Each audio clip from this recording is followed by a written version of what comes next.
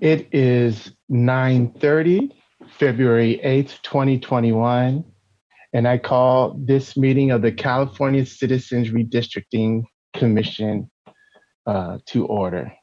I am Derek Taylor. I am your rotating chair for this series of meeting days, and Commissioner Pedro Toledo is the vice chair.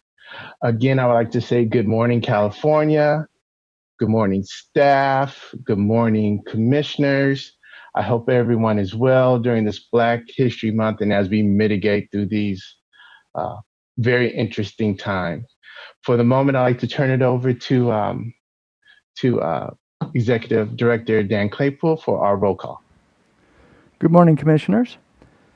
Roll call. Commissioner Toledo?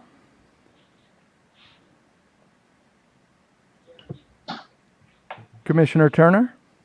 Here. Good morning. All right. Commissioner Vasquez? Here. Commissioner Yee? Here. Commissioner Ahmed? Commissioner Hakutagawa? Here. Commissioner Anderson? Here. Commissioner Fernandez? Here. Commissioner Fonashari? Here. Commissioner Kennedy? Here. Commissioner Lamons? Here. Commissioner Sadwani? Here. Commissioner Sanai? Here. Commissioner Taylor? Present. Chair, we have a quorum. Thank you. Before we open up with public comment, I would like to preview our agenda. The agenda is posted on our website, wedrawthelines.ca.gov. It is my hope that we can proceed with the posted agenda substantially as it is presented. We will have reports from the chair, from our executive director, from the deputy executive director, chief counsel, communications director, and our subcommittees. I would like to especially note that at approximately 10:15 today, we will have a panelist, Karen McDonald from the statewide database, that will give us a briefing on the census status and the status of the data from the census. I would also like to note at 11:15 tomorrow, we will have a environment and infrastructure panel. On February 10th at 9:30, the Legal Affairs Committee will have their meeting, and that is chaired by Commissioner Sadwani. At this time, I would like to open up the floor for public comment. Jesse, if you can invite the public in, I'd appreciate it. In order to maximize transparency and public participation in our process, the Commissioners will be taking public comment by phone. To call in, dial the telephone number provided on the live stream feed. The telephone number is 877-853-5247. When prompted, enter the meeting ID number provided on the live stream feed. It is 957-6586-8432 for this week's meeting. When prompted to enter our participant ID, simply press pound. Once you have dialed in, you'll be placed in a queue from which a moderator will begin unmuting callers to submit their comments. You will also hear an automated message to press *9. Please do this to raise your hand, indicating you wish to comment. When it is your turn to speak, the moderator will unmute you, and you will hear an automated message that says, "The host would like you to talk," and to press *6 to speak. Providing your name is not required, but if you would like to, please state and spell it for the record. Please make sure to mute your computer or live stream audio to prevent any feedback or distortion during your call. Once you are waiting in the queue, be alert for when it is your turn to speak, and again, please turn down the live stream volume. These instructions are also located on the website. The Commission is taking general opening public comment at this time.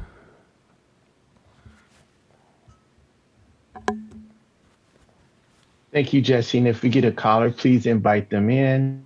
We will pause a few minutes to give everyone that's watching or viewing an opportunity to call in and for the live stream to catch up to us.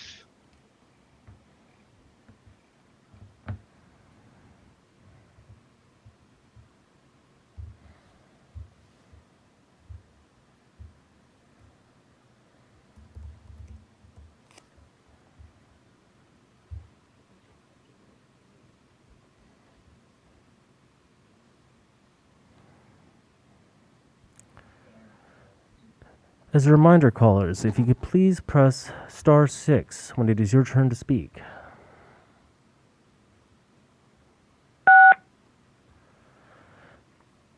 Good morning, caller. If you would like to give your name, please state and spell it. The floor is yours. Hello, this is Renee Westalusk. Name is spelled Renee. Last name is Westa, and then there's a hyphen, and then it's Lusk. I noticed the CRC speaker request form posted on the CRC website. I thank you for that. I just have a question regarding communities that have already contacted commissioners before this form was put on the website. Do they still need to fill out the form, or do they assume that maybe the commissioner will fill it out for them so you have it on file? I just wanted some clarification on that. Thank you. Thank you, Ms. Westalock. It is my understanding that if you've already made contact with the commissioner, that there's no need to duplicate that effort and that they'll be in contact with you accordingly, or staff will. Thank you. Okay. Thank you.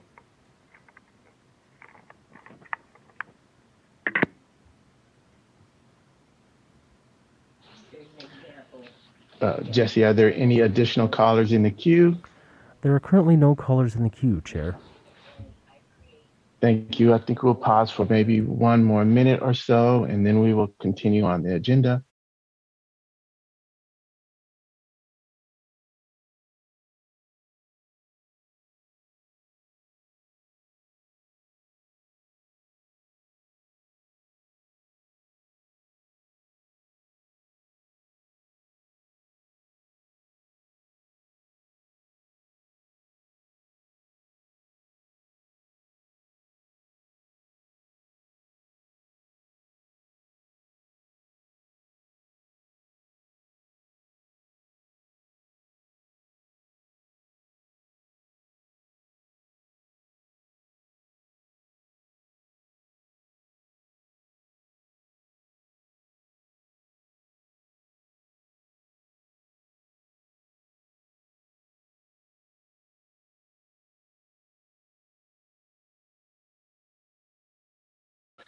Okay, seeing no additional callers, I think we'll close public comments at this time.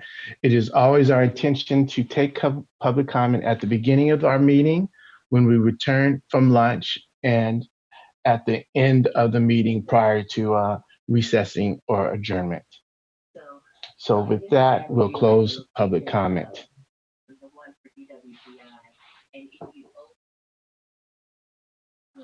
All right, now to agenda item number 3, general announcement, commissioner updates, items of interest for the good of the body. Does any commissioner have something to say or add? Commissioner Fonshari?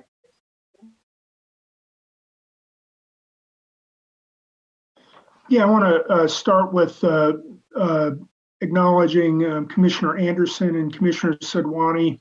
Well done, really well done on your NPR. Yeah, really well done. And so I get an email from this woman that I used to work with, who had gotten an email from another woman that we both worked with some time ago.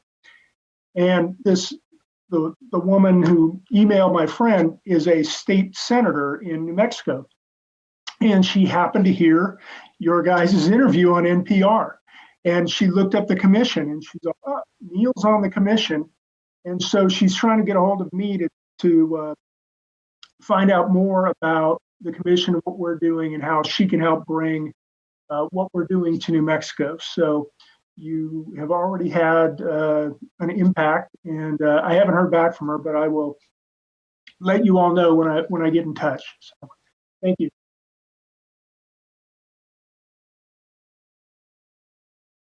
Thank you.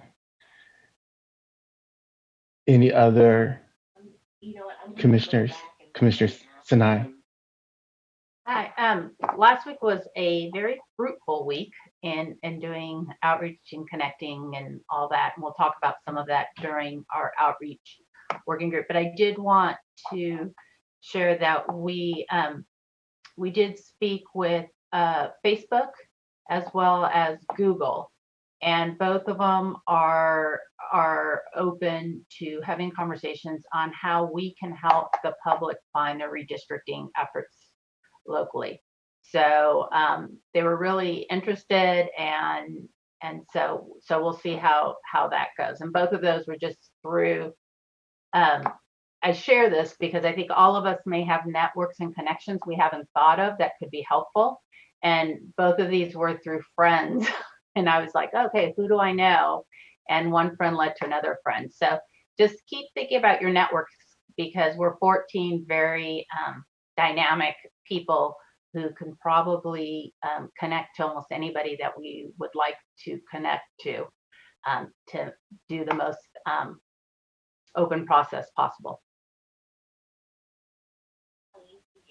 Thank you, Commissioner Sinai. And I think that's a great point. Sometimes we don't realize how broad our networks are and how far they reach. Any other commissioners have a statement or comment in addition?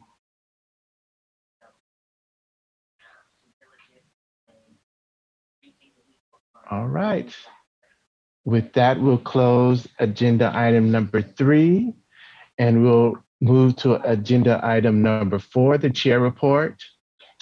I don't have much substantial to add. I think everything will come out over the course of our meeting. I would like to say, from my part, there are a million working parts that are moving around behind the scenes now. So I especially want to thank staff, Marcy, Cecilia, everyone that's just working so hard and diligently behind the scenes. It's all coming together. And again, I'm totally appreciative of all your efforts. Thank you very much. So that will close agenda item number 4. We're on to agenda item number 5, Executive Director's Report.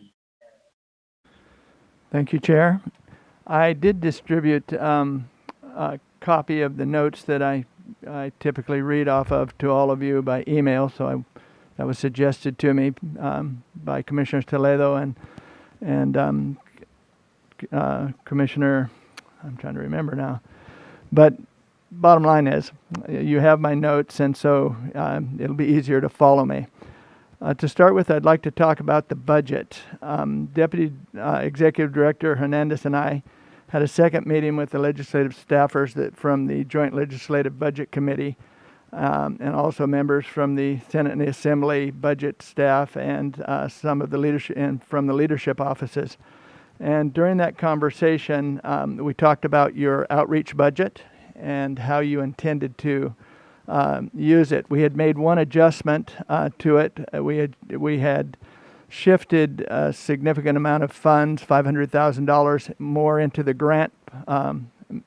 grants, and we did that because we felt like we could make that adjustment here and be ahead of the spring finance letter, where we wouldn't be able to actually ask for that budget or for that outreach money there because it would come too slowly through that process. So we shifted the money by taking the staff expenses that would have been incurred in completing the outreach process and putting it into our operational expenses.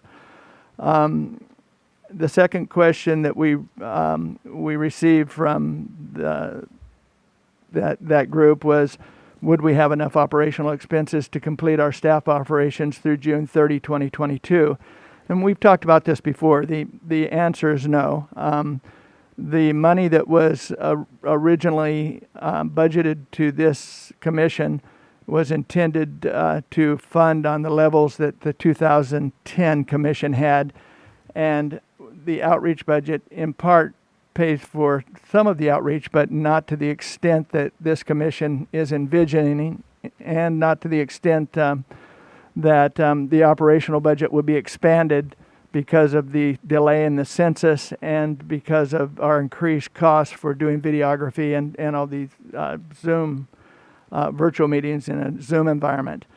So we incorporated all of those ideas into our budget document, which I posted, and we'll talk about that as my item number C. I also notified the Department of Finance that the Commission intends to submit a request for additional funding, and this is through the spring finance letter, and this is typical.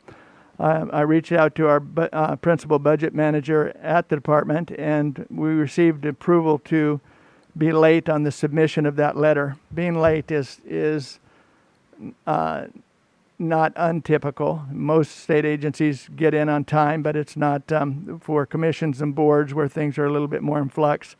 We're going to get a little more latitude.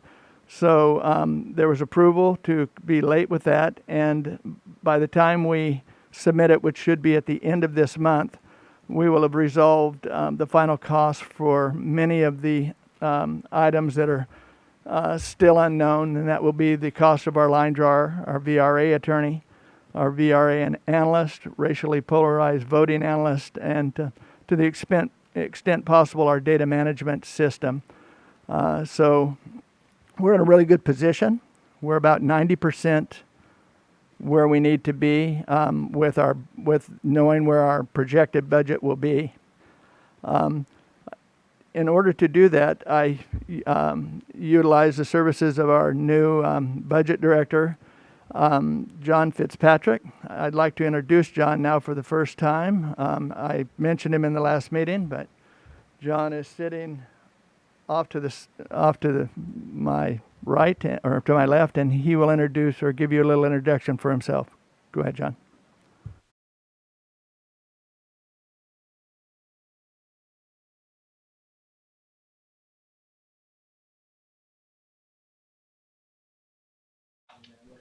I see they're moving the camera here.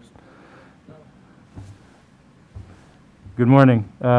Appreciate the opportunity to join the Commission in its efforts, and as was mentioned earlier in this conversation, many things occurring and many moving parts in play at this time, but I feel it's a great opportunity to help towards the path of success. If anyone has questions in the future, feel free to reach out to me, and I'll enjoy interacting with you.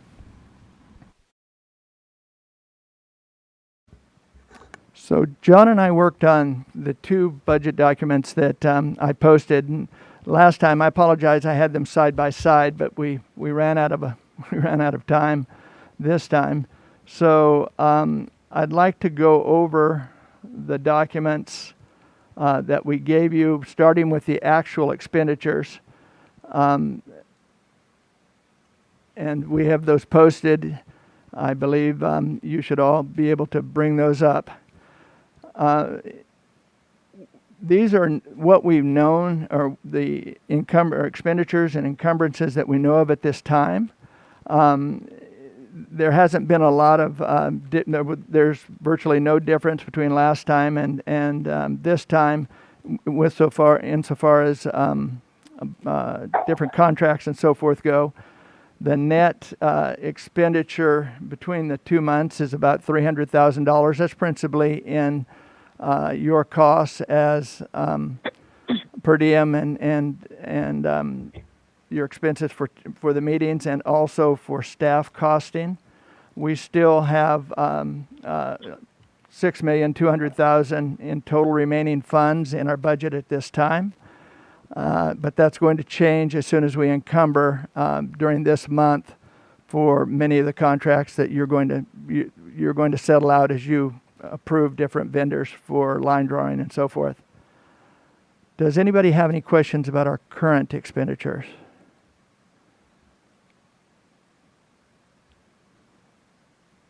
Okay. If the one that you're going to be more interested in, I'm assuming, is going to be our spending estimate. I did receive a question as we go into this estimate. I received a question from Commissioner Sinai about how come we had different commissioner per diems in different places in this budget, and we did it to primarily to sync up your per diems with the activities that were going to occur, and this was particularly important with regards to the outreach effort, so that we could separate those out, and if we needed to, include it into the funds that were given to us for outreach. As we look forward, the staff the staff costs in the operational budget are fairly self-explanatory. A lot of the staff you see right now are not hired, but will be coming on. The outreach coordinator and the field managers and leads and the field support staff have been explained to you by Deputy Executive Director Hernandez, as well as the need for student assistance that will be brought on using personal services contracts. This projection, I should tell you, goes all the way out. It assumes that you will turn in your maps on December 15th, 2021.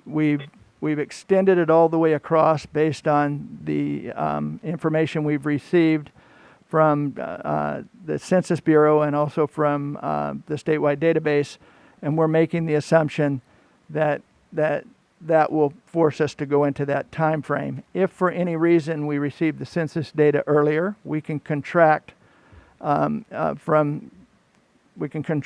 in time, and that will save us some operational expenses, but no outreach expenses. So from there, we also have facilities is fairly minor cost. The total for staff and operational expenses that we project right now is a little over $6 million. The contract services we currently have, the total cost that we estimate will be, what we currently have is $331,000, but with the line drawer and the legal services and so forth, where we do not show the estimate, we estimate that our total contract services will be $4,300,000. Our outreach is right at $2,065,000, which is our budget. We will absorb the $292,000 into operational costs. That was also a question from the Joint Legislative Budget Committee. We went out into public input meetings and used the information provided to us by Deputy Executive Director Hernandez for a shell of what we anticipate that to look like, and that total cost there are $554,000. And finally, the line drawing sessions, which is basically an estimate that you will do your line drawing similarly to the way the past commission did. It doesn't mean you have to, but it is assumed that it will be a fairly similar environment. And that estimate is $450,000. When we take that all in consideration, we're projecting that you will spend approximately $13,600,000 to complete this process through June 30th, 2022, which gives us an estimated shortfall of $6,200,000, and that is what we will be requesting in our spring finance letter, with adjustments for whatever we receive as far as the contract, or whatever we finally determine the contract cost will be for the different contractors and vendors that we haven't settled at this time. So it's a lot to digest. It is what I anticipated when I came on board with you. Actually, it's a little less than I had originally told Mr. Fitzpatrick when he was working with the Department of Finance. It may go down a little bit, but I think it's a pretty solid estimate of what your expenditures are going to be. So questions?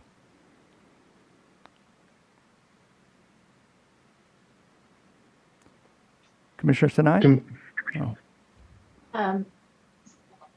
So we're short $6 million. We don't know do we know when we would know if we had that additional $6 million? And if we don't get the $6 million or we get less than $6 million, do we know how we will adjust the budget? Go ahead. Hello, John Fitzpatrick again. The process referenced by Director Claypool for a spring finance letter is a proposal that, when approved through the Department of Finance, typically gets released on April 1, at which point it's considered by the legislature and voted into or out of the budget starting July 1 of 2021. It becomes official when the Budget Act in its entirety is enacted. But typically, if it's approved through the discussion and proposal and subcommittee process, its chances of being included in the final Budget Act are increased. And we would know with certainty towards the end of June as to whether and how much it was included in the Budget Act of, at that point, 2021. Now, I think it's important to add to that in our ongoing discussions with the legislative members, or not members, I apologize, legislative staff that have been following us, and with Department of Finance, that there has always been the question by them, will this be enough?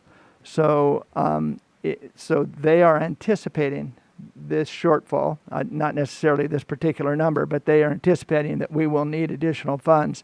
So I think that it is highly likely that we will receive some form of increase. However, if it didn't occur, and I don't believe that's the case, but if it didn't occur, we would know in time to look back at what we have and kind of chart a different course and retool.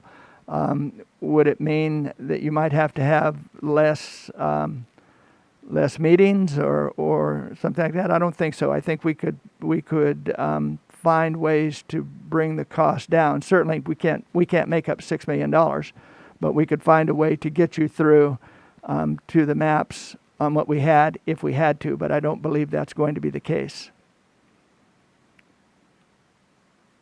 And if I may also add, there are other avenues to pursue that may be known at this time and may not be known at this time as it relates to getting what is typically called a current year augmentation. If and when the process associated with the spring finance letter that would be considered by the legislature is modified or delayed for some reason, as referenced by Director Claypool, there are different discussions and options, but at this time we're going to pursue what is the typical path for an augmentation that is requested at this point in the process.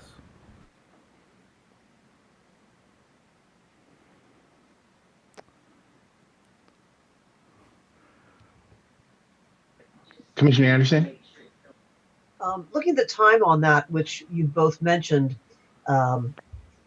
the spring allotment, we would have an idea April, but we don't really know until April 1, until the end of June, that how much we'll get. So is it, I might be misinterpreted.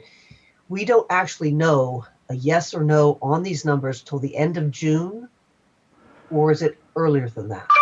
And then how often do you succeed, and what are the dates involved in the augmentation portion?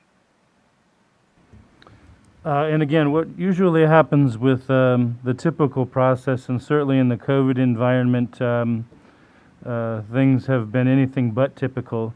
But though it's not a formality until the Budget Act itself is signed and enacted in late June every year, entities who have proposals that are presented to the legislature go through a subcommittee process whereby a vote occurs, and at that time, though not the final answer, entities have a real good idea of the perspective of the legislature, and if something is approved in the subcommittee process, which typically is in April, maybe mid-May up to mid-May timeline.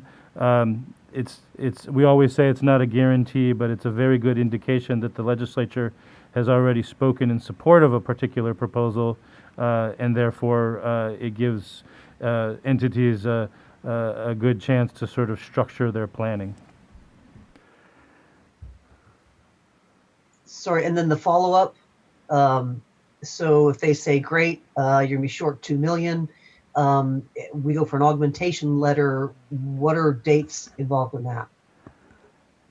So we will know with a fair amount of certainty, as John has said, in April, May, as to where we're going to fall.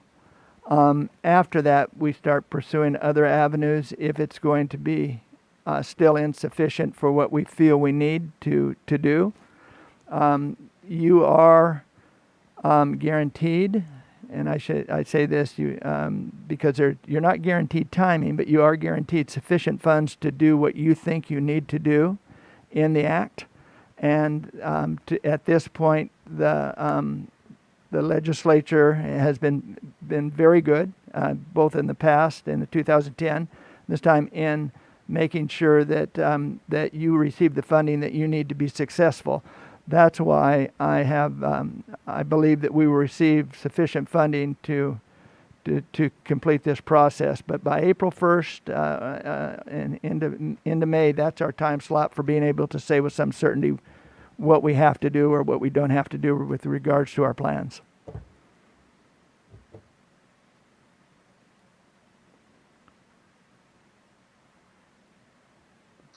Any other questions regarding this this matter? All right, Director Claypool's floor is still yours. Thank you. Commissioner computers, they're going to get shipped this week. That was we're finally going to move those to you. Don't throw your other computers away. We need them back. But that's the good news. Hiring, there is one new hire to be proposed, but I'm going to defer to Deputy Executive Director Hernandez to bring that forward, including the recommendations from the Commission's Finance and Administrative Committee. And finally, Form 700s. I just want to give you a heads up. Your annual submission for your Form 700 is April 1st.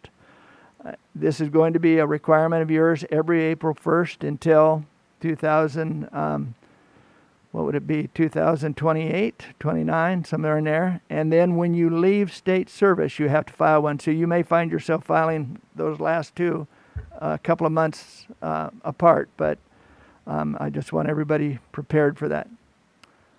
Any questions?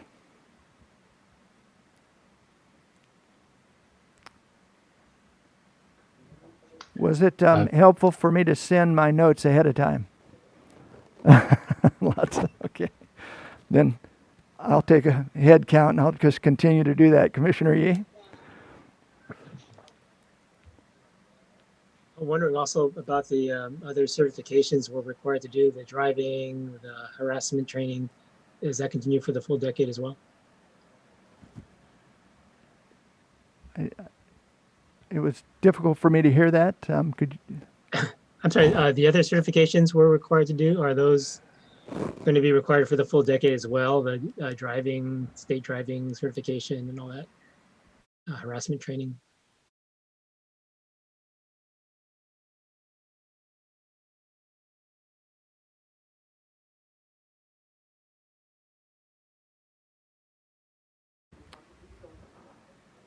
Oh, we were just conferring. Check. So we're going to have to get back to you. Some of them are 3 years. Some of them are 1 year. We'll make a list, but you'll always be notified ahead of time when you need to have them in. The important one is the Form 700. They're all important, but that one's the one that people are keeping their eye on. Thank you. Any other questions or comments from the commissioner regarding the executive director's report. Commissioner Kudogawa? Two questions. One, on the Form 700, we're using the same form that we received previously, or is that also updated on an annual basis? It's updated on an annual basis. Okay, so should we be looking out for a new Form 700 for 2021? Well, actually, you could go online to fppc.ca.gov and it'll have the new form there for you. Entire new booklet for 2021. It's just like taxes. Okay, can I just request that it gets sent to us only so that it's just, we definitely have it. I can see that, with everything that's happening, we may forget to go to that particular site, and just to alleviate any additional steps, if you have it, if you could send it to us, Yes. that would just make it easier. Oh, yes, not a problem. I actually sent it out to a couple of commissioners already who've made requests, but I'll definitely do that too for everyone. Yeah, that would be fabulous. Thank you. And then, can I just go back to the budget question? Maybe this was already covered.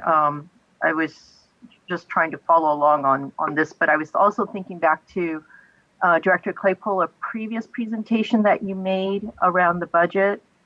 And my understanding from the previous presentation was that given any kind of shortfall, eventually the money or whatever expenditures are going to be committed to will be paid, even if it's not going to be in this, particular fiscal year. Is that how we're also looking at, any potential for shortfall due to whatever, maybe timing of budget cycles and other things like that? So, Commissioner, typically we try to live within our budget, and it's the same as the outreach crew has lived into that 2,065,000. So we try to keep it. We try to be good fiscal managers. However, we can anticipate all costs, and some things just happen. So if we were to go through this spring finance letter and get the $6,200,000 that we anticipate needing, or some amount around that, and then we started into the process and we got into the middle of the year and some expense became greater than we had anticipated, then we can always go back to the legislature in what they call a deficiency hearing and request additional funds to cover those items that weren't covered in the totality of our budget. That happened to the last commission. The last commission didn't have the $4 million that you have in your legal budget that we can't touch until August of 2021. So this time the legislature looked at the experience of the prior commission and said that there will be absolutely a need for litigation funds, and it should be held separately based on what the commission experienced.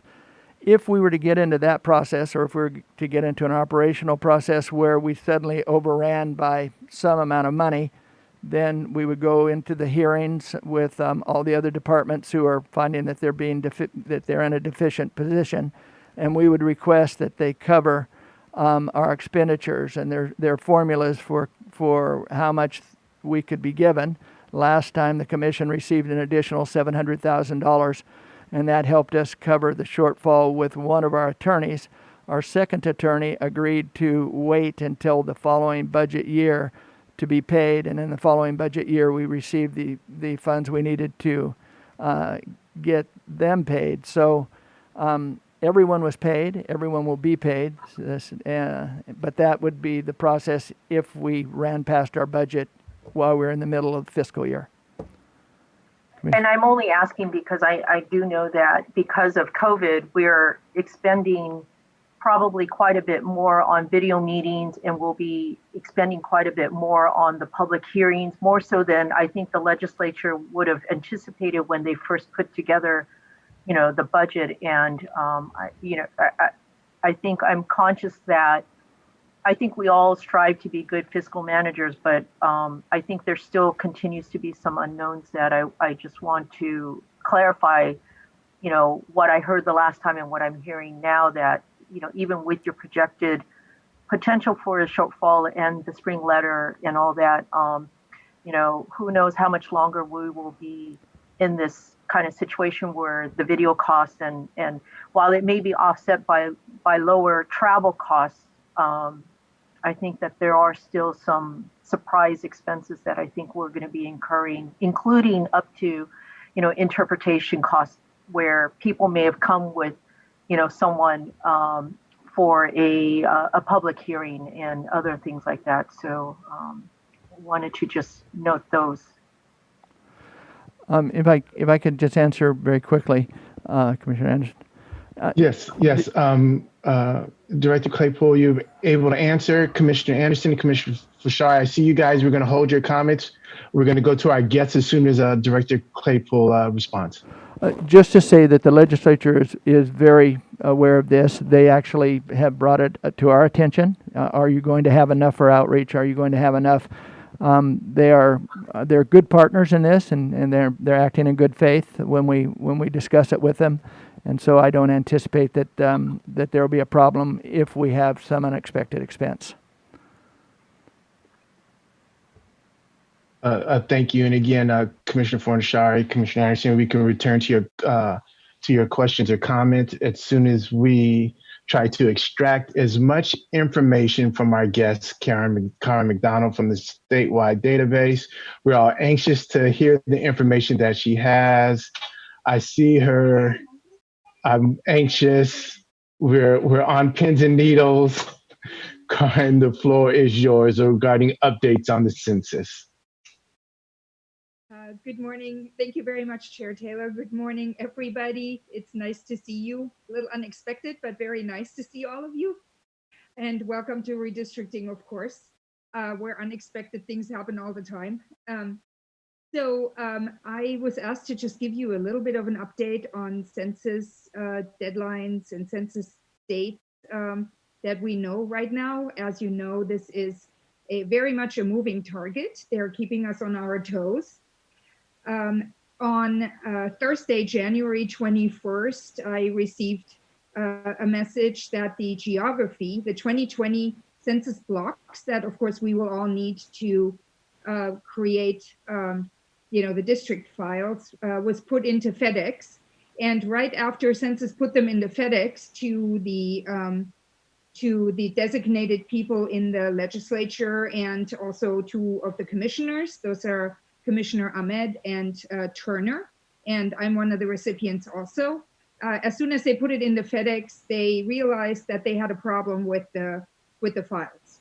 So they notified me, just because I happened to have a call with them already, and then I was able to notify the commissioners to let them know that whatever was in FedEx was not going to be the accurate census geography. And Census then subsequently on Tuesday, January 26th, released the census geography on their website. So usually they embargo things until the various designees have received their data.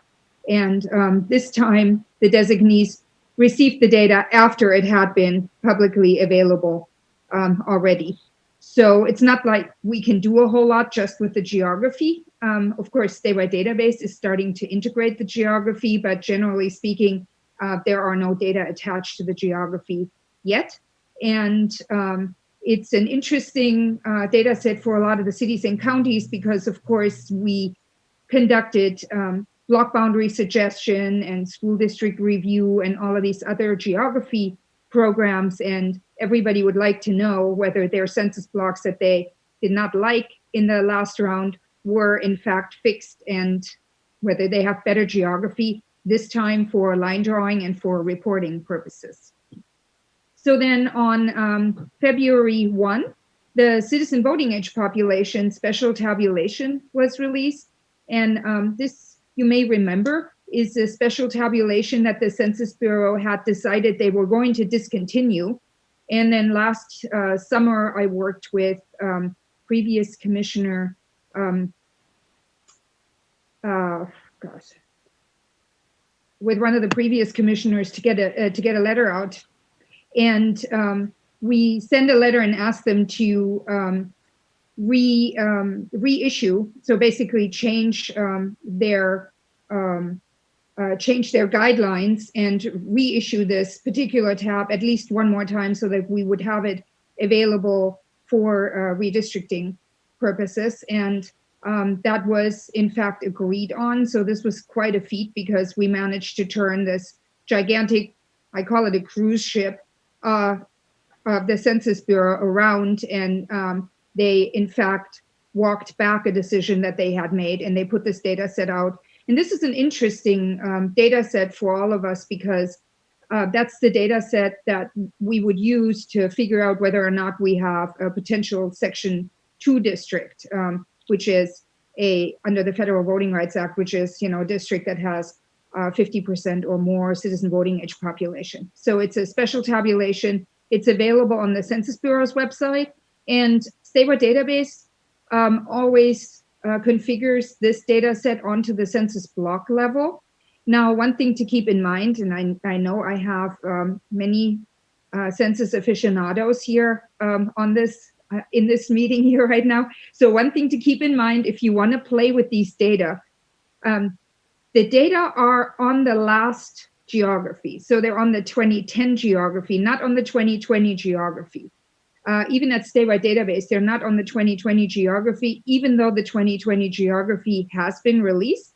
And the reason for that is that we don't yet have the PL94 data. And the PL94 is usually the baseline to do these kinds of approximations. And so that's why it's not available on that geography yet. But we will make it available on the 2020 geography after the PL is released.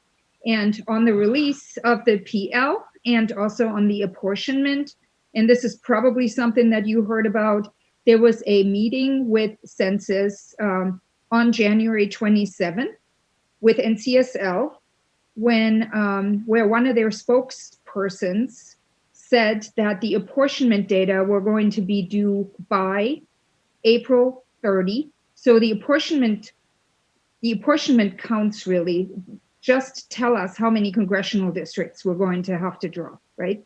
So every state will get their apportionment counts, and they will all know, how many congressional districts are they going to have, and these data are going to be out by April 30. And the spokesperson also said that we should not expect redistricting data before July 30. And that particular statement was immediately kind of bounced around the internet and various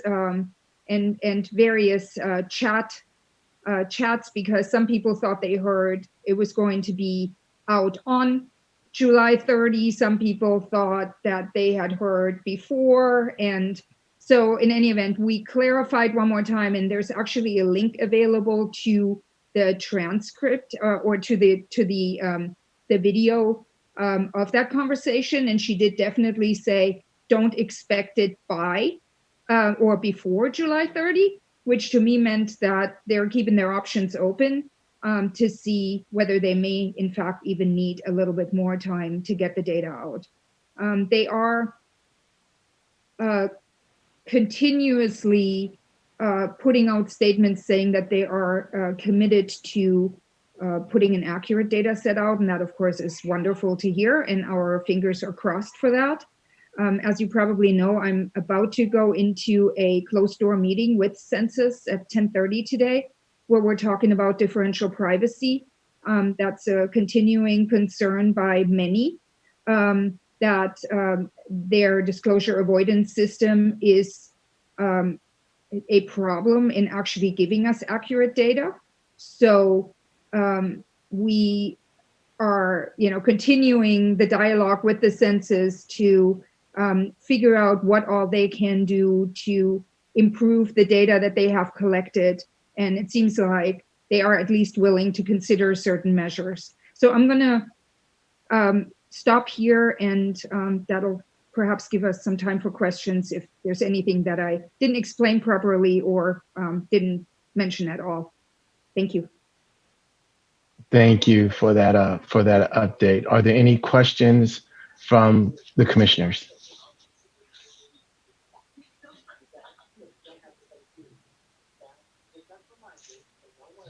Commissioner Kennedy.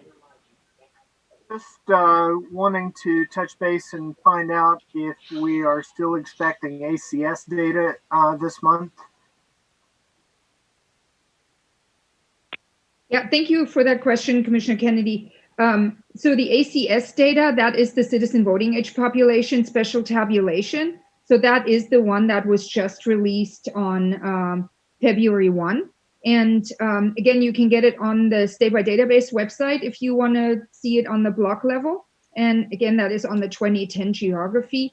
And the census also has it available for download on their CBAP tab, and you can get there through the Redistricting Data Office webpage. And I also wanted to add, I completely drew a blank earlier. The previous commissioner, of course, who worked with me to write a letter to census to ask them to re-release the CBAP data set is Angelo Anchetta. I don't know why I drew a blank, because I talked to Angelo a lot, but it's Monday morning, so sorry about that. Commissioner Kudogawa. Karen, thank you so much for what you're sharing with us. Just for clarification, I hear what you're saying, that the redistricting data we may not receive, I mean, don't expect it by July 31st. Maybe can we hope that we might see it April 1st then, or August 1st? Whatever date you receive the data, how long, what is it that the statewide database is going to be doing to that data to prepare it for us, for redistricting? Because I'm assuming that there's going to be some kind of interim step that you're going to have to now do once that data is received. Yeah, thank you for that question. We actually do a whole bunch of things once the data are released, which is why we take 30 days to make sure that we get it done properly. Essentially, all of the old data sets, everything that we have collected so far over the last 10 years and maybe even 20 years, we roll onto the new geography. And also, we can only really do that once we have the PL, because that's when we see what the population figures are.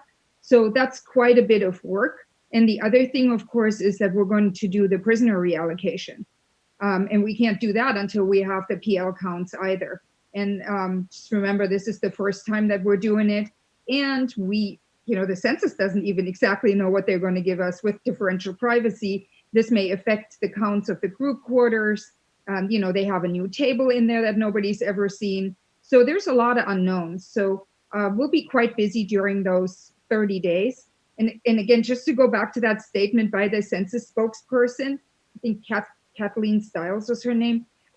She said not to expect it before July 30. There were subsequently some comments from some people at census saying that she had perhaps misspoken. Some people said that she wasn't authorized to talk about it. She is the official spokesperson. And, this is just all to tell you that there is a lot going on at census right now. And, we just all have to keep our eyes on it and just keep asking questions. Is what it is right now. Thank you. Commissioner Fornashari, and be mindful that Ms. McDonald has a hard stop in 5 minutes. Thanks, Karen. I'm not sure you're the right person to ask this question to, but it seems like the data is coming later and later and later. And, maybe there's a possibility that we might go into next year to get this done. When do the districts have to be drawn? How much ahead of the next election do the districts have to be drawn? That to me is the real hard deadline here. Yeah, I think, thank you for that question. I think the decision from the Supreme Court actually gives some guidance. And if I'm not mistaken, every day that the census goes past the July 30 deadline, you get an additional day to finish your work, which at this point is, I guess, December 15. So, if it comes a day later, then it would be December 16. Again, I'm not an attorney, who is really great to give information about this is Ethan Jones from the Assembly. And perhaps if you'd invite him, I'm sure he can talk about this. I know that a lot of the local districts, they have the same deadline right now, which is December 15. And I just don't think that the primary can be moved a whole lot more. So I think, you know, my opinion, and I'm not an attorney, is that it could probably go a little bit later, but not a whole lot. And then there would be some significant problems to be worked out.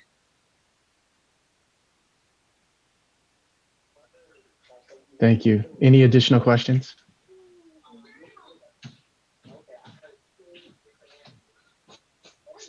All right, going once, going twice. Well, Ms. McDonald, I think we're gonna let you off the hook. We thoroughly appreciate you fitting us in such a short time frame with such valuable information. My pleasure. Thank you so much. It was nice to see all of you. Bye-bye. Thank you.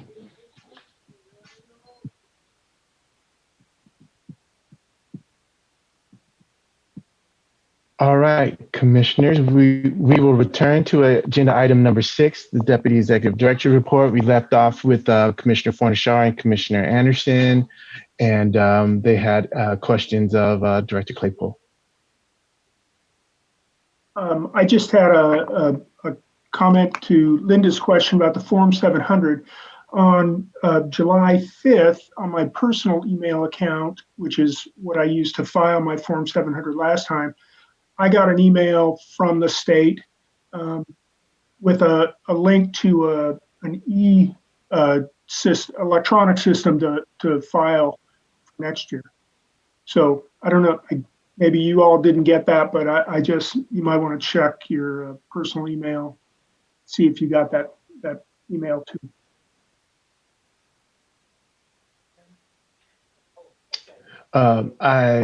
Commissioner Fornashar, I also got the same thing to my personal email, which is what I used to file the last time. So it may have been distributed in that manner. Commissioner Anderson? Excuse me. Thank you. I had a question more about what Commissioner Kutagawa was saying in terms of looking ahead for items that might come up that we don't necessarily know about and are certainly different than the 2010 in terms of budget and anticipating in the future. And one area where I see possibly a great deal of money being spent in that it would, excuse me, increase meeting required meetings is this time around. More and more people will have drawn their own districts, not just their little communities or something, but they'll actually have redistricting from the whole state to large areas of the state. And how we handle that and how the public wants us to address that is something that is an unknown that I think could require either more meetings of our time or more meetings with a line drawer time. And so that's just an item that I think we should be aware of and could indeed come up in terms of our extra money that we wouldn't necessarily know about until after that May and July, certainly given, and particularly given what Ms. McDonald has just told us. So it's an item to keep in mind.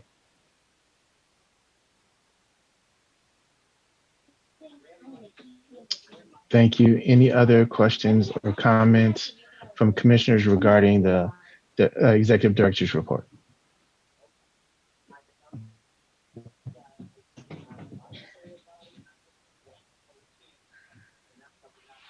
Okay, with that, we'll close agenda item number 6, agenda item number 5. And we'll move on to agenda item number 6, the Deputy Executive Director's report. The floor is yours. Good morning, Commissioners. As Dan mentioned, we did the budget, and that we now have up to 1.5 million available for grants. So that is good news. I wanted to share with you our outreach collaboration meeting that we had on Friday. A couple of things that came up. Just wanted to share with you. I did ask for the various organizations to reach out directly to the commission as part of the public comment, or to the various subcommittees that the questions were addressed to for this further discussion. And so wanted to make sure that I shared with you some of the questions that came up. One of the questions was in regards to the budget, so I made sure I deferred them to today's meeting when we would be talking about that. The other question, language access questions, the technical feasibility of interpreting the full meeting, not just the public comment that was asked. I deferred again to the subcommittee. Is the website going to be translated was another question that came up. In regards to our website, translated materials should be easy to find. Make sure that they make it more accessible. So they want to make sure that there's a link that says languages or something to that effect, that it's easy for someone to go to the website and find that information. There's also a question about data management in regards to the COI tool. They're working already with the subcommittee, but they did want to know when the COI tool was going to be available. In regards to outreach materials, and this was mentioned at the last commission meeting, avoid using voter and citizen. I believe we've taken steps to remove those two words, and we're now using Californian where applicable. As far as educational presentations, the redistricting basics, they did want to know if we're going to be posting a list of those presentations, and we will be doing so. We have an events calendar that we've already started to put information onto. And I'll defer to Freddie, Director, Communications Director, to talk more about the webpage and the website. As you know, we've been working behind the scenes, establishing processes for you to assist in the scheduling and coordinating of the educational presentations. Last week, I sent you a document that identified how staff would assist in that effort. It is posted if anyone wanted to take a look at it. And as I mentioned in my communication, there may be changes or additional information added as necessary to either clarify the information or streamline the process. It's a living document that may change as we identify different issues or ways to streamline the process.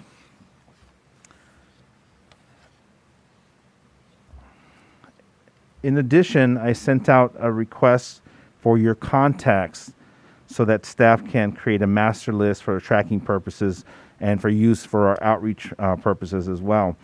You can send them to Marcy. I know I sent out the spreadsheet, didn't want to cause any confusion. If you have a spreadsheet, just send it to us. We'll go ahead and get that all on the same document so that we have it all in one place.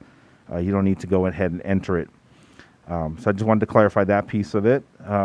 As we mentioned at the last meeting, we have posted the speaker request form to the website and have already begun to receive requests.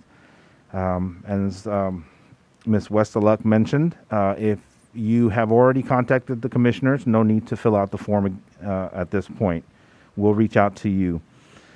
We have found that we may need to add some additional fields to help us identify the requesting organization's contact information, and we'll be updating that form as needed. And also, we want to make sure that we're identifying the outreach zones so that we know where we're going to. I wanted to mention that Ms. Sheffield will be assisting Marcy in helping us schedule the outreach presentations since they are coming fast and furious. In regards to staffing, Executive Director Claypool mentioned that we are looking to hire a candidate for our outreach coordinator, and I'm going to defer to the Finance and Administration Subcommittee report to share that information. We are going to be looking to hire field staff, as Executive Director Claypool said. We have the the field staff and the field support staff and the students, all of which will be developing a recruitment strategy plan to find those folks, because we are looking to have them in the different areas of California, north, central, and southern, and making sure that we have the support for the commissioners in those various areas. I wanted to thank you all for approving the strategic outreach plan. It is now available on the website. It's posted there. It says approved strategic outreach plan, if anybody needs to take a look at it. Now, if you recall, we had discussion on how to approach the educational presentations as it related to the legal requirements. We're going to continue that discussion today, so I'll now turn it over. I'll be turning it over to Chair Taylor to frame what that discussion will be and how we'll address that. But are there any questions?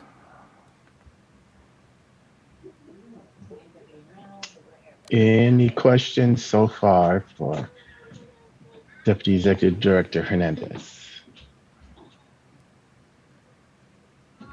Commissioner Kutagawa.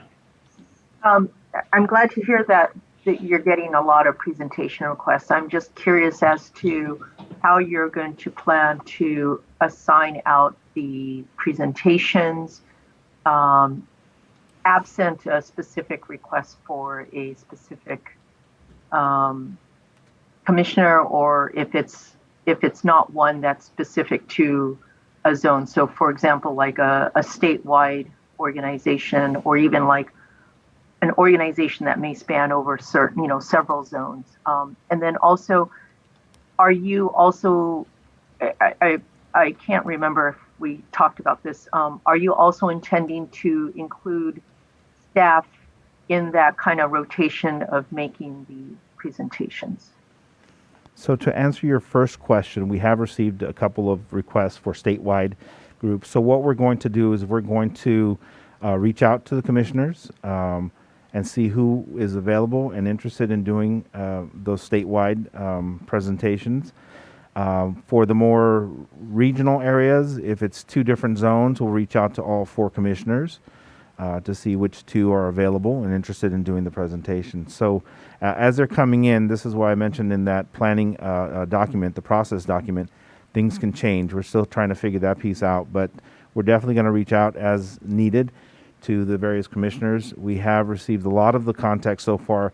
They have already reached out to commissioners, so they're aware of who is in their outreach zone. And when they're not, then that's when we have that conversation with them to make sure that, okay, these are the commissioners that are in your zone. And if there's a specific request, as was, there was one for, I believe, Commissioner Anderson and Commissioner Kennedy, one because of the location, the other because of the background. And so those are very specific. So we'll address those as they come. And in regards to your second question, which, can you repeat the question? I was just asking if any of the staff are going to be, like, for your, for example, yourself, Director Seha, and Director Claypole, or even Marcy, or at the very least, Sure. staff. So we're going to try to have staff available. There's not enough of us to go around if we have multiple events going on at the same time, but we are going to try to have staff available. Now, if you have a specific request and you absolutely want staff there, that's fine. We'll make sure that happens. If you feel comfortable enough to do the presentation and record it, then we don't have to be there, but we're going to make ourselves as much available as possible. Actually, I wasn't asking if you're going to help support us. I was more asking, given that if there's a lot more and all of the commissioners are committed, is staff going to then step in to provide a presentation in lieu of one of us? Or is this something that is going to be intended to be just the commissioners? And if so, then you're just going to let the requesting organization or community know that a commissioner may not be available on such, whatever day is requested, and to ask them for another date that a commissioner could be available. Sure. My understanding is that the staff will not be doing these presentations. The commission is the face of the organization, of the commission. You are the face of the commission, so you should be the ones that are doing the presentation. We can help with the support activities. If the commissioner is not available, we'll go down the list and see if there's another commissioner who could step in. If it's absolutely not available on that day, we'll try to reschedule. We'll find some way to make it work at another time that is works for both the commission and the organization.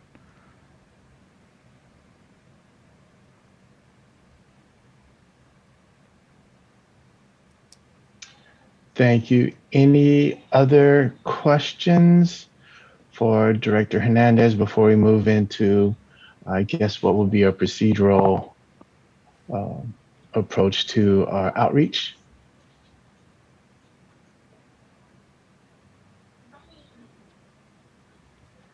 All right. I have Commissioner Fernandez. Commissioner Fernandez. Thank you.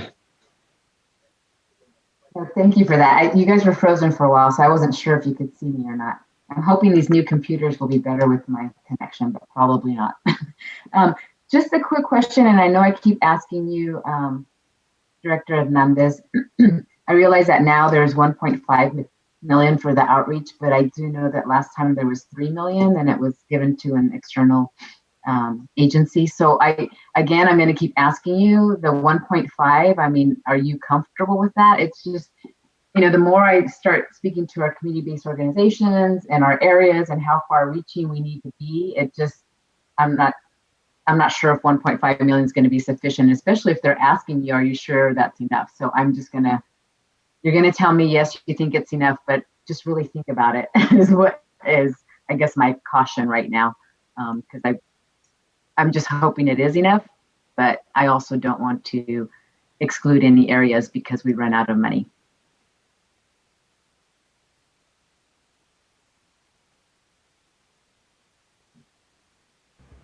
So thank you for that. I will go ahead and take that under consideration. Our plan is really to do as much as we can with what we have, and at this point we have 1.5, which gives us a little bit more than we had originally planned. So we are still working on the RFA. There's some decision that's going to be made today as well that the grant subcommittee will be discussing later in the meeting. And as we move forward, our goal is to reach as many as we can. Now, obviously, we do have limitations, and we'll go as far as we can with what we have.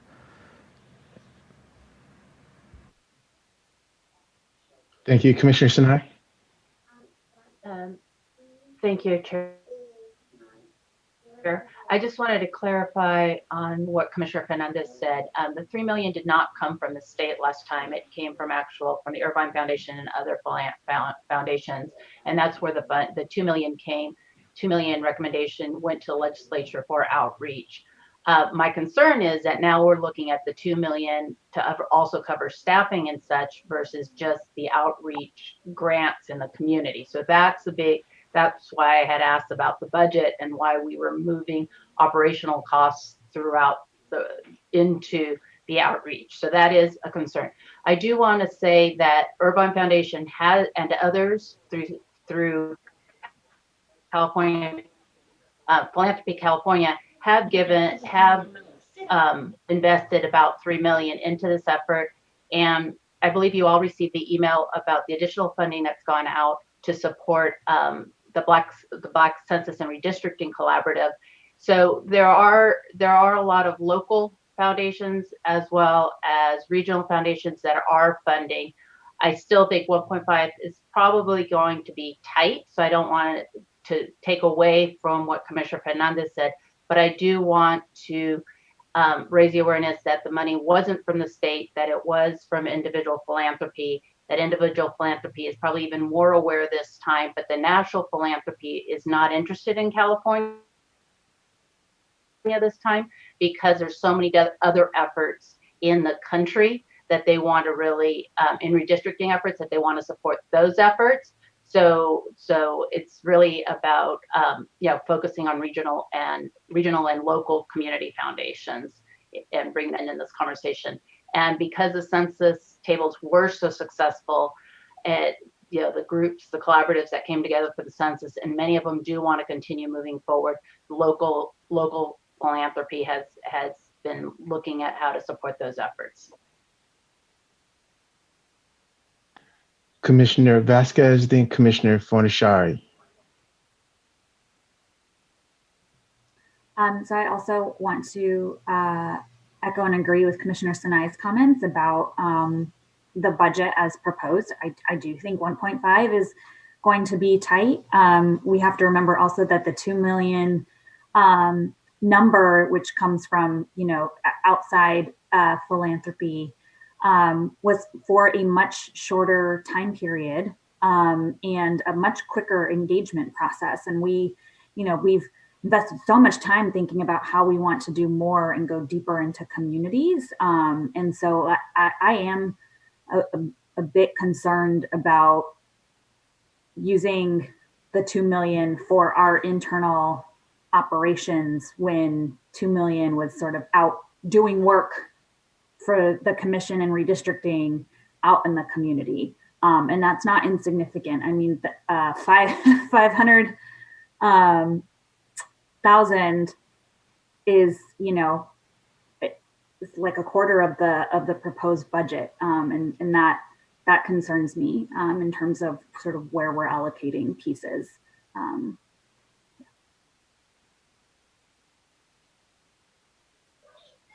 Thank you, Commissioner Fornashari. Yeah, no, I just wanted Deputy Director Hernandez to touch on that budget point that was made. I didn't want that to get lost. So if you could talk to that, because they've moved some operational costs out of it to expand the amount for grant making, but I just want to make sure that gets. Directors Hernandez and Claypool, do you have a reply? Yes, so that is correct. What we did is we moved out the staffing cost from the outreach over to the operational. That was about 500,000, just a little over 500,000. That allowed us to free up the 500,000 to add to the granting part of it. 1 million has gone up to 1.5. How much more we can go from there, I don't think at this point we can. And part of what Director Claypool was saying is that we have to have the money up front for this effort. We can't wait until later on April to request additional funds for the granting part of it.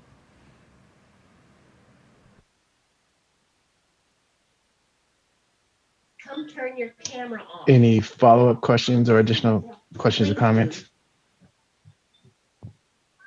Turn your camera on. Commissioner Lamont. Yeah, I wanted to get some clarification. The 1.5 we're talking about is purely for the granting, but not the totality of the outreach budget. Am I correct? Yes, that is correct. 1.5 is specifically for the granting of the funds.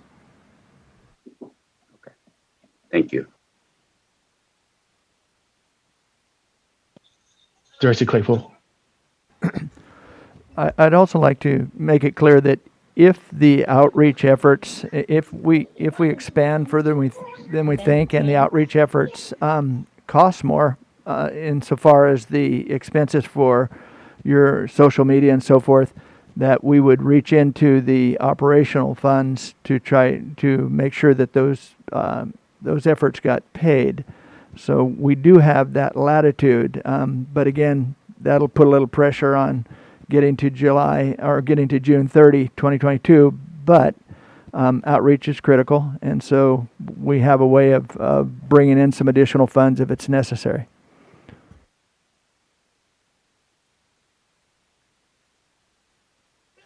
Commissioner Fornashari, then Commissioner Vasquez. Yeah, so just for clarity on the outreach budget, the details are included in the document that Director Claypool put out. I think it's titled Meeting Projection February 8th. If you scroll down there's a section on outreach, you'll see, there's estimated expenditures for media, social media, translation, videos, video production materials, and meetings and video streaming and interpreters. That's where the other $500,000 is going. It's not going to pay for stuff. So just to clarify where that money's going if you want to see more details. Commissioner Vasquez. Thanks for that clarification, Director Claypool and Commissioner Fornashari. I guess my response is that I think that we should be operating as if we will need as much of the 2 million for granting as possible, and I'm not sure that I agree with sort of the framing of if we need it, we'll move stuff around in the future versus like, let's plan to maximize the outreach granting at the outset. And I don't know that I agree. Again, knowing where this 2 million number came from, which was the money that was out in the community doing work through community-based organizations for redistricting, to use $500,000 of it for things like translation services, like all of our internal operations, just it to me, I just think we should plan to have that money coming from elsewhere at the outset to the extent possible. So I get that we have to do some sort of like budget shifts, etc., because we're working across a couple of fiscal years. But it just, in terms of our internal planning, to me, it concerns me that we assume that $500,000 is going to our internal bureaucracy unless we decide at some future date otherwise. Commissioner Kennedy, then Commissioner Lamont. Thank you, Chair. I mean, I don't see that we are putting $500,000 or more than $500,000 to our quote unquote internal bureaucracy. I mean, part of the outreach effort is to be able to provide translated materials to community partners. And if we don't translate it, then they don't have those. I see that as perfectly fine. What I would like to see shifted out of the outreach budget is, for example, Commissioner per diem. I don't see that we have to charge Commissioner per diem to the outreach budget, even if we're doing outreach. I don't see that we need to charge the posting of these educational sessions to outreach. That's not part of it.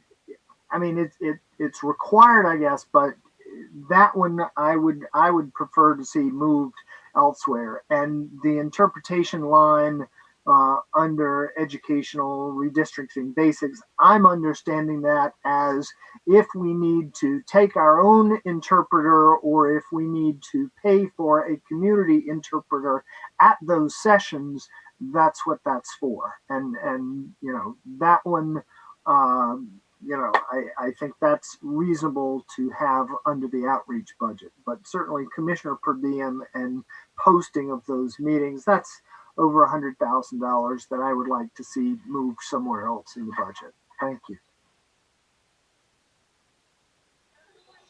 Commissioner Lamont.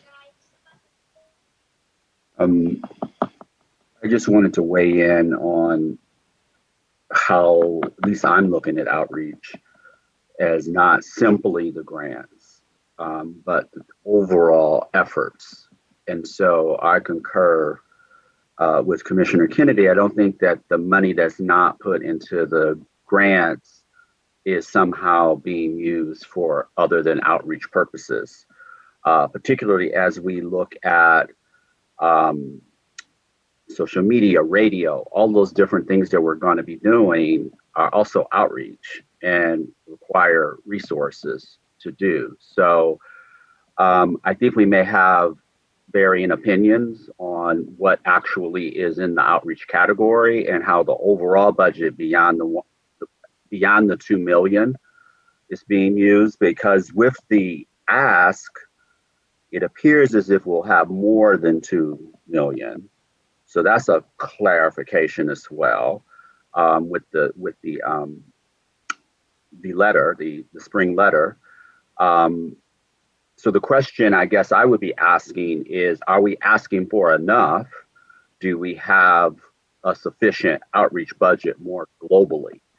And if we then are talking about how we want to use that global outreach budget and potentially increase the granting, that's a different conversation. But I'm trying not to look at it as a detrimental thing that we have only assigned 1.5 to community, because at least how Grants Committee was looking at this was that the community is a part of our global outreach effort. So it isn't, we have an outreach effort and then they have an outreach effort, but they're an extension of our outreach effort. And really, we can't really do an outreach effort without them.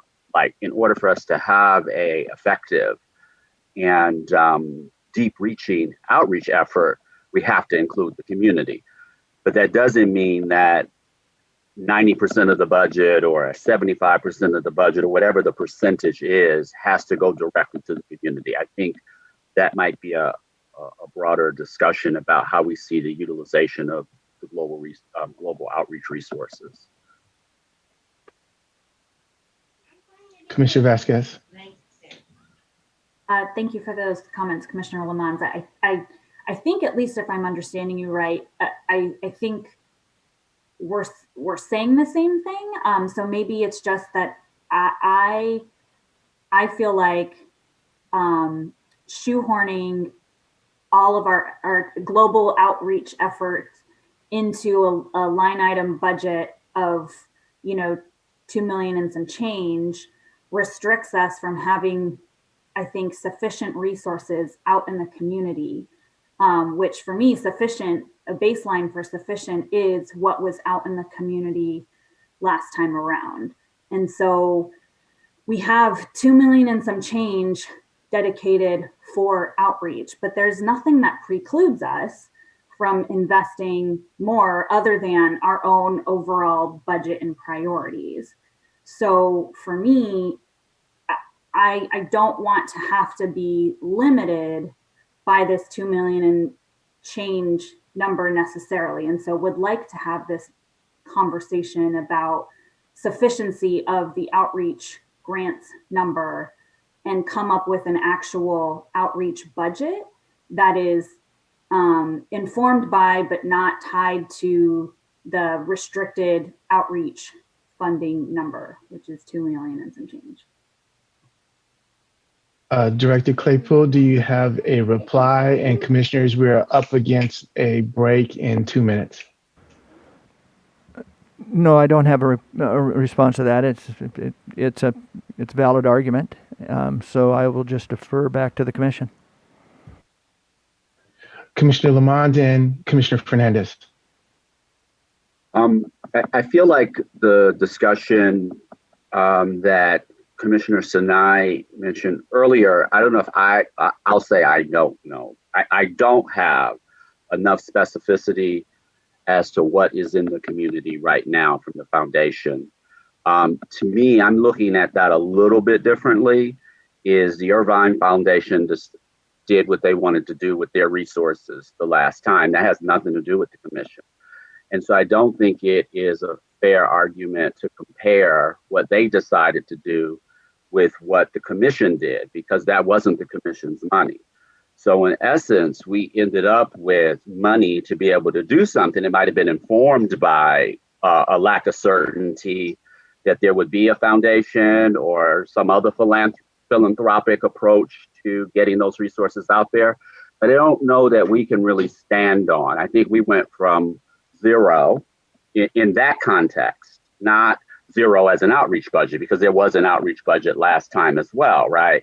And so it was increased or $2 million earmarked for this community aspect. And so I think what I want to do, again, I'm open to a conversation about outreach and resources, but I think that we may be coming at this from different perspectives. What Commissioner Sinai just said a moment ago is that some resources are being put out in the community to redistricting efforts. They may not be specific to our work. So I don't know if we have a really good landscape, or I don't have a really good understanding of what is out in the community in terms of resources that support redistricting. And I can only look at it from what we are trying to do with the resources that we have without regard to what others are doing. So I would push back on the argument that we can compare what the Irvine Foundation did, what it is that we're trying to do, because it's to me, it's a different equation. Thank you, Commissioner Lamont. We'll pause there with questions. When we return, we'll have questions from Commissioner Fernandez, Commissioner Zakutagawa. I also would like to ask all commissioners, did everyone receive our privileged correspondence and familiarize themselves with that document so that when we come back, we'll begin to have that conversation? If not, we can separate some time. If anyone needs to read that document or wants to review it, we can build that into our break so that we can have a robust discussion on those issues. So everyone is prepared to talk about the privileged document we received. I'd like to review it again, yes. So then respective of what we've learned from Trina, respective of our break of 15 minutes, I would also like to build in an additional 15 minutes to review that document. And we'll come back at 11:30. We'll return with our questions from Commissioners Fernandez and Akutagawa.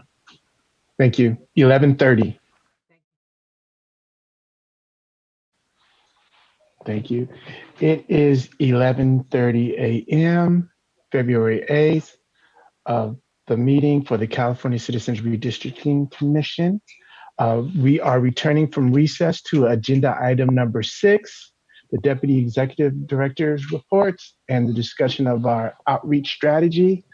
I believe some of the conversation I'm hearing questions from the commissioners stems around whether or not our request will be sufficient to cover some of our outreach and what components should be drawn from the budget to represent those figures. I believe we left off with a question from Commissioner Fernandez. Yes, thank you, Chair. I just want to make, based on the conversation that we've been having, and I guess I started it off, so I do realize that other organizations do have funding or have raised funding for the redistricting effort. I don't necessarily think we should count on that. I think we need to be equitable. If we're reaching out and asking for their help or their partnership, I do feel we need to be universal with everyone, regardless of whether they have funding for this effort or not. And then 2, I believe Executive Director Claypool mentioned that when they met with the legislative staff, they asked specifically if the 1.5 was going to be sufficient. And I think at that point, that would have been a great opening, to maybe consider whether that's appropriate or not. And when we do projections, every time you do projections, you do a projection to see what you're going to spend, not necessarily to stay within your budget. So I think there's a different mentality set in terms of I'm going to do the most I can within my budget versus my projection would be, if I could do this, then this is how much it would be. So I'm just asking to maybe go back and rethink and take a look at it before we actually submit a finance letter with the final number. So thank you. I appreciate the discussion. Thank you, Commissioner Akutagawa. Yeah, thank you. So what's been said is it got me thinking, with this conversation around the Irvine money that was used previously or that they had provided previously. And Director Claypool, I don't know if you could answer this question, but I think what would be helpful for us to understand, and I think this is partially maybe what Commissioner Vasquez was asking about, is how much money in total was used in 2010 when you add up all of the outreach money that the 2010 Commission utilized for outreach. And then if you were to add in, at least the Irvine money, we're aware of the $3 million. There may have been other funds that were expended by other foundations towards redistricting, but just for the sake of a napkin kind of estimate, it's 3 million plus what was utilized by 2010. And then I think what would help us then maybe to understand whether or not we're being at least within the same range for 2020 is, what we know is the roughly 2.2 million plus some change. That we already know that compared to what Irvine spent, that's less. However, I do believe Philanthropy California and Commissioner Sinai, maybe you can help remind us of this amount. I think roughly gave out like about $1 million, I think, for their outreach efforts. So we're roughly around 3 million, this round as well too, if we were to add up everything. But I'm hearing what folks are saying, but I think that clarity would help us to understand, where and how we might need to increase funds for outreach. Director Claypool, you have a response? I do. So the first commission didn't spend money on outreach other than the specific items that you would associate with being in a public meeting and having interpretation, or sending out email blasts announcing what they were doing and so forth. But there was no budget for it. We received a straight $3 million budget to do everything. And so we had these groups like the Irvine Foundation on the side doing what they were doing. They didn't consult with us about how they spent their money, but it was clearly in an endeavor to reach out to communities to make sure that they were aware of what the commission's mission was and so forth. If I were going to take a guess as to how much of our budget went into and it ultimately ended up being around a $7 million budget, we probably spent $100,000, maybe $200,000 in things that you would call direct outreach, and all the rest of it were operational expenses. So then, if I can ask a follow-up, then if you were to do an apples to apples comparison, because the current budget that you've presented to us does have some of the quote unquote, what some may say are operational costs, like the per diems and other things like that. If you were to take that same kind of budget line item from 2010, how would that compare out? For the $500,000 that is considered right now, it's maybe 10 times the amount that was spent the first time around. Actually maybe 5 times the same amount. So this is so much different. Ours was just a make sure people knew that they were going to show up at a certain place and time. Yours is a robust commitment to educational and outreach, and so it's really an apples and oranges comparison. But does that help?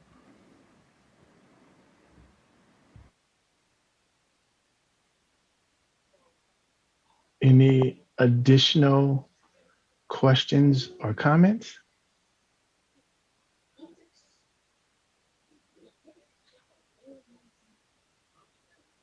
So then, commissioners, what I ask as it relates to this particular item, do we need to have further conversation regarding whether or not we're asking for a sufficient amount?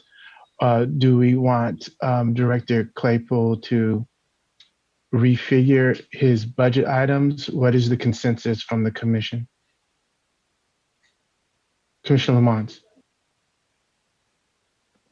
I'd like to recommend that Deputy Executive Director Hernandez look at the outreach plan that we've supported and to make a determination whether he and his team feels like that plan is sufficiently funded.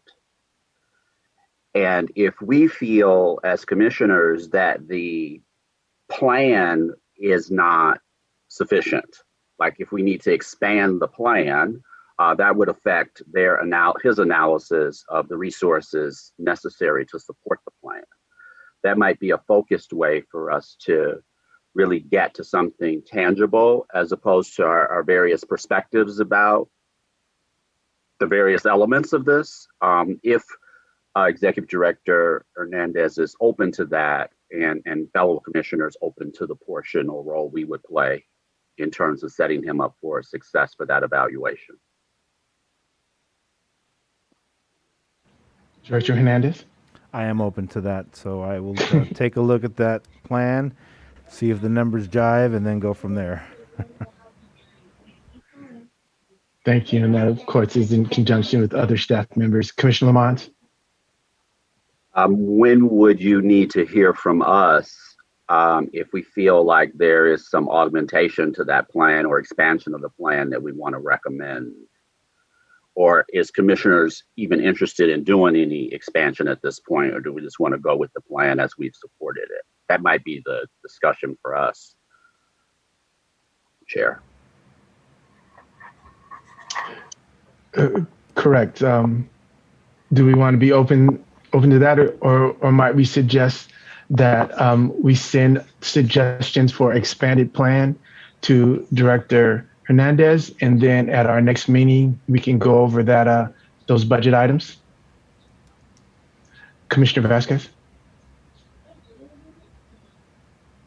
Yeah, I just, for me, the plan is sufficient. We've supported it. We helped to develop big components of it. For me, I think what it comes down to is that I would like as much of the 2 million restricted outreach funds that we've been given by the legislature to go out into the community, since it was given to us to supplant whatever happens out in the community. So I understand that there is philanthropic dollars going out into the community for various redistricting efforts, but I feel like the people of California have an interest through the Redistricting Commission to have an outreach budget and sort of direct those dollars from the commission, independent of anything else private philanthropy decides to invest in. Like, we have a mission to engage the community sufficiently for the purposes of redistricting, and we've been given $2 million at minimum, in my opinion, to do that. And so I would just like to see, honestly, the budget reflect a higher grant amount, and that I am totally comfortable with these additional pieces being included in an outreach budget, but then those pieces, the funding for those pieces come from other revenue sources or funding sources, however you want to say it. Those are my thoughts. The plan for me is sufficient. Thank you. Commissioner Kennedy? Thank you, Chair. I guess my main concern regarding the plan and the budget is the idea that 82 redistricting basics meetings could possibly be enough to cover the state of California. I mean, I could even foresee myself doing 82 if there are enough groups that are interested in, a region that has 4.25 million people in it. And so, when we get to 82, do we have to stop? Or do we keep going as best we can to reach as many people as we can in this phase of the process? Thank you. Thank you, Commissioner Kennedy. Any additional questions or comments?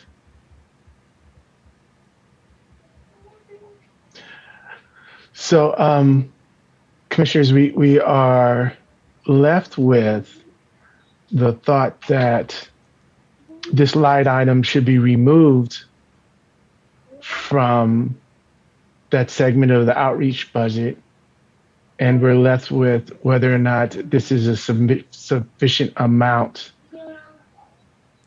for our outreach efforts.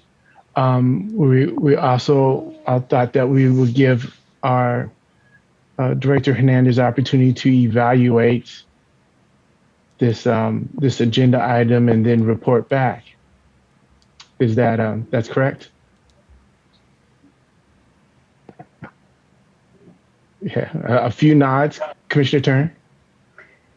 Yes, and I'll say again, and I know I'm probably one of the only ones that think down this path, but tied into the dollar amount question for me and how we go about it still gets to the question that we're waiting to learn what type of outreach. The type of outreach will shift the dollar amount that's required. And we still have not determined that as far as what are our expectations for deliverables. So for me, I love the idea. I did believe the plan we had a sufficient one if we had understanding about what that plan entailed down to the detail of how these things were going to be accomplished out in the field, which will drive the dollar amount that's requested. If we had that, that's great. To make a decision now, even for Deputy Director Hernandez to look at it and determine if we have enough money to do it. I don't know how he'll do that without knowing what we're asking the people to do. And it's important for us to know that, because it plays into how thorough we think we are covering outreach in the community. Again, if we're doing presentations that we're hoping people come to, if we're some kind of way doing outgoing phone banking to explain it, or to do an invites, or to do all of that costs widely different amounts. And so it may impact our total budget amount, perhaps it won't. And so that's what I'm just kind of listening to and waiting for information about that to determine what should be the size of the budget. And if what we have out there is sufficient. Thank you. I wanted to support Commissioner Turner's position, and that really, I think you crystallized what I was saying about the plan. So what I do know is that Deputy Director Hernandez is not only outlining the plan, at least from the grant subcommittee, what we understood is that those resources intersect the plan. And it intersects it at that specificity that you're talking about, because it isn't just, oh, here's some money, but it's about here's resources to support some very specific activities. So I'm imagining, I think to Commissioner Kennedy's point, and again, if we feel like the plan, the frame of the plan, I don't think we have any questions about.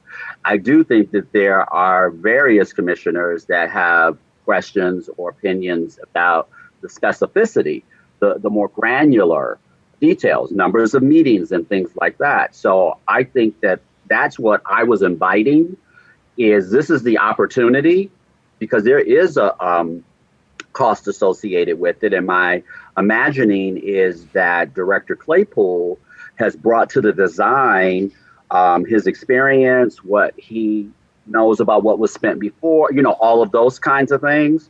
But we are doing something a little slightly different. And if, commissioners feel like rather than 82 meetings, there ought to be 200 meetings or whatever the case may be, that's important to put forward now, because that will have a cost association with it. The same thing with the activities that we're asking people to apply to get resources to support. What are those activities? And those are forthcoming. I think we just haven't got to that point, which is why I think Deputy Director Hernandez is in the best position. He probably holds most of that information. And then let us know from his perspective what gaps in terms of information does he need from us to get exactly where Commissioner Turner has described, because that is critical. It's absolutely critical. Thank you. Director Claypool, when was that adjustment letter? When is that due to the legislature? So we were given, or I asked for an extension till the end of February. So we have time to have this conversation. I would also like to just address one thing about the 82 meetings or the number of meetings. As you all look at the number of meetings that you are contemplating, It's important that you also contemplate the commitment that's going to come with 200 meetings versus 82 meetings. Because there are going to be 2 of you at each of them, that is going to drive the level at which some of you may participate or all of you may participate. That was a consideration in the last commission. At the start of the commission, there was one commissioner who wanted to start with 80 meetings, and we said, okay, 80 meetings, and that was just to meet the public. It was a tremendous commitment to get to 34. But they were traveling. They were doing a lot of things that you're not going to have to do. But I would keep that in the back of your mind as you're thinking about what level of participation is possible for you. That's all. Commissioner Lamont? The other thing would be to delineate type of meetings. I'm not sure if Commissioner Kennedy, what type of meetings he was referring to that he could do 82 of. If those are education and information meetings, that's one thing. But I think that the 82 meetings, I don't think that those are the education and information meetings. Aren't those the public input meetings on the maps? I'm just not sure. So that's a clarification question. And whatever the answer to that question is, it's really not what's most important to me. It would be that those things are delineated. So it's these, the number of these type of meetings versus these type of meetings, which I know we have segregated the types of meetings in the plan. That part, that square at the bottom. And Director Claypool, I have an additional question. When we request that additional amount, the shortfall, that's intended to be an amount to cover. There's no thought that you then in turn 3 months later go back and ask for additional amount. I'm assuming that would be frowned upon. Yes, the Department of Finance and the legislature are looking for our best estimate of where we think we're going to be. However, as Mr. Fitzpatrick pointed out earlier, if there are other opportunities to ask for additional funds, but at that point it would be important for us to only be asking for things that are extraordinary in nature and occurred and that we need to cover. Thank you. So again, I think we're left with we as commissioners, along with Director Hernandez, need to evaluate whether or not this is a sufficient amount so that we can make our best estimates. We have room on our agenda to continue this. We're back next week, the 18th and the 19th, I believe, and we can continue this conversation. Any other questions? Commissioner Kennedy. Thank you, Chair. Just to clarify, the 82 that I was referring to is clearly set out under outreach in the projected budget. So that does not include the public input meetings that are the 29 community of interest public input meetings, the 4 large group presentation meetings, or the 13 census public input meetings. Those are under a separate budget category. I'm just referring to the 82 under outreach. Thank you. Thank you. So again, over this next week, commissioners can contemplate the manner in which we want to go about our meetings, educational meetings, methods, and those costs associated.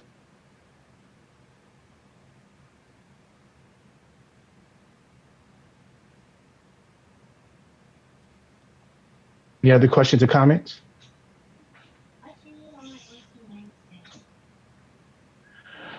All right, we're going to pivot into the second portion of this conversation about outreach.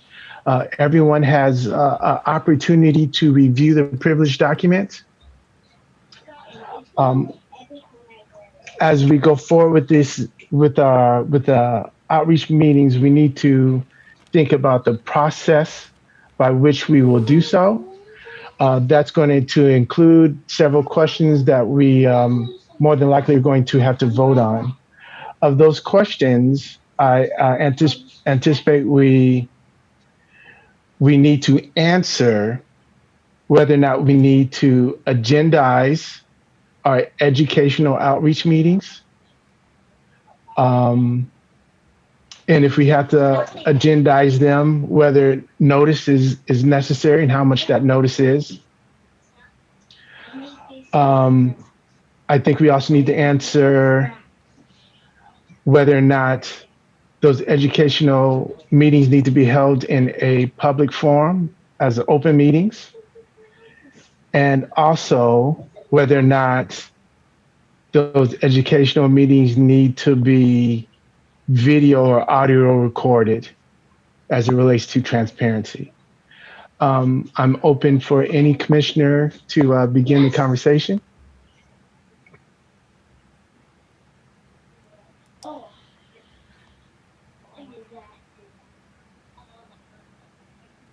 Okay.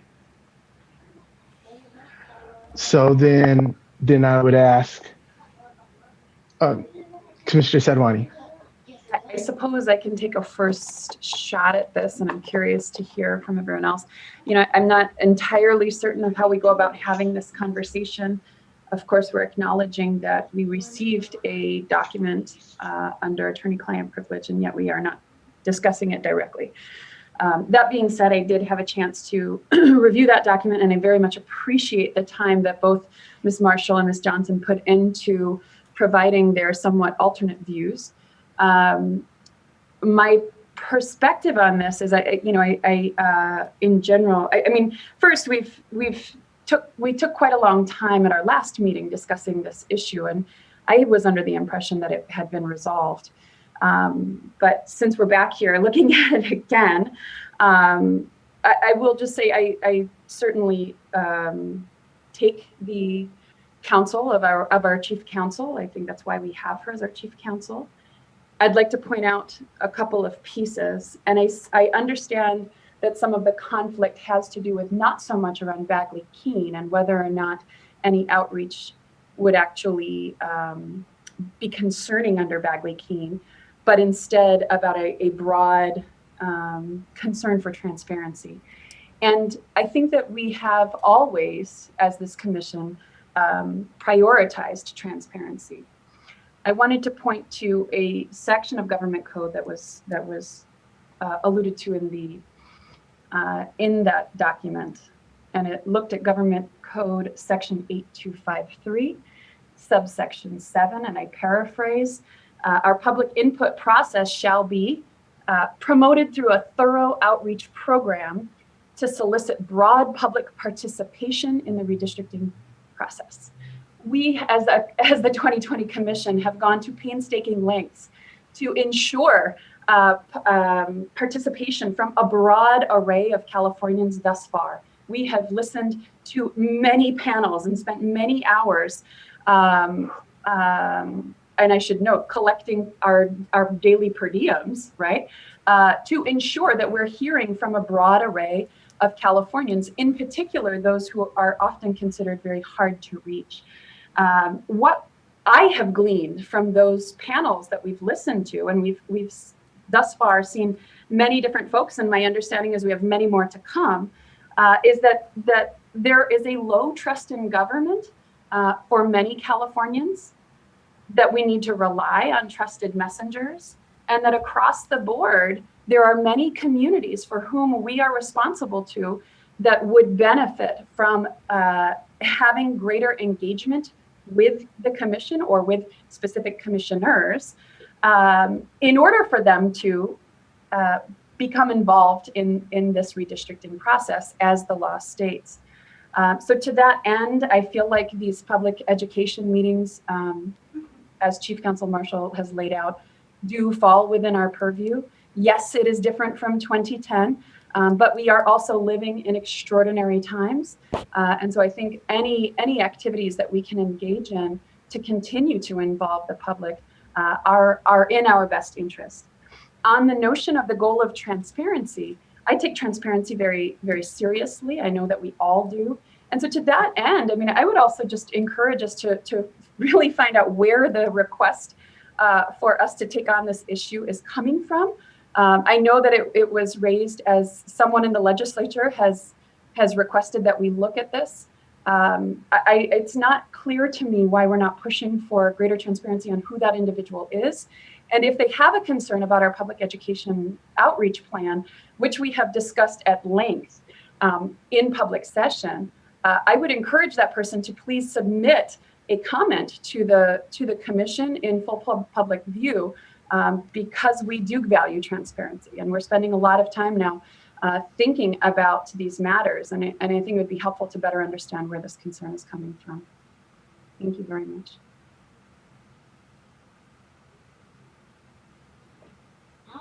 Thank you, Commissioner Sadwani. Any other questions or comments?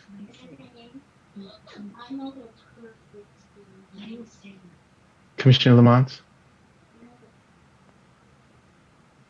I echo everything Commissioner Sadwani just said, so I won't repeat any of that. There's not one word or syllable I would change.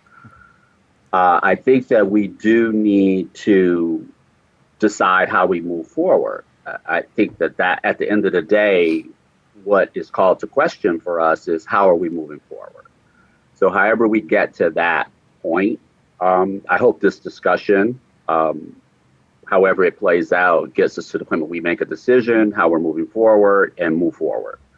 So that would be what I'd like to see come out of this process. And if there are any concerns about whichever path we choose to move forward, then those probably should get raised so they can be a part of our consideration set as we make a decision on how to move forward.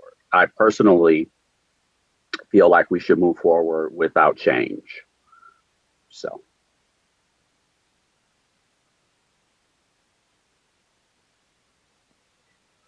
Commissioner Kennedy? Thank you, Chair. I think to me it comes down to whether we require a group to allow our presentation to be recorded or not. And thinking about this, you know, I've concluded that while we might lose a few groups along the way if we required that our presentations at their meetings be recorded, whether from their end or our end. The few groups that we might lose, you know, I think would more than make up for that in the level of transparency that we would ensure throughout the process. So that's, you know, that's where my thinking is. The only clarification that we might require at this point is that one regarding whether we require these sessions to be recorded, and obviously once they're recorded, we would post them. Notice all of those others are nice, but it doesn't seem that those are really major issues that we're up against. But the transparency, as Commissioner Sadwani has said, you know, we are about transparency. We want to continue to be about transparency. And if someone wants to engage with us in a form that's not transparent, then I think we are well justified to say, well, you know, we're sorry, but that's not how we roll on this. Thank you. Commissioner Toledo? I also concur with Commissioner Kennedy. That's where I was headed as well. I think it's either recording or opening up to the public for me. So that's where I would for open sessions. If groups are willing to have our portion, it doesn't have to be the whole thing, but our portion of the presentation recorded, and or our portion be made public to the so that the public and the press can partake and listen to our piece, that would, I think, reconcile any concern.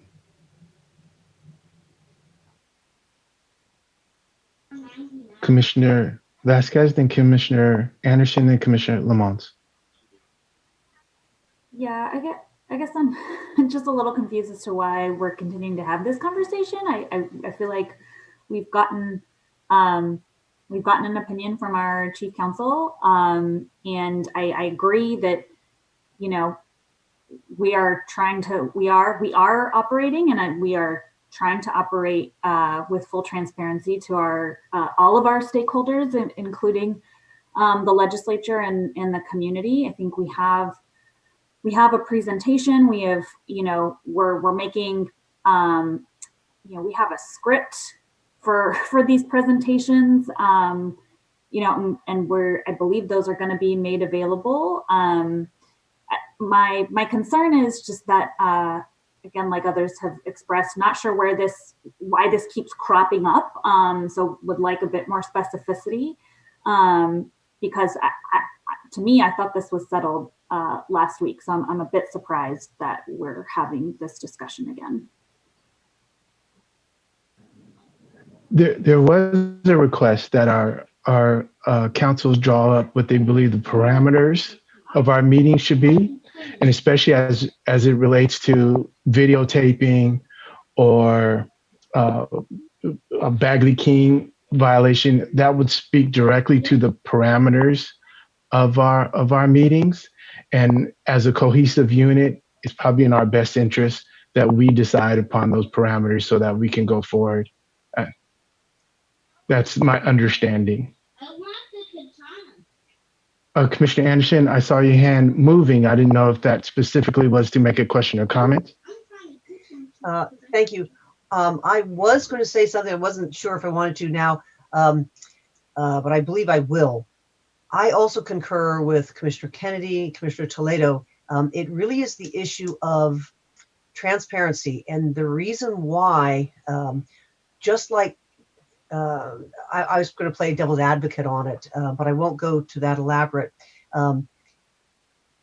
If because someone has a question of, wait, why are we doing that? We cannot say you must come in front of us and present it, essentially almost like grilling them. It's a public comment. We don't necessarily have to know who it came from. And there is an issue because we can't necessarily go and see everybody. So, you know, say someone says, well, you know, the commission was you know, made lots of time to go see this group, but not this other group. And that would give us, we only have one set of credibility, and we don't want to lose that. And we must indeed, and we all intend to run our meetings very transparently. And there are a few people who say, oh, I'm really, really afraid. I don't want you to record the educational thing. And in which case we have to say, well, I'm sorry, we do need to operate in the public. It doesn't mean we're recording what you say, but we're recording what we say. And I do think that's very important. And it's part of what we've been following all the way along and totally consistently. And this would be inconsistent because while we have great intentions, who's to say if the press can't see what happened that particular time? They could make up whatever they wanted, and we would have no way to defend ourselves. And so it's a little bit more like, because it's in our best interest to make sure that we're also recorded. So I totally agree with Commissioner Kennedy and Commissioner Toledo, who were a little more eloquent than I was. Commissioner Toledo, then Commissioner Lamont. Just building on what Commissioner Anderson said, I think for me, it's about transparency and also minimizing our risk with regards to the challenging of our process or our process leading up to the maps. And so in the past, we've always said we wanted to be more conservative when it came to process and to potential challenges. So I do see both sides of the coin, and think a slightly more conservative approach might minimize some of the risk. It does also pose some challenges, but I tend to concur with Commissioner Kennedy in that the risk of loss, losing a couple of groups who may not want to be recorded at all, might not. That doesn't. I think siding on the with transparency and siding with minimizing our risk might be the more conservative approach, and might be able to lend itself to less risk for the commission as a whole. Commissioner Lamont, then Commissioner Turner. I guess I have a different opinion about the recording. I think the recording should be optional. I think some of the very hurdles, I'm a little uncomfortable with the idea of, well, we might just lose some groups. I think those are that's the very reason why certain groups don't participate. And I'll just stop there with that. I mean, that just gives me pause. I just don't think that's the right approach. So then I have to go to, well, what is it that we're really trying to solve for? I interpreted the various sightings in the document as referring to input meetings toward the drawing of the maps. That's the frame I put around it, right or wrong. And that makes absolute sense to me. That's for input, but we're not taking input. And we've been very clear that these aren't input meetings. They're education meetings.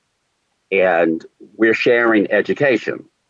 So what is the risk? Well, the risk is we might, as commissioners, through our education process, somehow be tainted by the community because they may ask us a question. Like the very fact that they ask us a question that may be inappropriate, that we're now somehow tainted. Like I just can't wrap my mind around what it is that we're really trying to solve for, to be honest with you. It's like, if you want to give input, this is the mechanism by which you give input in the story. So I don't know what it is we're trying to avoid other than the perception of something. And this takes us back to, I think, the comment that Commissioner Sadwani raised earlier. If there is a true concern, what is it? Like, what really is it? Because I'm still confused by that. And if we're trying to solve for something we're not even clear about, how do you do that, right? So I don't support the idea that we err on the side. If we were talking about input towards maps, I would have a very conservative approach. Absolutely, I take a very hard stand there. But for us sharing about redistricting and how to get involved and why it's important for you to get involved, if that's the case, then any of the subcommittee meetings that we've had with various groups, I guess they should have been recorded. I mean, it's absurd to me. Like, how many groups have we talked to? We've talked to counties, we've talked to community members, we've talked to advocacy groups. We didn't record any of those conversations. So I'm having a really tough time with trying to reconcile what we're solving for. So if someone can help me, because I can move my position if I have information that makes sense to me. But at this point, I feel like we should move forward as we, if you I don't think recording should be an issue at all. Turner, then Commissioner Sinai. Thank you. And yes, I am in a total agreement with Commissioner Lamont. What I wanted to say is that I understand somewhat the transparency and minimize risk for the commission and all of that. I wanted to note that we've gone to great pains to ensure that we reach Californians that typically would not be reached, and to overcome barriers in language, geography, access, all of those various pieces. And another barrier for sure could be fear, for whatever the different reason is. And as long as we're talking education, this is a time for us to help educate Californians everywhere to overcome any fear, any hesitancy, overcome any partial knowledge, remove disinformation, and ensure they understand the process so that when it's time for input, they will have the confidence needed to still participate in that part of the process. So, and I don't ever want us to, and probably not the intent, I don't want us to feel like or it be perceived that we're dismissive of any groups and would easily lose their voice and their input. So I definitely believe that we should be able to move forward with the educational meetings with or without recording. If there's any pause from an individual that does not want to be recorded for whatever their reason is, I think that we should honor that in all of the education meetings. And then as we move into input meetings, then of course it will be a different story. Thank you. Commissioner Sinai, Commissioner Fernandez, and Commissioner Kennedy. I completely agree with Commissioner Mons and Commissioner Sidwani. I also don't know why this has come up again without, I feel like something, I mean, I understand that we had asked for a written document, but we had already made our decisions and we're kind of saying the same thing over and over again. Commissioner Ahmad and I had a very powerful meeting this past week with, when we'll talk about it later during the outreach, but it was in Imperial County, and Imperial County never feels heard. And they were just so thankful that we reached out. They were so in awe in some ways that we reached out. They shared their story, and sometimes in sharing your story, that's how you build trust and relationship. And some things, we had to keep kind of putting them, bringing them back and saying, well, we can't hear your thoughts on redistricting. And they were respectful of that. And yes, they pushed us a little, but it was just because they hadn't been heard in the past. And so I would be really concerned of when we have listed and researched on barriers, that all of a sudden we're putting the barriers up. This is about education. This is about building trust between communities and their government. We're the representative of the government in this regard. We may not have the power that they all wish we did. Like when people called us last week and were asking for interpreters for healthcare and all that, we don't have that power. But to them, it was connecting with us in a real way. And I was so thankful we didn't cut anybody off and we let them all speak, because they needed to be able to feel like they could connect to the government. And most of those people are people who couldn't talk to their governments, and that's why they're refugees. So I think we constantly, we're an experiment. We're an experiment in the state of California. We're an experiment in the country.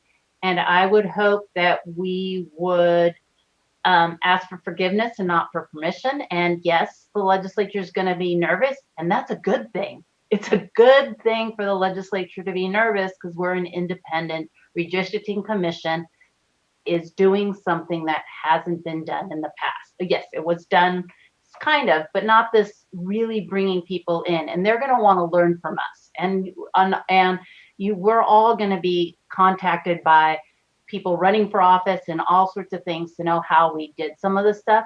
So I would just encourage us to continue to be a citizen redistricting commission, independent of the legislature. Thank you. Commissioner Fernandez? Yes, I agree with the last few commissioners and what they said. And we've heard time and time again in terms of the mistrust of the government. And I think that's probably even worse now than it was maybe when we started this journey in August. And for us to say we're going to require you to record us, I think that just adds to the mistrust. It just reinforces their feelings, and also gives them more credence not to participate. And again, I mean, I say we offer it, and if they don't want it, not comfortable, they're not comfortable. But also going forward, I just feel like if we feel we have to record, then that means they're not trusting me, they're not trusting my fellow commissioners to do the right thing. If someone starts to give input and they're very aggressive about it, we just leave the meeting or whatever the case may be, professionally and with respect. But I just, we're really trying to conduct outreach to all of Californians and really trying to get to those hard to reach places. And if we tell those hard to reach places, it needs to be recorded, we're just going to lose a lot of people, and that's not what we want. So thank you all for this discussion. Commissioner Kennedy. Thank you, Chair. Two things. One, if there's anything that I've learned in 30 years of election-related work around the world, it's that perceptions matter. A lot of times, elections are more about perception than reality. The credibility and legitimacy of any election process, and I've been very consistent in saying that the work that we are doing is election work. It comes down to perception. And so, this is part of the reason that, I think Commissioner Toledo and I are along this line. Let's minimize risk. The maps are our number one objective.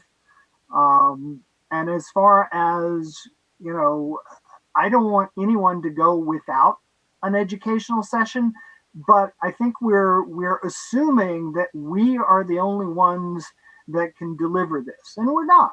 The presentation and the script are going to be available, widely available. We can work further to make them even more widely available. One of the things that I had in the first version of the Gantt chart was training of trainers. We can train the trusted messengers to make sure that this presentation with this script gets out to anyone that is not willing for a session to be recorded if we're giving it. I don't see that as a 100% barrier to them receiving the information. We just have to be creative. If it requires us to train trainers, train some of these trusted messengers to ensure that the message gets to people that might not want to operate on in the manner that we need to operate, then I say we train the trainers. Thank you. Thank you. Any additional question or comment? Commissioner Yee? Thank you, everyone, for wrestling with this. I think I do understand the tension, and I'm feeling it. I do fall on the side of not requiring recording, just because I think it is chilling as well as cumbersome, and goes against the spirit of what we're here to do. Reach out widely, reach hard to reach groups, and so forth. I'm wondering if there are alternatives to recording that would help mitigate risk. For instance, if we were required to document all our educational sessions contemporaneously, making any notes of things that were said outside of, things that were said that could have touched on redistricting matters and how we responded. I suppose the worst case is somebody down the line decides to try to invalidate our maps by accusing us of improperly receiving input, and they claim it happened at a certain place, at a certain time, and we have notes that refer to that and show that that was not the case. I suppose they would come back with some other kind of, maybe their own recording, who knows. But the fact is, the conversation could happen before something was recorded, after something was recorded. I really, I don't know how that, it does reduce risk to have a recording of the session itself, but not all risk, So I'm just not sure how far that gets us, besides being cumbersome and chilling, I think. Commissioner Kutagawa. I think I'm going to just put myself out there in agreement with what Commissioner Yee and Commissioner Salvani and Lamont and Fernandez and Sinai has also expressed. I have a few questions. One is, I want to go back to the earlier question that Commissioner Lamont asked, which is, and maybe even goes back to Commissioner Sutphani. One, who raised this initial concern? I'm trying to remember if it was actually from within our body, the commission, or was it from was the impetus from outside of the commission? I know Commissioner Sadwani mentioned the legislature. I think that would be helpful to understand, perhaps motivations, perhaps also, was it just a question of just clarification versus something else? And I hate to say that, but I think, I think being clear about that would be helpful. I think to Commissioner Lamont's earlier question also in terms of what are we trying to solve for? I think that that's a really valid question that we should be asking ourselves, because we may be trying to create a solution for something that isn't really the problem at hand. And I think if we understand what the root is, then we may be able to have a different kind of conversation and to ensure that we're actually solving for the right problem rather than creating, our own problem. Because I think there's, as Commissioner Yee just also mentioned too, the tension is there. I hate to just say, well, if we can't, if you can't record, then, well, sorry, too bad. I just don't like the tone of that, to be honest. And I think that we have a responsibility to the people of California to try to, provide as broad of education. I think there's, as much as I do like the idea of a train the trainer as brought up by Commissioner Kennedy, I think that there is also there's a different kind of I guess maybe gravitas that is given when it's done by one of the commissioners. I think to, Director Hernandez's point earlier that it should be the commissioners doing the presentations. I think that that's also important for us to consider. And I am concerned that, would this be chilling for some groups? Last two questions that I want to also ask is one, if we were not all on Zoom, if we were doing these public education meetings in person, what would then we be, if we're having this conversation, one, would we be debating whether or not we would be trying to record every single in-person public meeting? I can't see that happening. Public education meeting, let me be clear. I can't see that happening because, we're already debating just the cost of the meetings that we would host. I can't see that we would be able to take on the cost of recording and streaming every single public education meeting, where we present the redistricting basics presentation, because we get an invitation from a group that wants us to come and, present at their, maybe their monthly meeting or something like that. So that would be another consideration and question that I want to just pose to everybody. And lastly, my question is, where are we going to go from here? What is the process? Are we asking everybody to vote? Are we just going to take an informal kind of like pulse of where people want to go?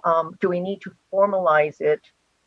Going back to the question about the vote, do we need to formalize it in a vote, or are we just going to say, look, let's just agree informally to operate in this way? So, thank you. Any other questions or comments? Commissioner Anderson? I will say one last thing.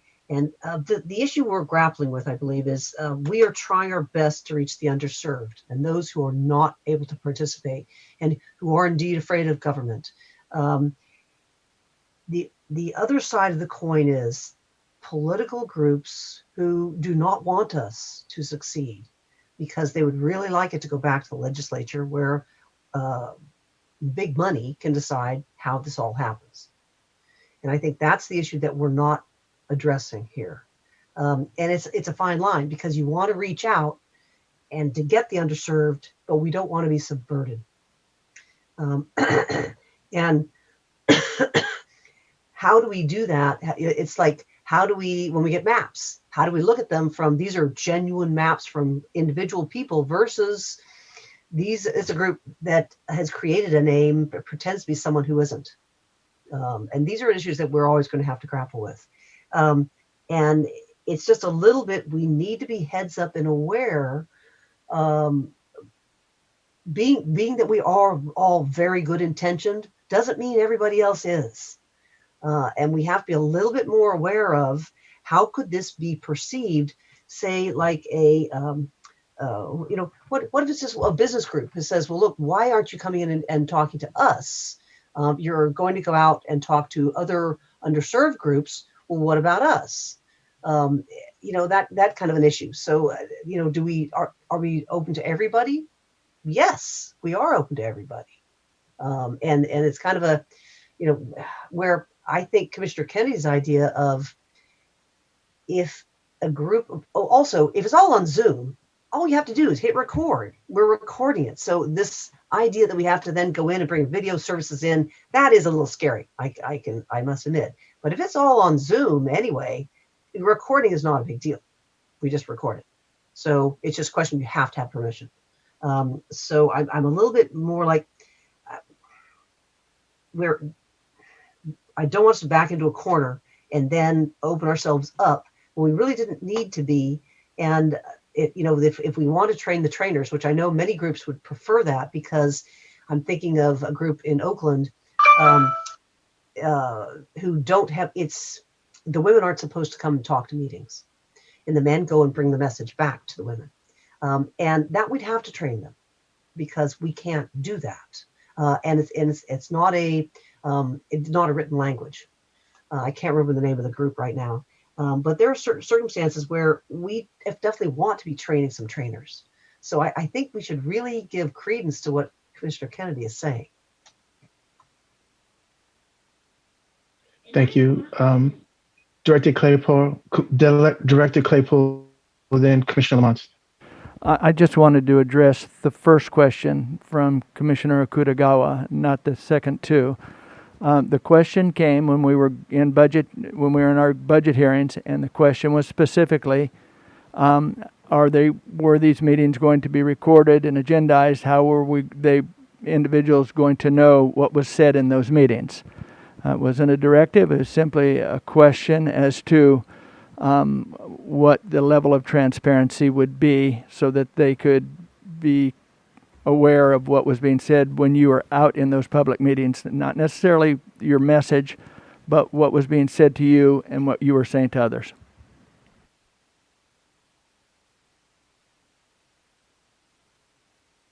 Commissioner Lamont. I guess, so first I'll say to Director Claypool, the who raised that question. I think that is something that we are wanting to know. My other point was, I think Commissioner Anderson is raising a very different point, or an additional point, in the parity or equity of who we talk to. I don't think we're trying to solve for that in this particular discussion. When you say, one group could say, well, the commissioners spent a lot of time talking to this group and didn't talk to this group. I think that's a very different issue than what we're talking about right now. What we're talking about right now is what we're saying in these meetings, that people have questions about their ability to know what was said. And again, I'll just compare it to any of the subcommittee meetings, which are very similar. It's the closest thing to our actual experience and behavior for me is the subcommittee meetings. And this level of questioning whether or not those meetings needed to be recorded, I would think the same argument would be made. So I'm not quite sure where the differential is, because we're talking to the public. We're talking to California citizens. Sometimes we're talking to a group of citizens. I know that Commissioner Fernandez and I were on a call with multiple people, and we're just talking about the process. We're talking about outreach and what we're going to be wanting from the community. With not one time did we talk about redistricting in the sense of redistricting. We haven't talked about maps. We haven't talked about any of that stuff. And so I don't see these meetings suddenly, any of us, allowing a meeting to suddenly be turned into an input meeting on us, and we're going to be so shocked and awe that we won't be able to do anything about it. That's the part I'm getting lost on. You never can control the behavior of another, but you certainly can control your own behavior. And this is a strong group of people here. So I think unless there's somebody, a commissioner wants to raise their hand and say, well, I don't fully understand the nuances, and then I say some training, or maybe that person shouldn't get presentations. But other than that, I just am not getting it. So I just wanted to reiterate that, underscore the who, because I think we thought it was a legislature member, and then Director Claypool clarified in our last meeting that it was staff that raised that question. And so I just like him to clarify that so we're all very clear on that question. And I think last time we talked about this, we were pretty explicit that a response to that person is, here's the deck, here's the script, this is what we're going to be saying, and that's it. We're only entertaining Q&A on clarity of the deck in the story. For me, in the story.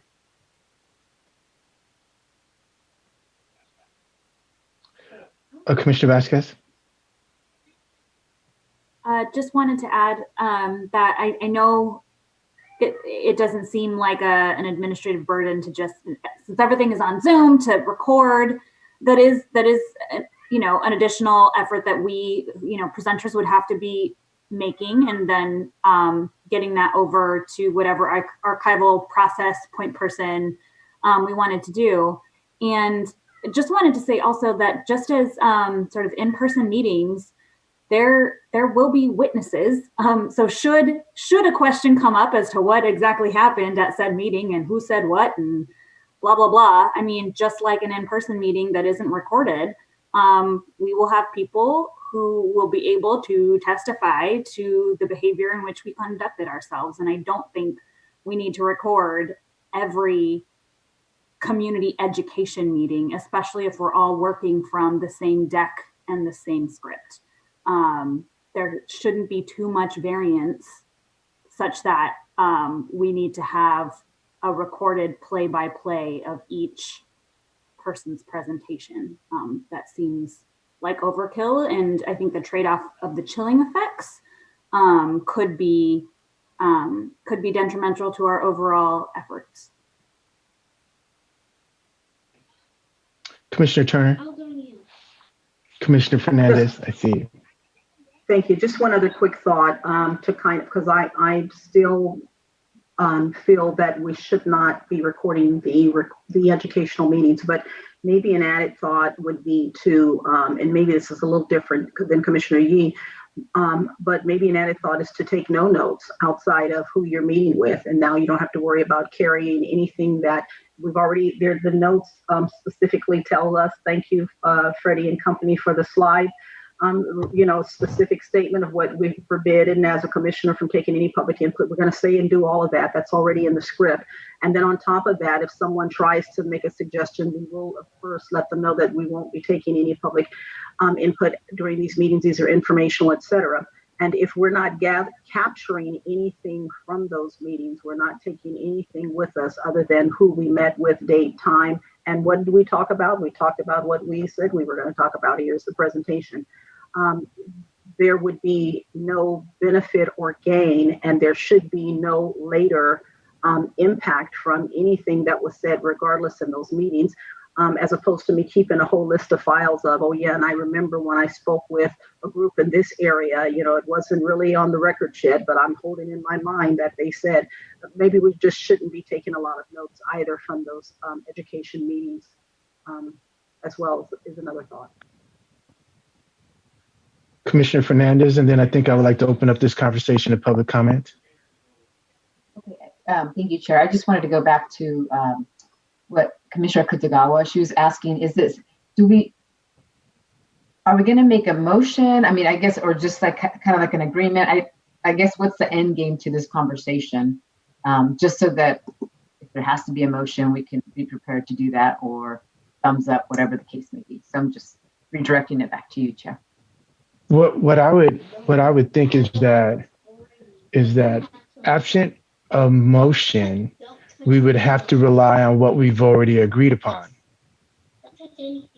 And in our last meeting, we accepted the outreach plan as a concept.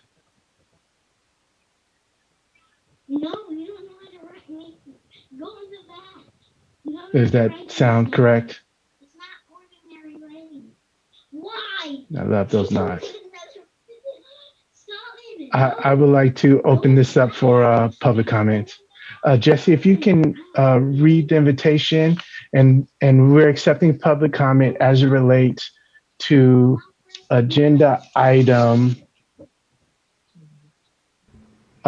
6, the Deputy Executive Director's outreach strategy. In order to maximize transparency and public participation in our process, the commissioners will be taking public comment by phone. To call in, dial the telephone number provided on the live stream feed.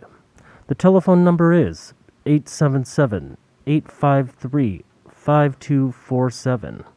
When prompted, enter the meeting ID number provided on the live stream feed. It is 957-6586-8432 for this week's meeting. When prompted to enter a participant ID, simply press pound. Once you have dialed in, you'll be placed in a queue from which a moderator will begin unmuting callers to submit their comments. You will also hear an automated message to press *9. Please do this to raise your hand, indicating you wish to comment.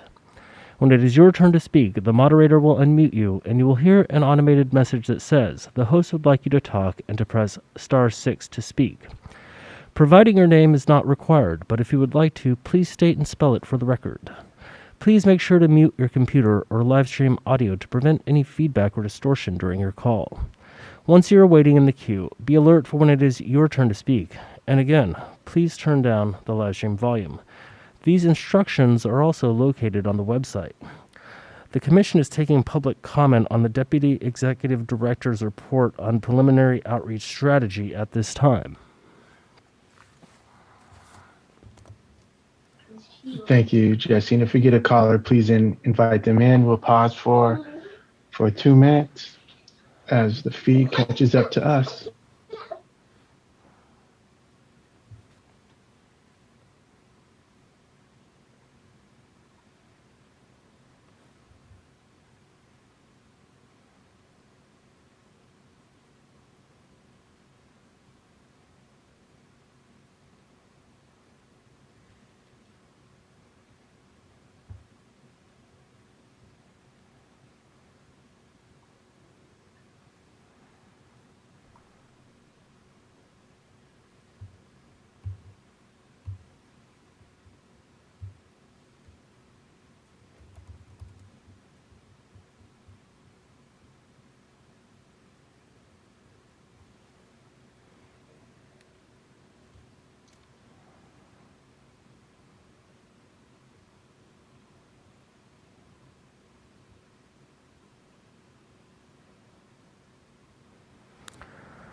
Callers, as a reminder, please press *9 when it is your turn to speak.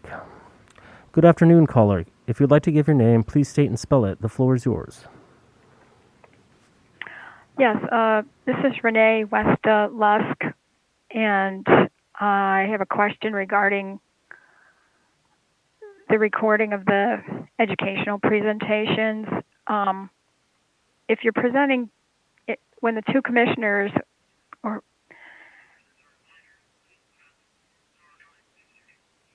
whoever is presenting, the two commissioners, would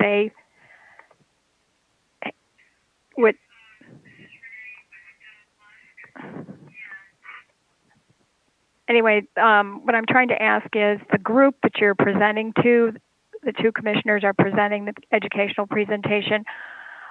What if the community or the group wants to record the meeting because maybe there's members of their community that cannot attend the virtual educational presentation?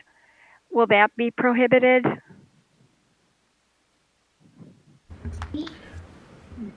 Ms. Weston, can you repeat your question, please?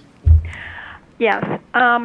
What if the group that the two commissioners, this is regarding the educational presentation meeting, the group they're presenting to, whether it's a community or some other entity, what if they want to record the educational meeting? Will that be prohibited? No, I think we would require no prohibition of a meeting. If that particular group decided to record, then that is fine. That would be all right. Because, Correct. I don't see personally a big deal. I live in a small area, and a lot of our government meetings are recorded just so people can go back who couldn't attend the meetings and re-watch them and hear what was discussed. So I don't think it's going to be a big problem recording the meetings personally. That's my comment. Thank you. Thank you. As always, we appreciate your comments.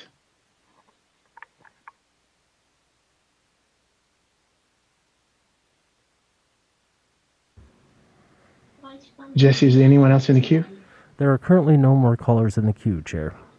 Thank you. All right, commissioners. So I would say, absent any motion on the floor, we proceed as is.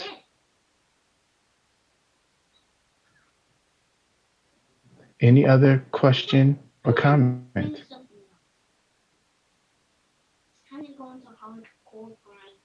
And let me just add, Commissioner Anderson. I just want to clarify. So I mean, are we not supposed to ask if they want to record, or, I mean, what is? Director Hernandez.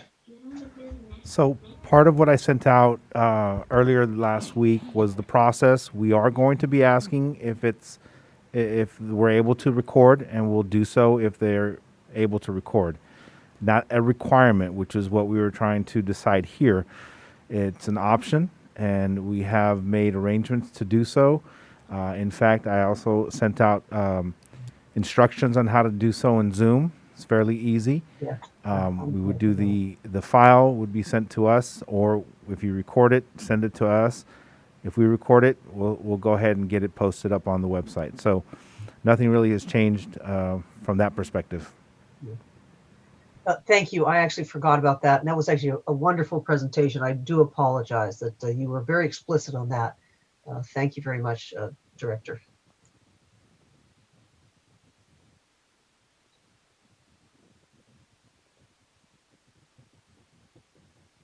Thank you. Any other questions or comments?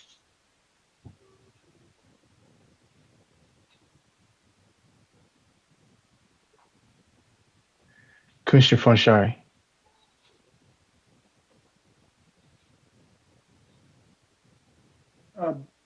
I don't have a comment on this topic. I want to go back to a question I asked earlier. Just if I can, I'm asking your permission if I can close the loop on a question I asked Karen. Neil, please close the loop on something. Thank you. So I asked Karen, when the drop dead date is for us to have our lines drawn. And it seems that the legislature has modified the date of the primary for 2022 explicitly because of the Redistricting Commission and the late date and the late expected lateness of the census.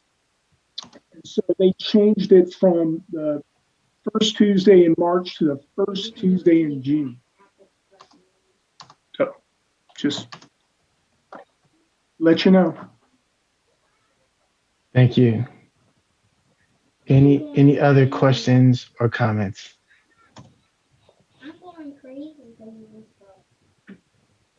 All right, Commissioner Sinai. Oh man, I see you. Okay. Go ahead. I just wanted to add to what Commissioner Farnashari said is California's primaries are going to be changing now, depending if it's a presidential primary or not.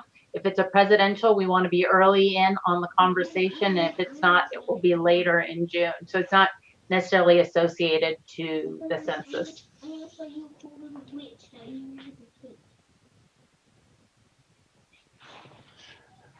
Thank you. Any other questions or comments? Um, um, I would like to say that, I appreciate the conversation, especially that we had regarding this issue on transparency. There was an obvious difference of opinions from some of the commissioners about how we should go about that. It doesn't mean that we can't reach a consensus.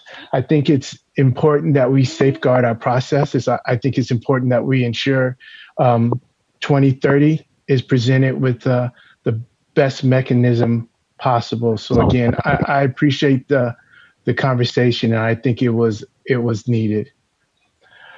So with that, we are at 12:50.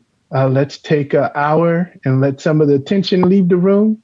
Although it's just spirited debate, which I enjoy, and I'll see everyone in an hour. I see you back at 1:50. Thank you, commissioners. I appreciate it. Thank you. It is 1:50 p.m. February 8th of the California Citizens Redistricting Commission meeting. We left off at an agenda item. We just completed agenda item number 6. Prior to continuing with our agenda, I would like to open up for public comment. Jesse, if you can read, or Jesse, can you invite the public in? I'd appreciate it. Thank you. In order to maximize transparency and public participation in our process, the commissioners will be taking public comment by phone. To call in, dial the telephone number provided on the live stream feed. The telephone number is 877-853-5247. When prompted, enter the meeting ID number provided on the live stream feed. It is 957-6586. 8432 for this week's meeting. When prompted to enter a participant ID, simply press pound. Once you've dialed in, you'll be placed in a queue from which a moderator will begin unmuting callers to submit their comments. You will also hear an automated message to press star 9. Please do this to raise your hand, indicating you wish to comment. When it is your turn to speak, the moderator will unmute you, and you will hear an automated message that says, "The host would like you to talk," and to press star 6 to speak. Providing your name is not required, but if you would like to, please state and spell it for the record. Please make sure to mute your computer or live stream audio to prevent any feedback or distortion during your call. Once you are waiting in the queue, be alert for when it is your turn to speak, and again, please turn down the live stream volume. These instructions are also located on the website. The Commission is taking general public comment at this time.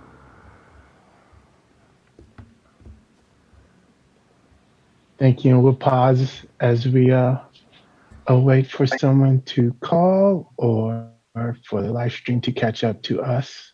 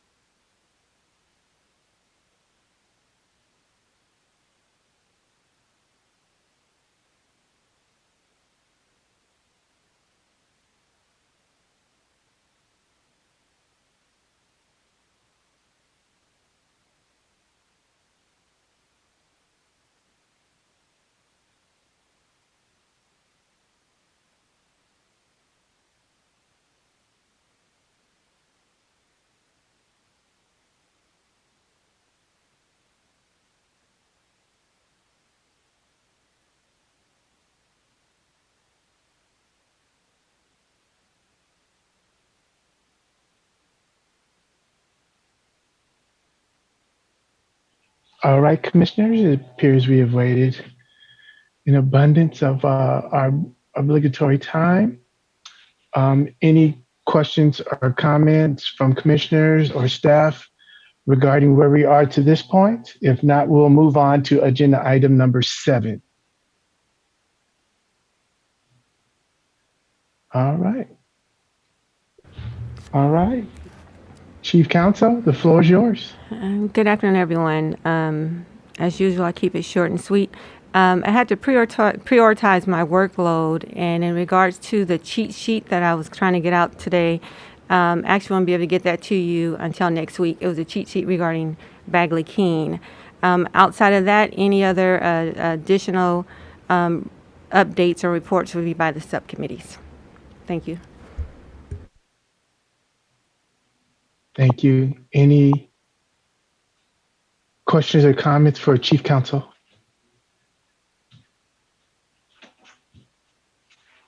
Thank you. Seeing none, we'll move on to agenda item number 8, the Communications Director's Report. Thank you so much, Mr. Chair. So I wanted to start off by sharing that we did have a few interviews this past week.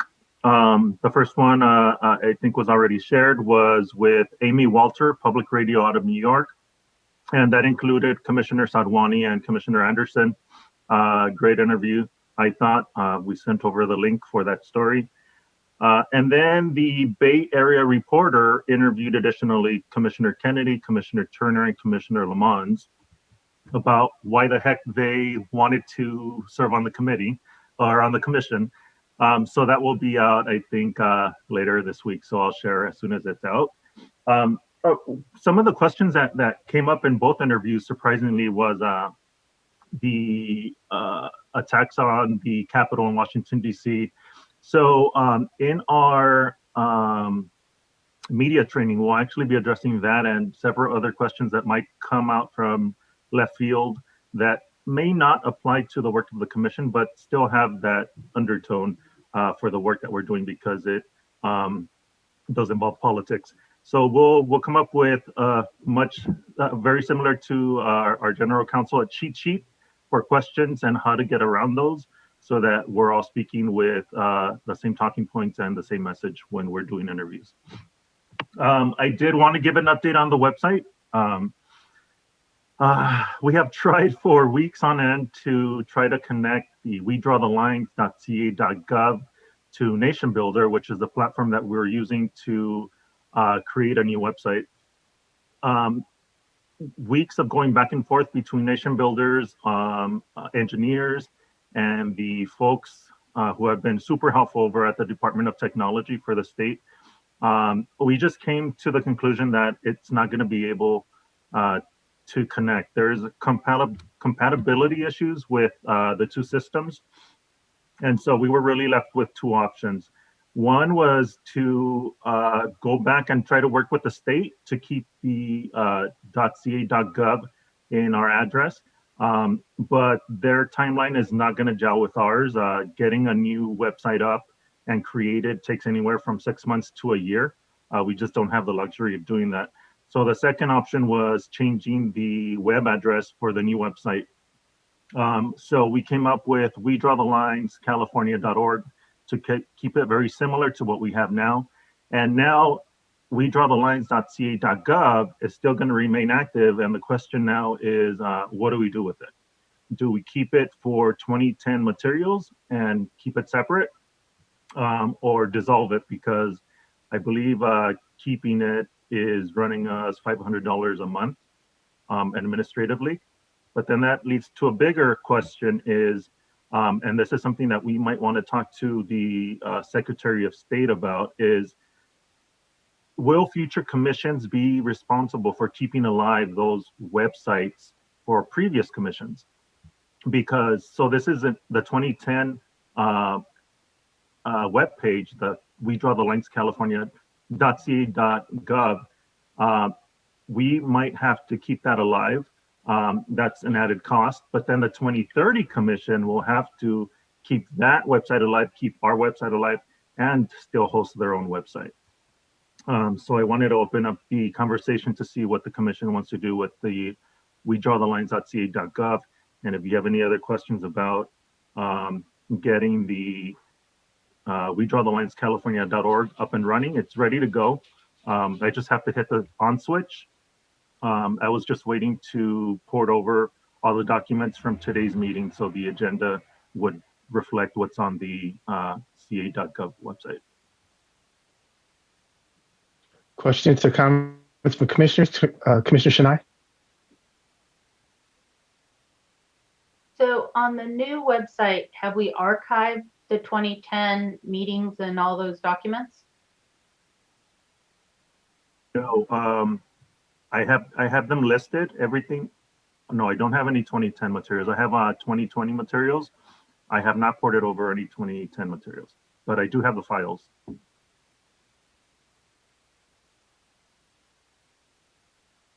Commissioner Turner?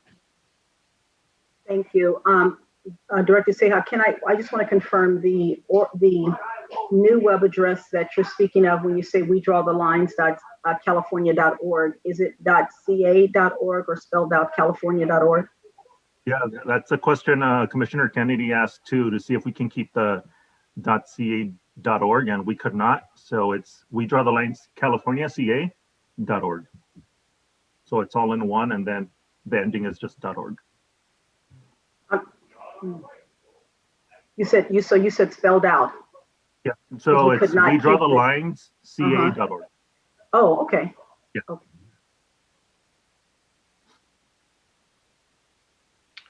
Commissioner Forshari? Can we just do a redirect from our current web address to the new web address?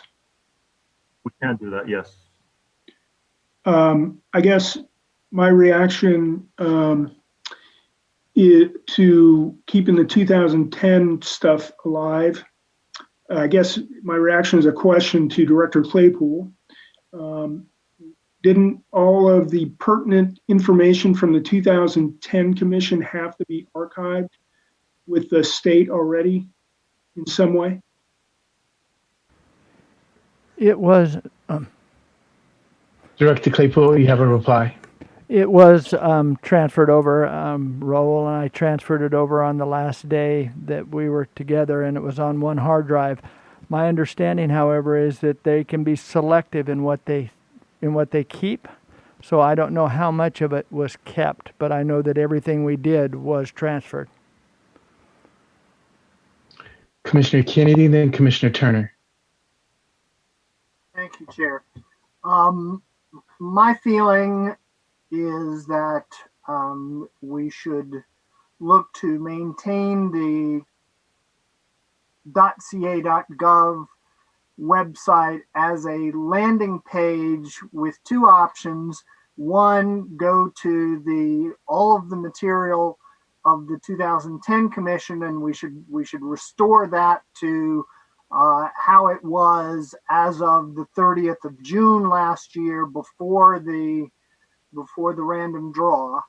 And the second option being proceed to the 2020 Commission's website and have that redirect to the new website. I do think it's important for any number of reasons to keep the 2010 website alive. I think it's worthwhile approaching the Secretary of State's office, particularly the State Archives Division of the Secretary of State's office, to see if they are willing to take on the cost or share the cost with us of maintaining that website as an archive of the 2010 Commission's work. But I do think it's important to keep that very separate, but very much alive. Thank you. I got it again. I don't think that's it. I think it's just connectivity in the air. Commissioner Turner? Thank you. And I'm just, it was last updated. Thank you. I think I want to understand again, is it the .gov that's not compatible with Nation Builder? I still want to, I'm not clear on why. what happened that we didn't know this before, because we've been communicating this website out for a bit now. Yeah, so if I can respond. Yes, you may. So what I came to find out is that the Department of Technology, and excuse me for my lack of IT terminology, but they have two ports. One holds the domain crc.ca.gov. The other one holds our emails. So the fact that we have freddy.seja@crc.ca.gov, that is ported through the Department of Technology. In order for them to release the domain and the address, they would have to transfer it over to Nation Builder through an IP address. So they would need Nation Builder's IP address. Nation Builder never gives out their IP address. They do a redirect. So they do like a fake web address to where you would have to link up, and it just didn't work out. They did at the end say we can get around it, but you're going to lose your emails if we do port it over to Nation Builder. And so we brought up these issues to the chair and the vice chair and also the website subcommittee. And in the end, it was just, we can't get rid of our .ca.gov emails because that's what makes us official. And so we decided to just rename the new website because we couldn't get around that incompatibility between the Department of Technology and Nation Builder. Commissioner Sinai. I understand the importance of keeping, what we had before, but I'm not sure what we have on there that on the 2010 site that is going to be really helpful for folks. I mean, they've got the what looks like the links to the hearings and stuff, but those have been disconnected. There might be some forms and such, about redistricting and whatnot, but my concern is that that's going to make it more confusing for the public versus less confusing. So whatever we do, I would not recommend that we start there and then move over to the other one, but actually try to direct all traffic to the newest website. Am I missing something? I mean, what archives are there on there? Because I was surprised how much was not on there. Commissioner Kennedy. My suggestion was that the .ca.gov website go back to what it was as of the 30th of June. I would imagine that, yes, some stuff has been removed since then for our convenience or whatever, but we want it to be, or I would propose that it be a complete archive of the 2010 Commission's website. So if things are missing, we get them and we restore them. Not that, so that what's there or not there right now is not the question. Commissioner Kennedy, do you sort of persist that the 2010 website exists as a historical document? Do I want it to? Or is that your thinking? Yes.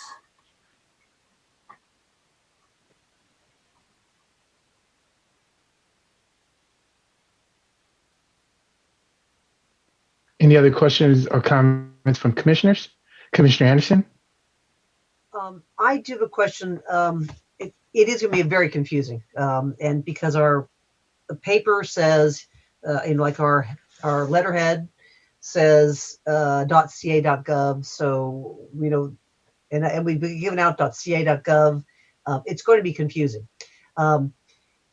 So we have to make a really big deal, and it has to be a public thing. Wow, look, here it is, and make exactly what we do very publicly known. I like Commissioner Kennedy's idea of restore it to so as it was a clear cutoff date. None of it's modified as we've been modifying it now. Take all that stuff off, make it a clean thing. But my real question is, which I did not catch this until Commissioner Seja said, Is there a security issue with our website now bouncing through Nation Builder? Because this is all the COI tool information is coming in here. And this is, I'm asking sort of the security, cyber security or whatever, I'm sorry, what the subcommittee's name is. Have you been aware of this issue? And is it an issue? How does the Department of Technology feel about that?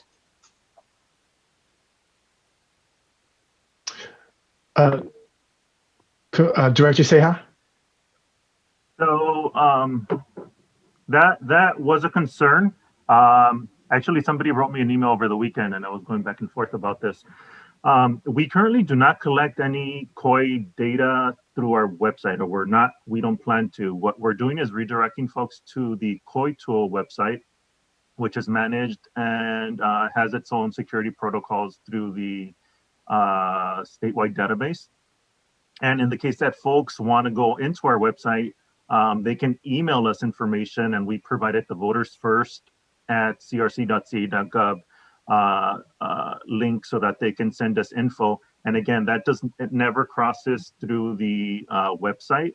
But Nation Builder does have its own protocols for security, much like any other website. So we're actually, it would not be a concern because COI tool data will never be stored on our website. It either goes through email, which is a state email, or goes directly to the COI tool website, at which point we then get reports of data upon request, is what I believe. Commissioner Anderson? We definitely need to clarify this because actually the statewide database plans to deliver it to us. Now, what that actually means, where it's going, but I'm sure the data management committee is just about to jump in here. But we need to clear this up because where is it technically going? Now all of a sudden we've got a whole nother place. And again, the lights that are flashing here are security. So that's what I'd like to have. I'm going to turn it over and let other people talk now. Thank you.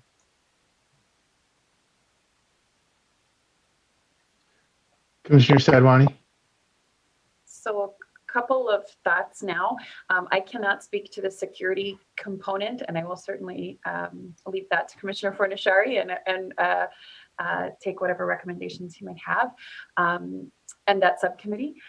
On a couple of thoughts. So yes, for the COI tool, while it's not being stored on our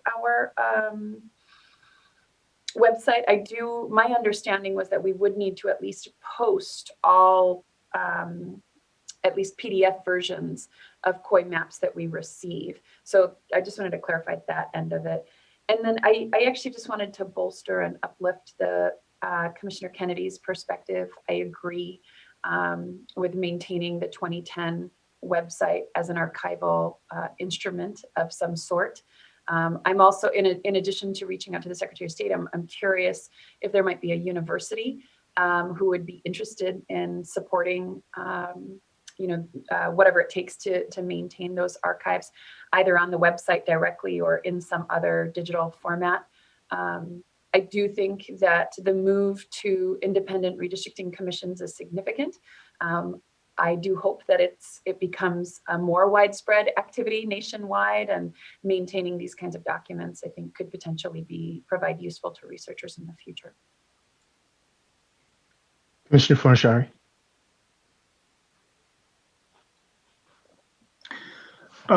Yeah, so I think I'm going to propose that Derek and I just check in with Freddie and understand just Nation Builder and what their security protocols are. And yes, the data does not go from the statewide database onto our website, but I'll defer to the data management team to explain that to you all. There is an issue though, right? Because the platform that our current website is built on is antiquated, and there are few people who know how to do it at this point, how to keep this thing afloat. So, I mean, somehow if we're going to maintain the 2010 website, we've got got to port it to a modern platform and keep it maintained. So that's additional overhead. Commissioner Kennedy?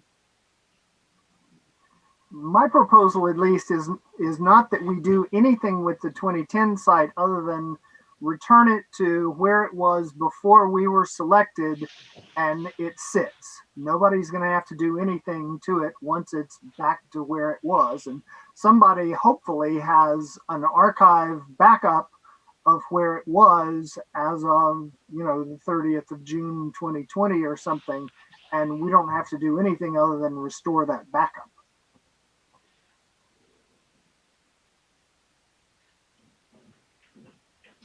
Commissioner Yee?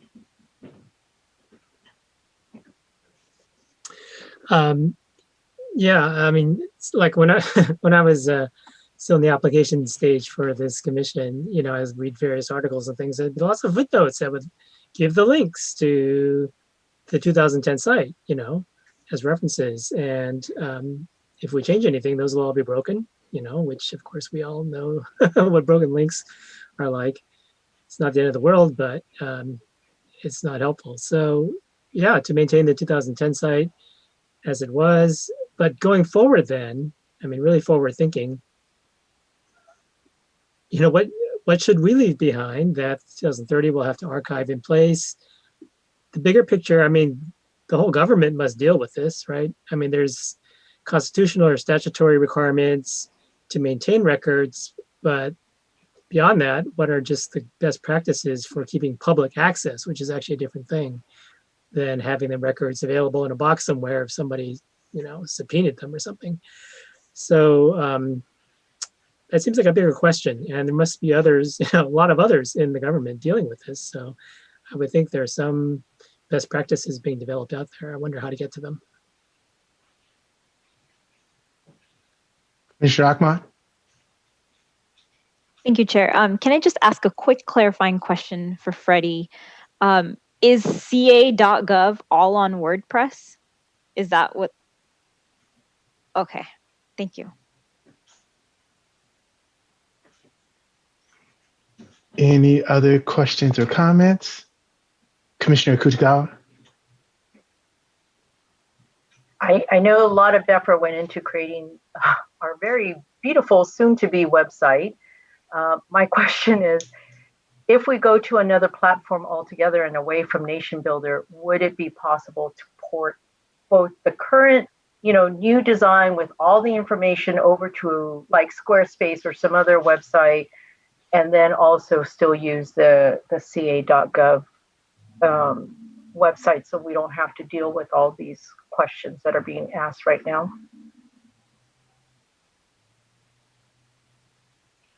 Director Seha, do you have a response?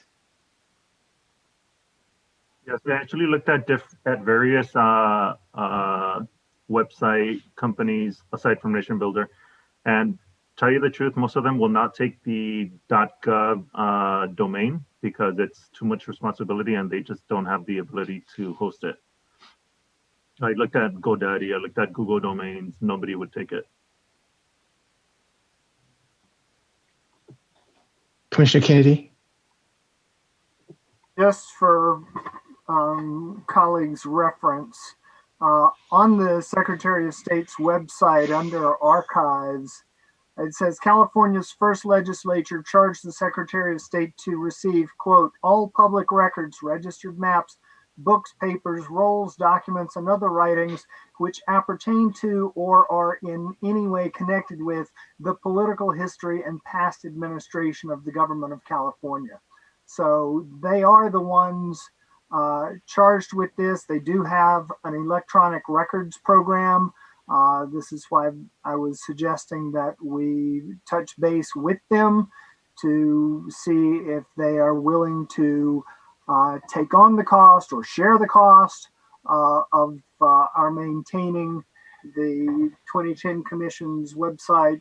We might also ask them other questions, and I'm sure Commissioner Ahmad and I will have some questions for them in the context of our lessons learned subcommittee. Thank you. Thank you. Commissioner Anderson? Okay, if this issue is with many different websites, what do the other commissions do? I mean, the other commissions have websites that they use .gov, .ca. What are they using?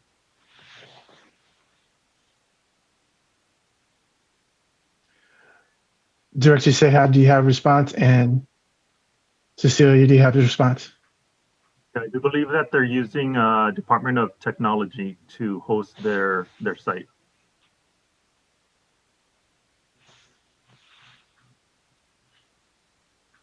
Much like our we draw the lines.ca.gov. Ms. Reyes, do you have a response as well? Yes. Sorry, I just want to Go make ahead. sure I wasn't on mute. So just an example of other government entities that have, well, one is a point of clarification and one is an example. So for point of clarification, and forgive me if some of you already know this, but Nation Builder is a content management system. So that's how we update from the back end or whatever you want to call it. We are updating the site. So, like Commissioner Ahmad pointed out, WordPress, there's many other types of content management systems that we can use. So that's just a point of clarification. As far as links and things like that, Nation Builder isn't capturing any data. It's just redirecting to like the COI tool, for example. It's just redirecting. So these other websites, as Director Seha pointed out, they're the ones capturing the information, and they have their security protocol. So Nation Builder isn't actually capturing COI tool information. They're just redirecting. And then an example of another government site would actually be the Register Recorder County Clerk in Los Angeles. They have an lavote.net website. Some of the archived materials live on rrcc.ca.gov and are redirected to different types of programs or forms or whatever is needed. So it's just a matter of, like Director Say has said, it's just a matter of, do you want to keep everything and where is it going to live? It's literally just an address. So if in the future, the 2030 commission wanted to keep ours and the 2010, it's just redirecting to the different addresses, if you will. I hope that helps. Thank you. Director Claypool? I also wanted to point out that the difference between us and all other commissions and boards is that you are going to go into kind of a dormant period after 2022, and there will be very little money to continue your website and update it and so forth. Other commissions and boards are ongoing, and so they're continually updating their sites, and so that they don't run into these same problems. Thank you. Commissioner Turner, then Commissioner Kutagawa. Thank you. I just wanted to flag, I think this a Nation Builder as a redirect only platform content management system might present an issue for the data flow as we have talked about it, and the filter and us being able to kind of pull reports from it. And so I'm still trying to sit with Nation Builder and what its constraints are as it relates to the interaction that we've had already with USDR and all the plan of the flow and where we were wanting to hold it and then be able, because information, COI tool is great, but the COI tool won't hold everything. And we also need, if you look at I'll go back to the flow chart for non-COI tool data that was received, our data management team would be entering what it could into a COI tool, and then some of it as well would be, sent off to the line. You can follow the chart, but the point is at some point we do need to then have filtered entries available to the public that I was thinking would probably be on our website. And I don't know what that means for Nation Builder. So yeah, we'll need to kind of think through Nation Builder and kind of explore what its capabilities are as it relates to the tools that's being built. Commissioner Kutagawa. Thank you. I guess now I have two questions. One is I wanted to just follow up on what Ms. Reyes said about redirecting, and it made me think about in LA County, there's a website called vaccinatelacounty.com or .something. I forgot what it was, but basically it just takes you to the Department of Public Health website, and what you see is actually the Department of Public Health like longer website information, but it takes you to the COVID-19 vaccine information site. So I do wonder if there's some value in keeping the current URL that's used for the 2010 commission, but instead of having it that particular website direct to the 2010 website as it currently stands, have it just seamlessly go to our current 2020 website. And then whether or not, we add the 2010 commission materials, if there's a value in that, I don't know if that might be better. I just wanted to just state that for maybe something to think about. Just based on what Commissioner Turner also said, my experience with Nation Builder was as a CRM or a customer relationship management tool. So it's like a Salesforce, if you're familiar with that. So it's essentially what I called it is a database. And so I do wonder, since that is how Nation Builder, I think, was built, I wonder if it can do what, Commissioner Turner, what you're talking about. I'm not really 100% sure of all the technical ins and outs, but I just wanted to put that out there too. Commissioner Turner, I ask you, so then do you think it's better to have the conversation, the data management conversation, before we make a decision on the website going live? Yes. Commissioner Fornashari. I just want to take off on what Commissioner Kutagawa said. That this website is the web address is really kind of ingrained in what we're doing here. And for me, I'd rather see somebody type in this web address, immediately be redirected to our new website, and then have the option of clicking back to the 2010 site, wherever that is. We can just make it clear, you can find the 2010 archives, but I'd rather not have them land here and then have to click again to get to our site.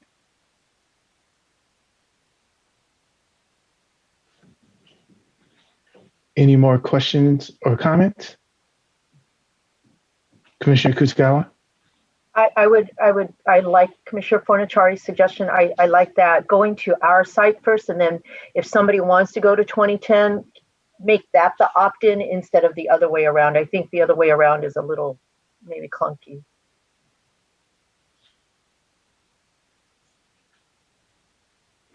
Director Seha? Good thing I didn't go live before today's meeting. I had a feeling we were going to need more information. So like I said, the website's ready to go. The address is live. We just have to turn on the on switch when we're ready. So I'll touch base with Commissioner Turner and Commissioner Fornachari to go over the security protocols for Nation Builder, and then to see what information do we need for the data collection. Thank you, Director Seha. And so that possibly might happen before the conclusion of our meeting tomorrow? Or do you think it'd be before next week's meeting? Give it to the commissioners. Yeah, I'm thinking next week. Okay. The only difference would be is if we reach out and for some reason determine that it's a non-issue. I'm just not able to on this call think it through quick enough. with all of the other calls and the implication of what it may or may not mean. And if indeed, USDR is familiar, it's a non-issue, it's another process we still can move through, then great, we can have that information as soon as tomorrow, but we may need a few more conversations. Thank you. So Commissioner Sinai? This is associated and not associated, but on social media, people are already promoting the Draw My California community, the COI tool. And I know that it came up earlier. Someone asked, when is it going to come? When is it going to be live? So it is live now. It doesn't have all the different languages that we asked for and all that, but it's been promoted by but we haven't promoted it. So I'm not sure what conversations we need to have around that. Thank you. Any other questions or comments? So what I'm hearing from commissioners is that number one, we have a website that that's live and potentially is ready to go. We want to make certain that from a data management perspective, that they can interact, they can play friendly.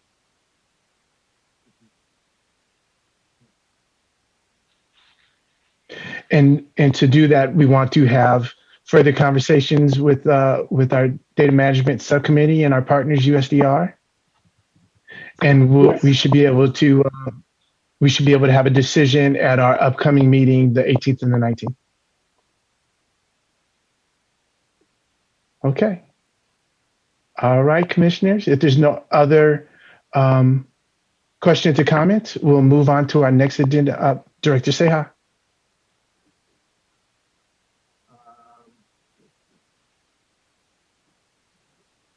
Yeah, I'm so sorry. I didn't mean to leave out Cecilia. She had a short social media report.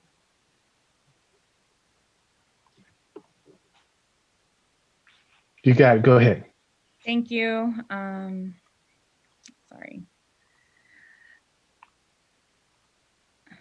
Okay. So I sent the commissioners an email about media training.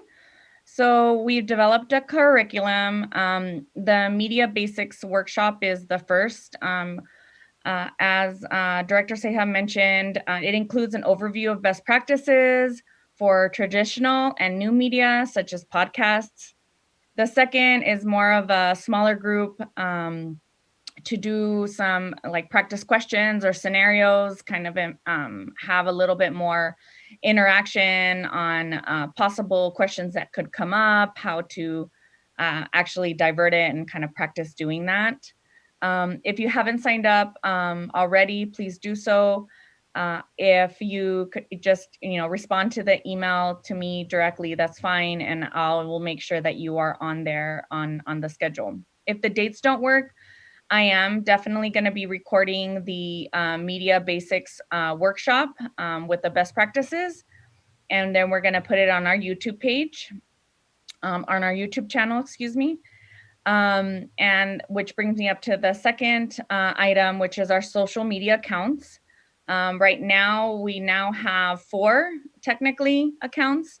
So we have our Facebook, which is We Draw the Line CA, and the address I've sent to the commissioners, but the address is at We Draw the Lines CA. And on January 13th, which is the day after I started, we had 171 likes. And now currently we're at 430 likes, which is a climb of 251,800% of people reached. So it's a huge jump. And I appreciate everybody that kind of promoted on their on their pages, whether it was, I generated 1 liked or 2 likes. I, for example, and I know Commissioner Seha went into our friends lists and invited about, between the two of us, about 2,000 folks. So, you know, it's slowly but surely kind of climbing. So that's good. Twitter we draw the lines, CA, which is the address is at we draw the lines, and it increased by 56 followers. So profile visits went up 1,309%. Instagram is a new platform that we have. It's at we draw the lines, and it now has 39 followers. LinkedIn is a fairly new profile that we activated. It actually existed, so I had to claim it for the commission, and so we're able to post on it now. And I sent you all the link to that, but it's under California Citizens Redistricting Commission, and I'm posting on that now. Our followers went up to 26 followers, which is a growth of 760%. And our newest comer to our social media platforms is YouTube, which it has 2 followers, Director Seja and myself. So I will send you all the link. I encourage you to please subscribe to the YouTube channel. We need actually 100 subscribers so we can do a little bit more customization on the channel. However, we will use that channel to put educational videos, recordings of that the commission wants to put on there and make public. So there's a lot of opportunity there to educate the community. So I strongly ask or suggest if you could please subscribe to it, and that would help us a lot in our social media reach on YouTube. Again, just share with your friends, your colleagues, and help us expand our online presence. Thank you. And also to really reiterate, when we make a decision regarding the website, we have to make a decision regarding a redirect and how we're going to archive the 2010 website. Any other questions or comments before we move on to the next agenda item? Yes, Commissioner Akman. Thank you, Chair. Quick question for Cecilia. I see we got verified on Instagram. How did that happen? And also, is that something that we can do for Twitter, which I know they don't do that anymore, unless, I don't know, some secretive backdoor thing? Verification is actually, it's easier for a government entity just because, you know, we're the official associated with, you know, government, and we're the official commission. So it's a little bit easier for groups like us. Commissioner Sanai actually connected us with the folks at Facebook. We met with them last week. I just asked, like, you know, hey, can we get verified? And they were like, oh, that's an easy ask. So they verified. Facebook owns Instagram, and so they were able to do it rather quickly. So that we're also going to be verified on Facebook. We're going to be verified on Instagram. I know some folks over at Google, which I could reach out to. I know Commissioner Sanai also connected with some folks. So it's just a matter of, you know, reaching out to those folks and asking and making sure that we can get verified. Google owns YouTube, so we can see about that. Twitter might be a little bit more challenging, but it probably can. I'm sure they all can be done. That's definitely a goal of mine, just so people know that we are the official California Redistricting Commission. We also have, I guess it's a small win that we draw the lines first on some of these platforms before some of the other states. So that's a little, so we are definitely leading in that effort, I guess. Thank you. Commissioner Turner? Thank you. A little bit different topic, but for the communications team, we talked earlier about doing some sort of video from the commission as a way of education as well. Was there an update on that, or is that no longer on the table? Director Seha, you have a reply?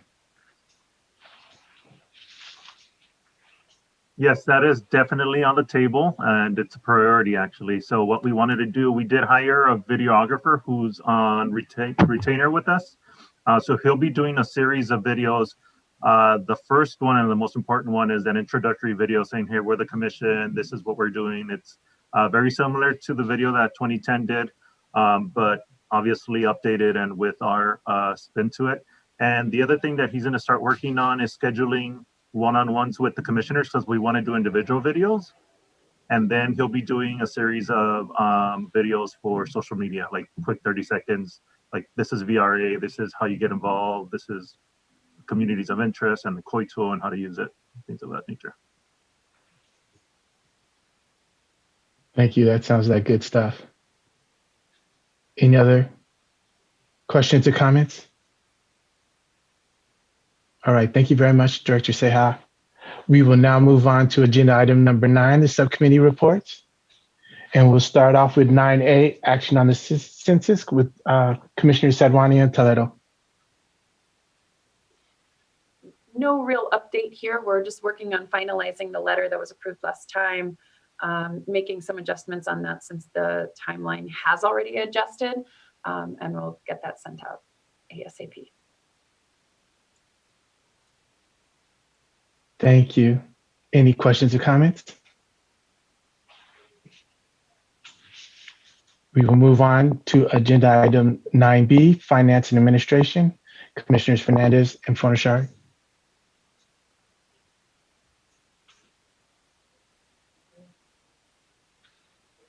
Okay, I'll go. A couple of things. We put together a draft of a process or protocol for approving communications in the commission. It's in review right now. So we'll hopefully have that for next time we get together, have that completed for your review.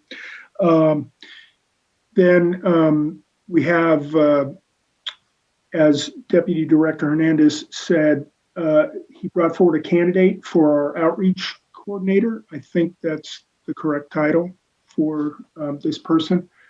Director Hernandez? Yes. Can we share the name of the person at this point? Or? Yes. Her name is Patricia Vasquez Topete, and she has experience the last 2.5 to 3 years working with the census. So she has a wealth of experience. She's from the Central Valley, you know,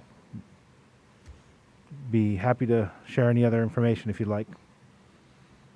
Yeah, she was a coordinator, regional program manager for the Central Coast region for the census. So she's familiar with the process that they use for outreach and the connected with all the folks that they connected with, certainly in her region, but that she led, but also, she's got the contacts back to the leaders of the other regions, and I think could be effective outreach coordinator. So I don't know, did you have anything to add, Alicia?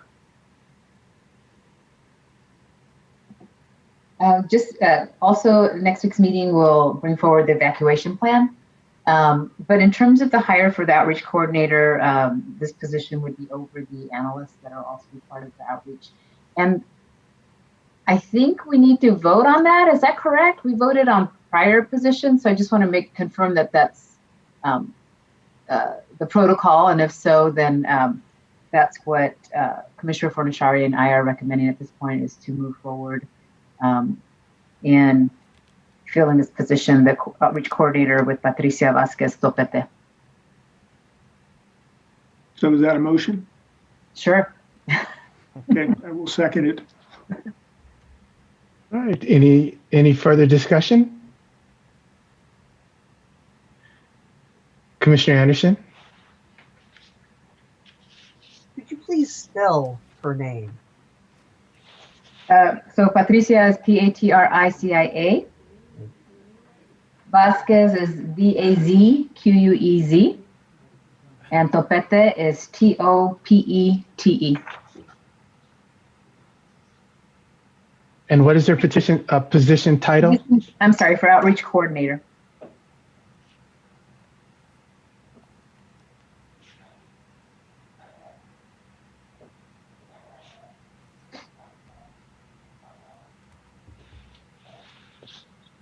Commissioner Turner?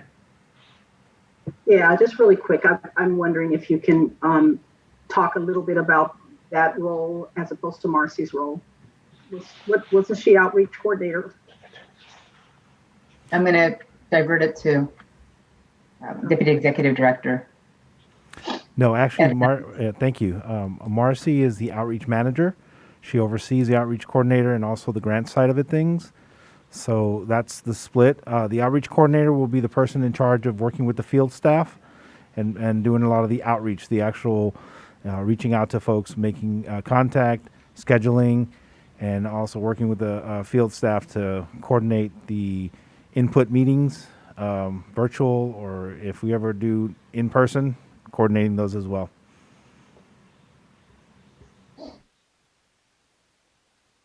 Thank you. Any other questions or comments before we go to public comment?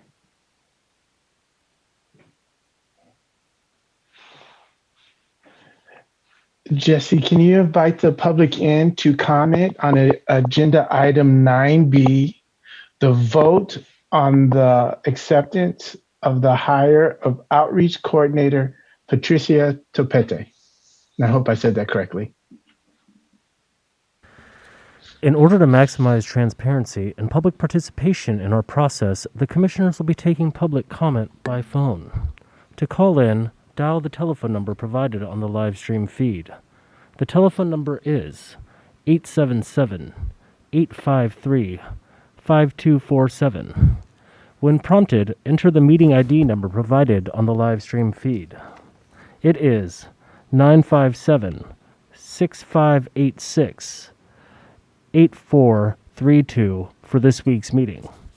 When prompted to enter a participant ID, simply press pound. Once you have dialed in, you'll be placed in a queue from which a moderator will begin unmuting callers to submit their comments. You will also hear an automated message to press star 9. Please do this to raise your hand, indicating you wish to comment. When it is your turn to speak, the moderator will unmute you, and you will hear an automated message that says, "The host would like you to talk," and to press star 6 to speak. Providing your name is not required, but if you would like to, please state and spell it for the record. Please make sure to mute your computer or live stream audio to prevent any feedback or distortion during your call. Once you're waiting in the queue, be alert for when it is your turn to speak, and again, please turn down the live stream volume. These instructions are also located on the website. The Commission is taking public comment on item 9, vote on, the hire of outreach coordinator Patricia Topete. At this time.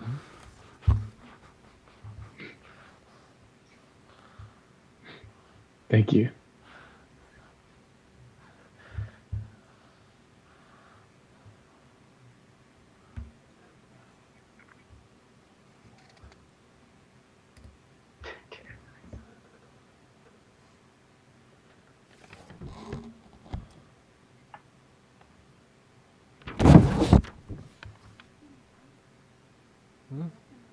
Which camera?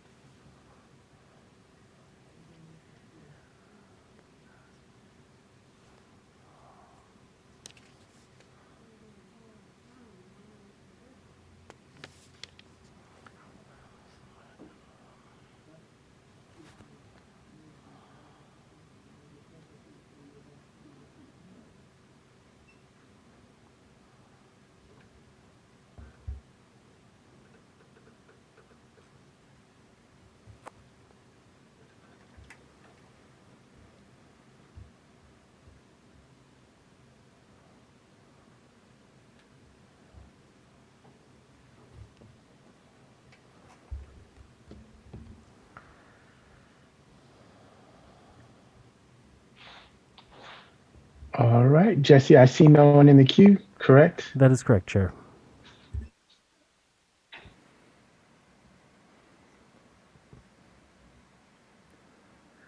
All right, Commissioner, any additional questions or comment before we go to a vote? Director Claypool, can you call the roll for a vote, please? Yes, Chair. Commissioner Toledo?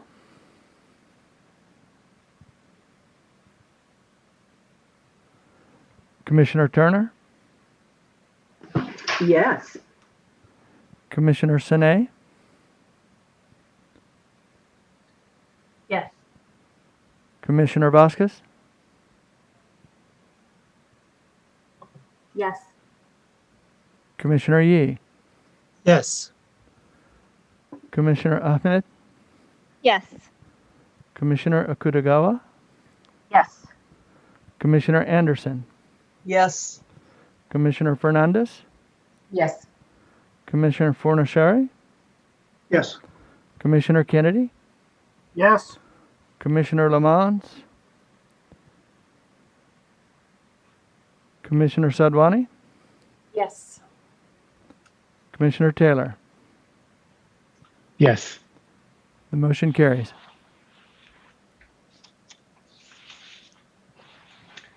Thank you and welcome. Finance Committee, do we anything else? All right, thank you. So we'll move on to agenda item number 9C, the Gantt Committee. Commissioner Kennedy. Thank you, Chair. I have not completed updating the Gantt chart. I've done most of it, but I want to actually incorporate data management as a separate work stream. So I'm going to be working off of the timeline that data management provided us, and I will have an updated version of the Gantt chart, including data management as a separate work stream for next week's meeting. And I would just ask that other subcommittees that are working with timelines provide those timelines with me so that I can build that additional detail into the Gantt chart. Thank you. Thank you, and thank you for your attention to this matter. We'll move on to 9D, the line drawers RFP, Commissioners Anderson and Sadwani. And if you notice, there was a document posted for the line drawing, and it is a single page document. And the reason I put that on there is I want the public, any possible proposers for the line drawing RFP, and all of us to be familiar with. These are what's called the key action dates. This is actually directly out of the RFP. It's on page 10 in the RFP. And it's actually, it lists the dates of when things are due, etc. And we've already done several steps. The next item on the list is the proposals are due at 5 p.m. on Friday, February 19. Then the opening of proposals is at 9 a.m. on February 22nd. That's a Monday. Our evaluation period and notice of intent to award will be posted on, those are the 24th and 25th of February, with the idea the contract award without protest could be executed on March 5th. And the reason I'm bringing this up to everyone's attention is if please note that any proposers, and please note the dates. This is a public notice, therefore it's well ahead of anything that could come up as per contract requirements, per RFP requirements. So if any questions about this will also be in next meeting's agenda as well. Same thing. Any questions?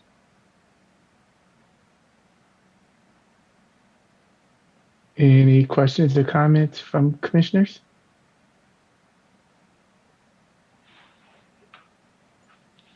All right, seeing none. Thank you, Commissioner Anderson. So we'll move on to agenda item number 9E, VRA compliance. Commissioner Sanwani and Yi. Nothing really to report back in terms of VRA compliance. We have a separate legal affairs committee now update, correct? Okay, so Correct. Commissioner Yi, did you have anything else? No, just legal affairs. Yeah. Okay. Thank you. We will move on now to agenda item number 9F, outreach and engagement. Commissioners Sinai and Fonashari. Great. Neil, do you want me to start and then you add on? Sorry, Commissioner Farnishari. Just a few things. Last meeting, we had the Farm Bureau as well as the Chamber of Commerce, California Chamber of Commerce, present and promise to give us contact names for the different, the different chapters within our zones. We did receive the Farm Bureaus, and what we thought would work, and we'll check in with Chamber of Commerce if that will work with them too, is to do kind of draft an introductory email from Commissioner Farnishari and I. They will send it out to all their members, and then we'll send out to you all the contact names for the members. So when you do your outreach, you can reach out to those folks as well. So they will have gotten something ahead of time. We are still planning a lot of different panels, but I wanted to check one thing. Are we right, Commissioner Sadwani, it's really the chairs for the next month, but I think Commissioner Sadwani gave us the message, and I just wanted to make sure I was understanding that we're going to be pretty busy the rest of February, so we won't have space on the agendas for panels. Yes, I don't know exactly about next week, but my request to this subcommittee had been for the final week of February 24th through the 26th, simply because we don't know how many people may apply to the line drawer RFP, if we might keep those days open and free from panels. If we end up having multiple submissions that we have to interview, that will take us quite some time to get through it, as well as all of the discussion. And we'll have the recommendation from the Legal Affairs Committee for VRA and litigation. So if we only end up with one submission, then it might be really easy, but we just simply don't know what that would be. So that was my request, but certainly open to discussion. No, that sounds great. It just some of the topics, I know I brought them up before, but I just want to share the different panels, and Commissioner Farnishari and I are working on how to put panels together. So when I read this list, don't count it and say, oh my gosh, there's gonna be 20 more panels. That's not where we're at. We're still working on it. We were hoping to do transportation as part of the panel tomorrow, but our transportation person dropped out at the last moment, and then we had a conversation about it, and that one's actually one that we can do a little broader, and so we're working on that. Education, Commissioner Fernandez and Commissioner Vasquez are working on a panel there. Labor, Commissioner Vasquez and I are working on that. Housing, Commissioner Farnishari and I will work on that. And then we have military and the veterans community. Yeah. Oh, the LGBT community, rural, rural, we've had a lot of representation from rural, but we may want to just have a very focused conversation and go a little deeper on that based on all the other communities and sectors we've talked about. And then on local, city, and county representation, I know Commissioner Kennedy, you brought it up, and we think it's a great idea, but I wanted to confirm, was that talking to representatives at those different levels about how to do outreach, or talking to them about people who are doing redistricting at those different levels? The original idea was the former. how we can work with them on outreach. I would certainly see value in getting information about other redistricting efforts. I'm pursuing that separately in my zone. Okay. All right. And let's see. Oh, and then the last piece for our report was we just wanted to hear back from all of you just very quickly regarding your outreach in your zones. Any aha moments you've had, so that the outreach team can start thinking through and using those learnings. Always feel free to email us as well as the outreach staff if you learn something quickly. Like I know several of us who had conversations up in the very north part of the state, we learned that postcards are critical to reaching out to individuals. So go ahead and send those so that we can start putting them in the budget if it's something we may not have thought of. And as you give your zone updates, or you can just do a thumbs up, thumbs down. We were thinking for if it's helpful to kind of draft a protocol. I know we've been doing this for several months, but just what question, so a few questions that might help as you're talking to folks in the zones, just to gather the different information that we're, in case your brain freezes, but I don't think it does. We're all very good speakers. Helpful, not helpful. Okay, no one needs a protocol. Perfect. All right. Whew, one last thing to do. And so let's just do the zones, and we'll do them in alphabetical order. So we'll start with Commissioner Toledo. Do you just want an update? Is that it? Yeah, just any aha moments, updates, or challenges. I mean, I think the biggest challenge has just been schedule and trying to get the schedules to coalesce in terms of scheduling further conversations, because I've had the initial conversations. We had a couple of initial conversations, and then there's follow-ups to figure out how we could work more closely together. And that's been a challenge. But I think both on the community organization side and on our side as well, just trying to, I know they've had a lot of the nonprofits and organizations that were with the census are the individuals are no longer with them, but there's other folks that they're transitioning to. So we're trying to, coordinate those contacts and work together on them. Great, thank you. Zone B, Commissioner Yee. All good. I think so. Folks, they had the big push at the end of the census, writing their final reports, and then kind of getting back to what they were doing before. So it's been great to just chat and hear how things went.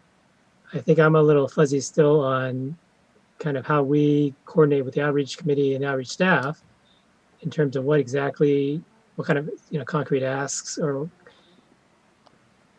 what we're putting out there. I know there was some interest in getting information on language needs that we might not be aware of, maybe outreach opportunities. But I'm still a little fuzzy on exactly what role we play in between the outreach staff, outreach committee, and we commissioners as zone outreach specialists. Thank you. My thoughts on that, just as we originally started, we started with the census, but then we've expanded from there. We have been offering individuals the public education sessions that we're doing, and if they have groups or meetings that it might make sense for us to have it, and then really asking in general, who are your hard to reach communities, and what are the best ways to reach them, as well as the general population in your county. So it's just continually, trying to network in that way. Zone C. Okay, so now it's Commissioner Yee and Commissioner Toledo together. The same? I've had a couple of organizations are just asking in terms of grant funding, grant opportunities, and when that'll come out, and what the communication is going to be from that from this zone. And so I'm just essentially saying we'll have more information shortly, and as soon as we have it, we will let organizations know about it. Great, thank you. We did get invited to present at a Zone C census wrap-up, big powwow, and it happened to be on a day that Legal Affairs is meeting, so Commissioner Ahmad was kind enough to plan on stepping in for me to do that. Right. Thank you. Commissioner Fernandez and Commissioner Lamont, Zone D. Okay, so I would say that our challenges right now is that Commissioner Lamont and I, we really went out strong initially. And since we both subsequently have been on other subcommittees, it's been difficult to get back to them. I did hear that maybe someone from the outreach side was developing an email regarding the public educational session, so that we could send that out in terms of having the same type of information. Again, just like Commissioner Toledo, we did have one call. We thought it was going to be a discussion with a community-based organization, and turned out to be so what kind of grant funding do you have? So it was, we quickly had to switch gears, and I want to thank Marcy for jumping on the call within like a minute of me reaching out to her. So that was great. And I think that's it. I mean, I would really love to have more time to spend on this, but I just feel like my other subcommittees, there seem to be shorter timeframes. So I think that's probably my challenge right now. I really wish we had more outreach staff so they could do some of this research for me. But we did get Commissioner Vasquez and I had a meeting on Friday for the educational panel, and we did get an invitation for the Sacramento County Office of Education to conduct a presentation there. So little by little, but as you keep digging, you just realize there's more and more CBOs.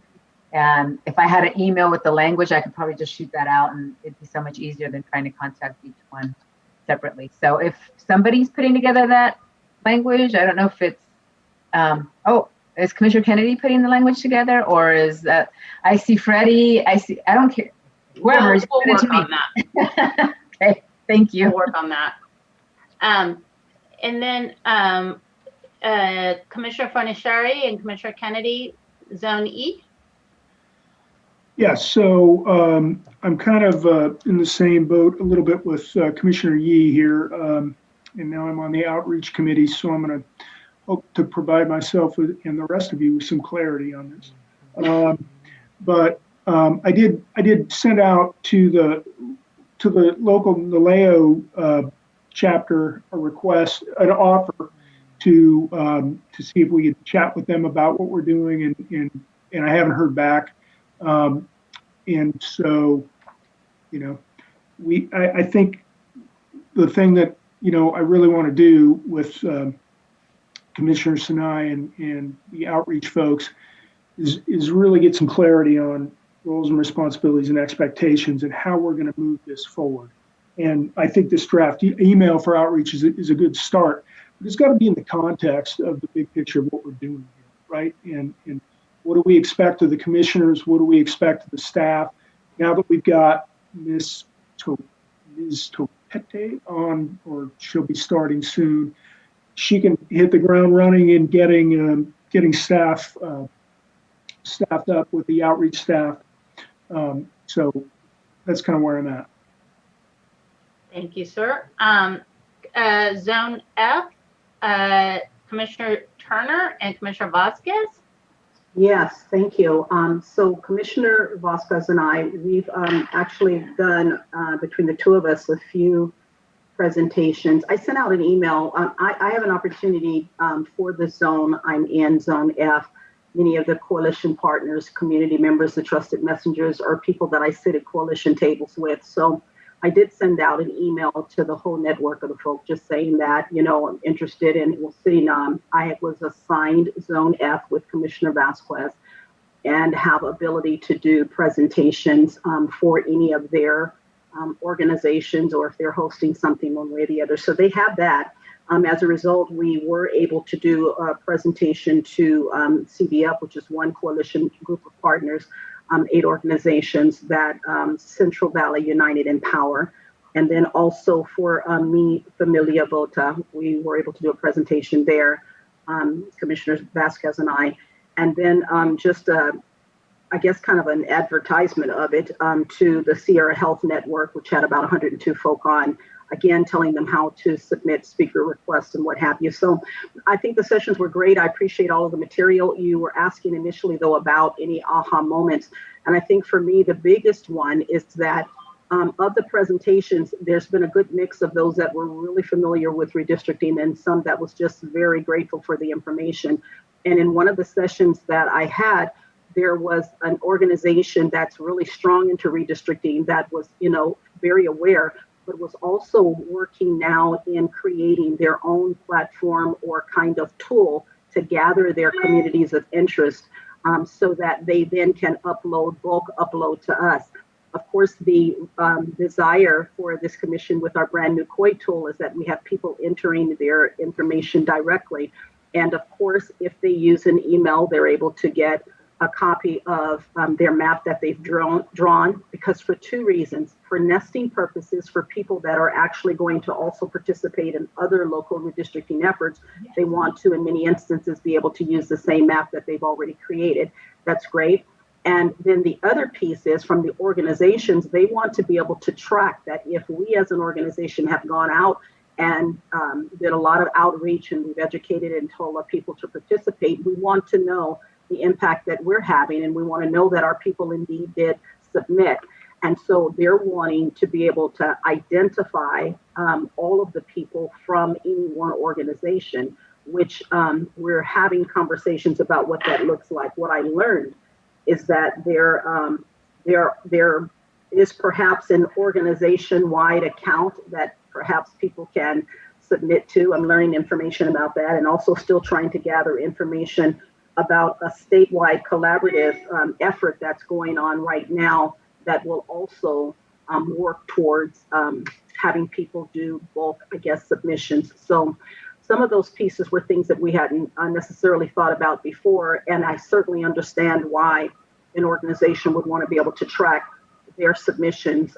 It just works a little bit different than how we were thinking through the individual submissions into the COI tool. So what it means on our end, if indeed we don't work out a different coding or something for an organization to put in, is that we would get that information in a batch upload, and then our data manager would then need to in turn input that information perhaps one by one into the COI tool. So we're working through those elements now, but that's the bulk of, I think, my first takeaway from the sessions. And I've discussed already with Director Seha the desire for people to know upfront a little bit more detail about the language access piece. What would that expectation be for people? And so I think we've upgraded and added some of that information into the presentation as well. Thank you. Thank you so much, Senator Turner. Next one, Zone G, Commissioner Anderson and Nakutagawa. Well, Linda and I have met, and unfortunately, we're a little behind the 8 ball in that most of our census people were basically, they were in Commissioner Turner's zone, and we got very, very little information on ours, and the ones that we have tried to contact don't exist anymore.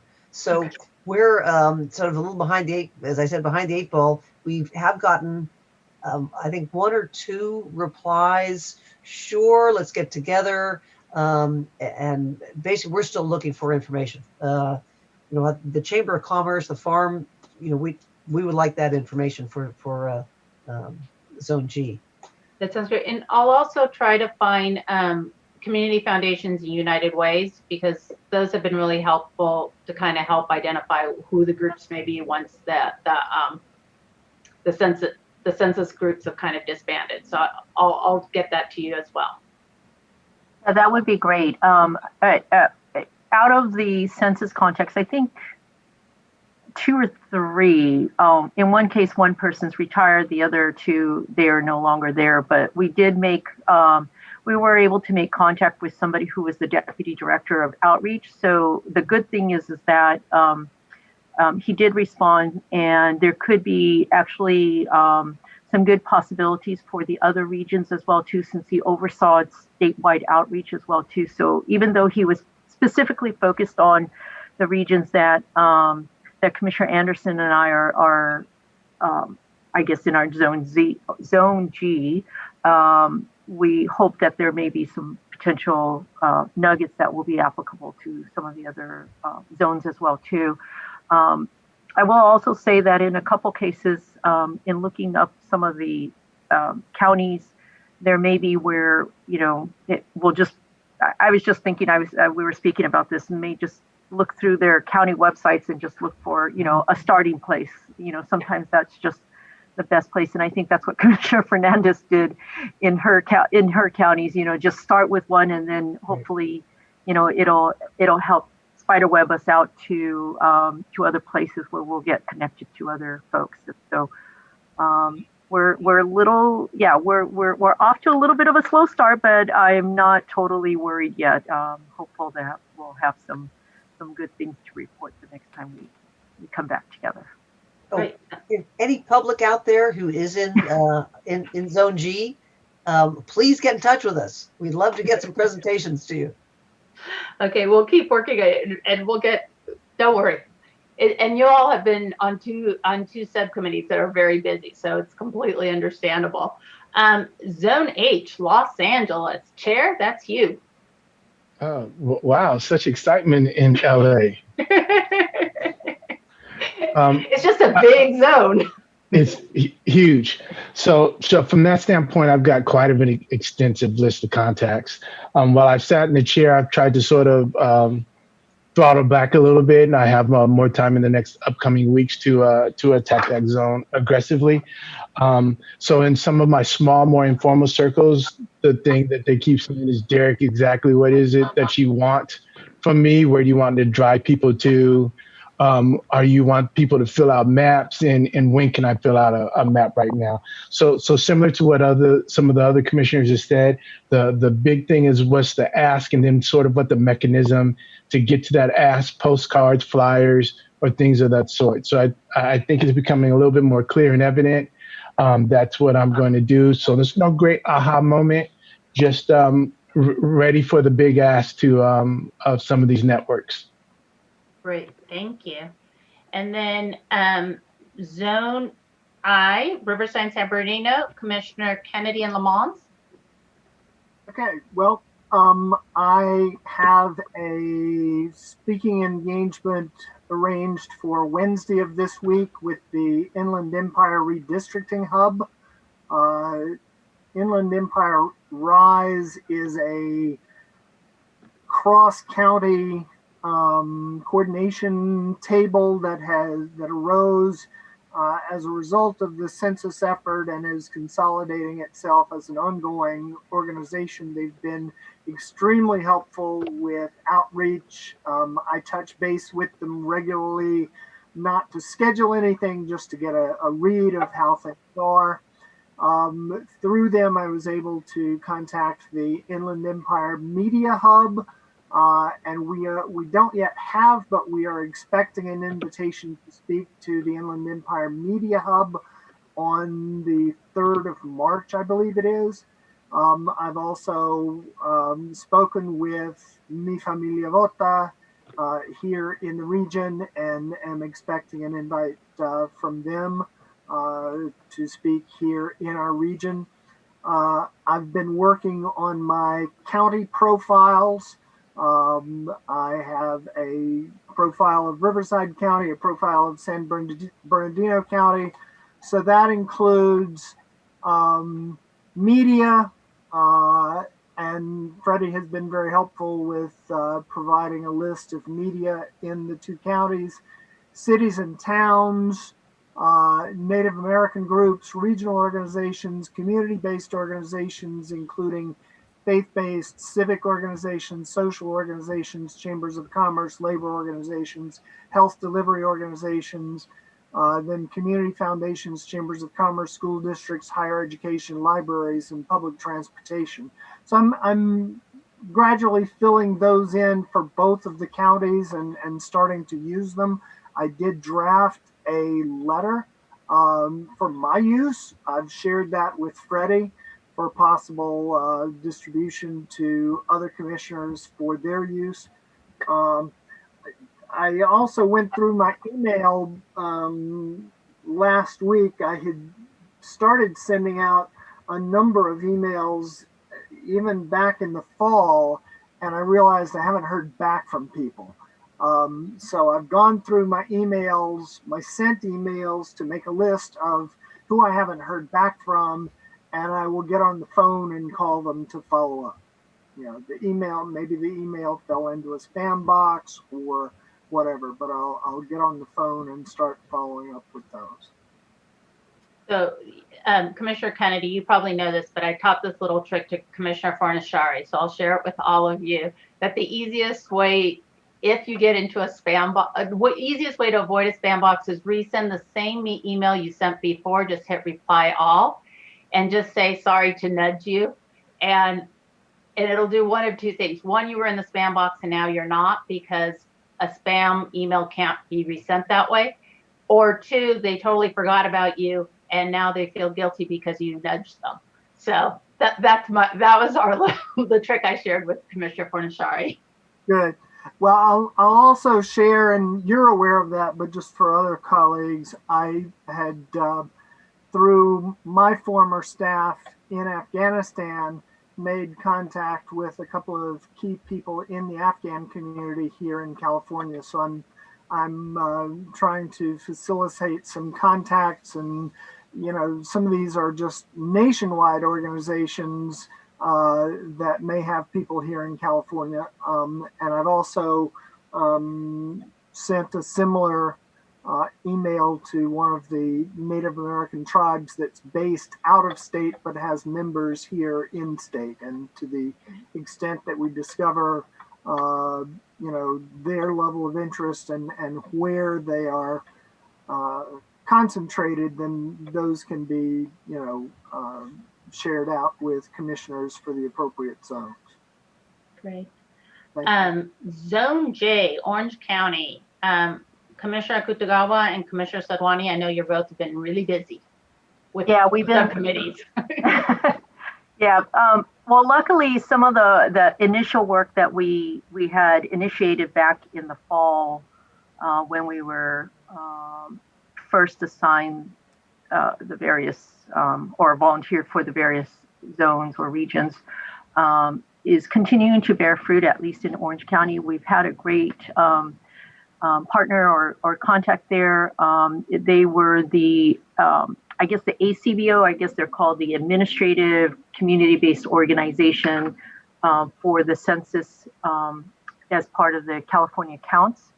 And so they've been very, very helpful, and we've been keeping in regular touch with them. And they've, the folks that we've been working with there have been very generous in connecting us to a lot of different people. Just recently, we also connected with the Orange County Civic Engagement Table. And so that was really helpful because they're focused specifically on redistricting. We also did talk to them about setting up a redistricting basics presentation. They have also have contacts with the other regions, the other similar civic engagement tables, which I think Commissioner Sinai, you're aware of. I also want to thank Marcy Kaplan because she joined us on that meeting, and so it was very helpful. So I do want to share that I think there are meetings that we're being strategic around where we have asked staff to join us, partly because of the kind of nature of the group, and we feel that there may be some value in them joining us. And we also had a rather interesting conversation with the Orange County Department of Education. I'm glad that Marcy was able to join us for that meeting as well, too, in the sense of there's different ways to look at outreach to education. There's the teacher level, and then there's the parent level. And so that was one of the different things that we also understood. she's looking at, our contact there is looking at what is going to be the best strategy.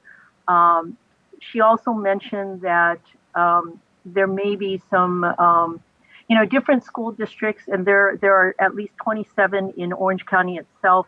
Different school districts are going to have different outlooks around redistricting and whether or not they'll be welcoming of it. We also talked about including it possibly in the 12th grade curriculum, even in terms of, how they can also be educated about redistricting, since it would be part of their normal kind of U.S. government curriculum. So. Great, thank you. Commissioner Ahmad, do you want to speak? Commissioner Sinai, excuse me, we're up against a break, so we have to let staff get a moment. We can return and pick up right where we left off. Thank you. Return at 3:40. Thank you. You got it. Welcome back. It is 3:40 p.m., February 8th of the California Citizens Redistricting Commission business meeting. We left off at agenda item number 9F, outreach and engagement with Commissioners Sinai and Fornashari. Go ahead. The floor is yours, Commissioner Sinai. Thank you. Before we go to the last but not least zone, I just wanted to say, as you're thinking through how to do outreach in your zones, if you want to brainstorm, Marcy's available as well as I'm available. So just reach out to Marcy and we're here to help. So Commissioner Ahmad, do you want to do the last zone, San Diego and Imperial counties? Sure. So Commissioner Sinai and I actually are partners for San Diego and Imperial counties. We've had a number of meetings over the past couple of weeks. The most recent one in Imperial County. Now I just say I went to Imperial County today, and people are just like, what? How did you get there and get back? But virtually, I think aha moments you asked for, Commissioner Sinai. For me, it was with Imperial County, since that's just the most recent meeting that we had.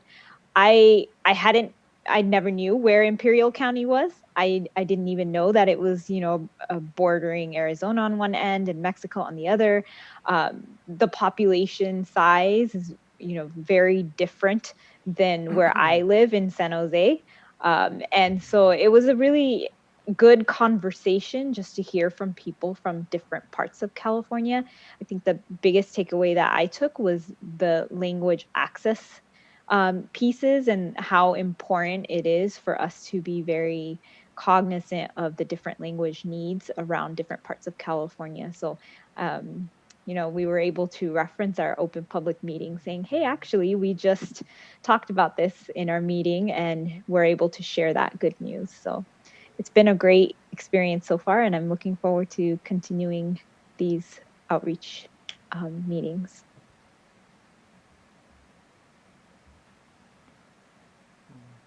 Thank you.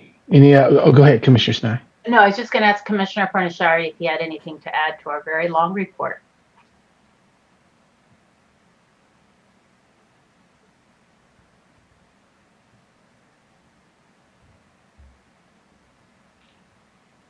Thank you. Any questions or comments for the Outreach and Engagement Committee? Commissioner Yee, go ahead. I can mention one more aha about Zone B. So doing some research about successionist movements there. As you know, in Southern Oregon, Northern California, quite a few folks who would like to become a separate state of Jefferson.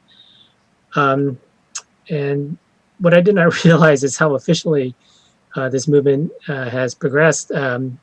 So zones A, B, and D include 21 counties where boards of supervisors have passed resolutions of one kind or another to declare their intention to secede. These are boards of supervisors, county boards of supervisors. And so, talk about mistrust of government. There's just quite a bit there, a lot more than I realized. And as we go into those zones, I'm sure keeping that in mind will help. Thank you, Commissioner Yee. Any other questions or comments? Thank you, Outreach and Engagement Committee. We will now move on to agenda item number 9G, language access with Commissioners Akutagawa and Commissioners Fernandez. Okay, so on that one, the update on that, if you recall, at our last meeting, we voted what our language access policy was going to be. So moving right after that, a big shout out to Raul. He drafted some language for a statement of work, and that has gone out. And he is currently working with 2 small businesses to try to have those contracts in place by the end of the month. So moving forward, and we're very excited to have some contracts in place to provide interpreter services as well as translations for some of our documents.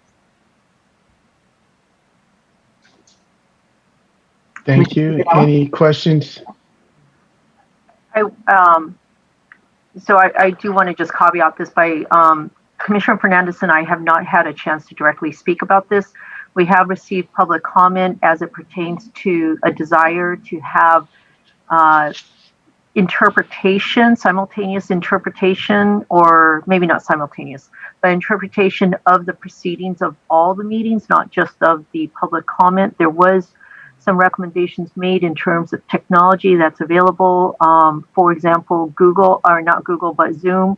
Apparently there is a way in which people can be put into separate Zoom rooms to be able to have interpreters interpreting simultaneously. And so I just wanted to acknowledge that we have received that public comment, and we will be asking staff to look further into the technology around it.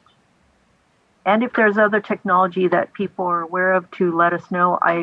I'm aware, or I was made aware that Cisco, Cisco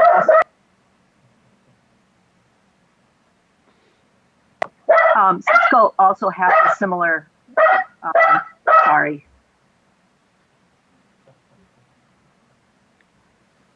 Cisco also provides some type of closed caption translation as well too, with some limited languages, some of which include some of the languages that we have said that we want to make available.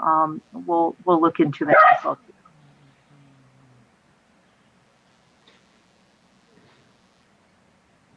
too.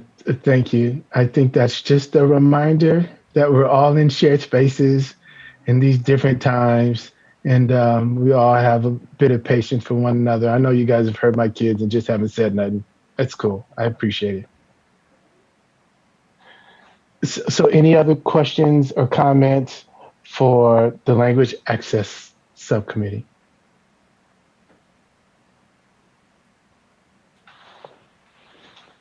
Okay, thank you. Then we'll move on to agenda item number 9H, the Material Development Committee. And that's Commissioners Kennedy and Fernandez. Yes, on this one, Chair, if it's possible, if we can discuss it tomorrow, because we just finalized some of the documents yesterday and they were just sent out to the commissioners today as well as posted. So we're hoping that everyone can take a look at it before we discuss it. Absolutely. So we will table this until tomorrow, and we have plenty of room for it. Thank you for your work so far. Thank you.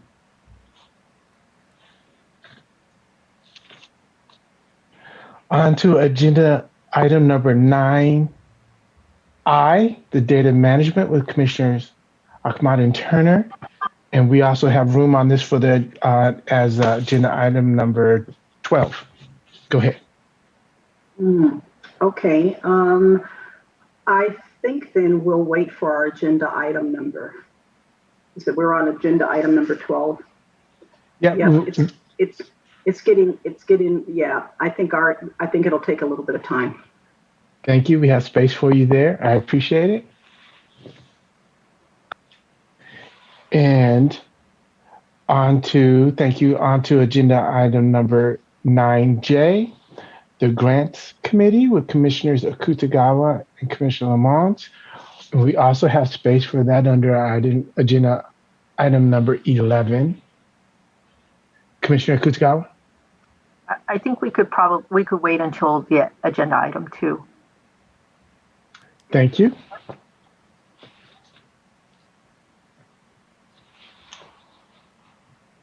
That takes us to agenda item number 9K, Community of Interest Tool, Commissioners Akutagawa and Commissioner Kennedy. I think Commissioner Kennedy did report on it, but I'm going to ask if he has anything further. Two things. I have confirmed that as of today, the Communities of Interest tool is connected with the 2020 census geography. We had determined that we wanted to wait until that connection was made for our official launch of the Communities of Interest tool. So I have confirmed with Statewide Database that link between the Communities of Interest tool and the 2020 census geography is now up and running.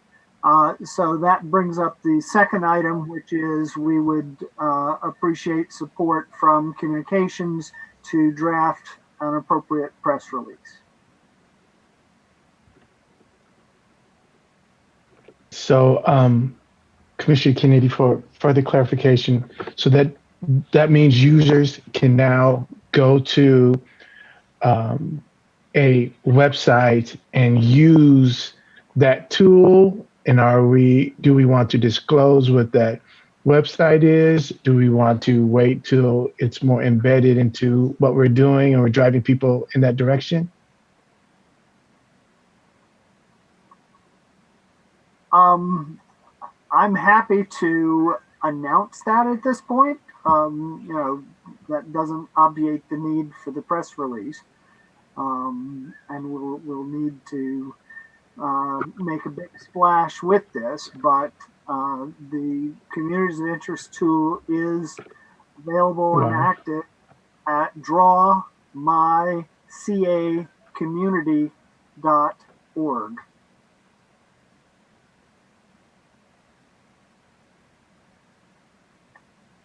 Can you repeat that one more time, please? That is draw, D-R-A-W, my, C-A, community.org.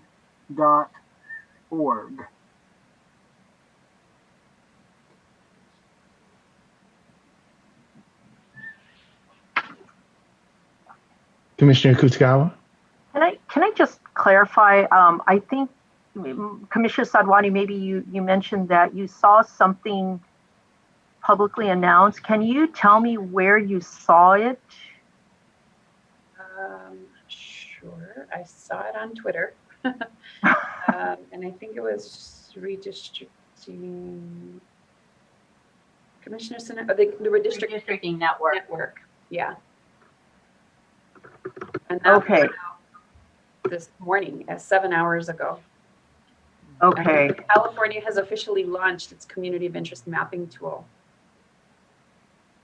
Okay, so they must be following the URL because as far as Commissioner Kennedy and I knew, it was not officially actually out for that announcement as of yet, because we were waiting for the confirmation of the census geography so that it would be done properly. And so they must have, I guess the statewide database must have just switched it on, and anybody who's following the redistricting, probably quickly realized that it was a live site now open to the public. So yeah, that's right. I was surprised when I saw it just at the break, and like, oh, I didn't realize. Okay. Well, thank you. We will also we'll circle back with the statewide database as well too. But I think per Commissioner Kennedy's request, it would be good to have us also send something out as soon as possible. Director Seha? Yeah, I think Commissioner Sinai told us last week that it was live, I recall. And I tried it last week. No? Somebody did at one of our meetings, because I went on, I think, Friday, and it was live. So, yeah, I'll start working on the press release. Got it. Thank you. So then I'll say that's pretty exciting. The COI tool is live. Yay! I'll do it. Pretend like there's confetti and stuff falling out of the sky. Yay, COI tool. All right. So thank you. We'll move on to agenda item number 9L, the cyber security or the renamed security subcommittee. And Do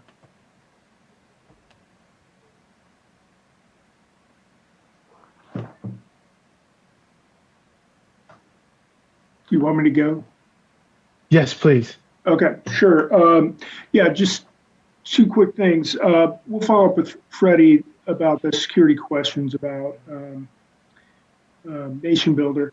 And then we also took a look at the 2010 security plan as a starting place for a security plan for us if and when we go out and have public meetings. But at this point, it's not until we know what our public meetings are going to look like, it's a little difficult to design a security plan. So once we get a little closer to going out and have a better understanding of what those meetings are going to look like, then we can work on developing our security strategy, physical security strategy for those meetings. Anything to add, Commissioner Taylor? I concur exactly. So when we get a better idea how that will look, we'll be able to frame that plan a little bit better, more accurately. Thank you. Commissioner Akma, did I miss you? I just had a quick question about the COI tool for the COI tool subcommittee. I don't know if we want to wait on that. No, go right ahead. Sure. I didn't mean to overlook you. Oh, no worries, no worries. It came out into my mind at the last second. But was anyone on the commission notified that this tool was going live by the statewide database?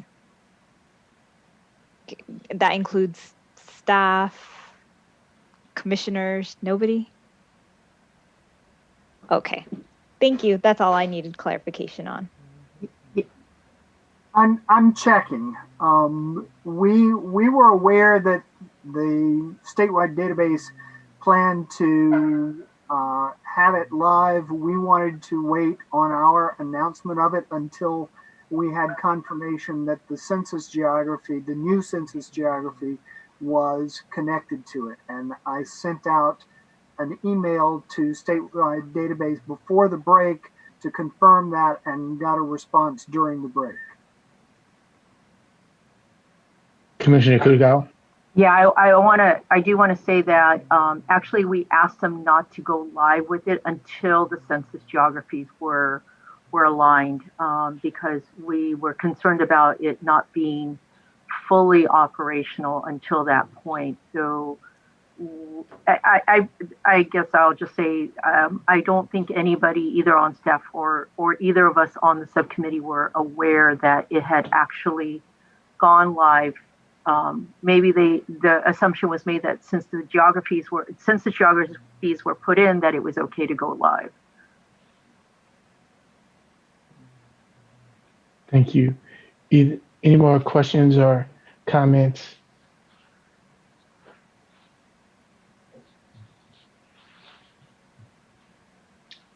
Commissioner Kennedy, Commissioner Anderson. Thank you, Chair. Just while we're on the subject, I wanted to make clear to everyone that the only language that the Communities of Interest tool is currently available in is English. More languages are coming and they will be implemented progressively as the translations become available. Thank you, Commissioner Anderson. That probably might answer my question. I was going to say if the COI tool, the statewide database is done with the COI tool, they're done with the COI tool. Does that mean they're going to start on the redistricting tool? But they clearly are not done with the COI tool. So thank you. Commissioner Akutagawa and then Commissioner Turner.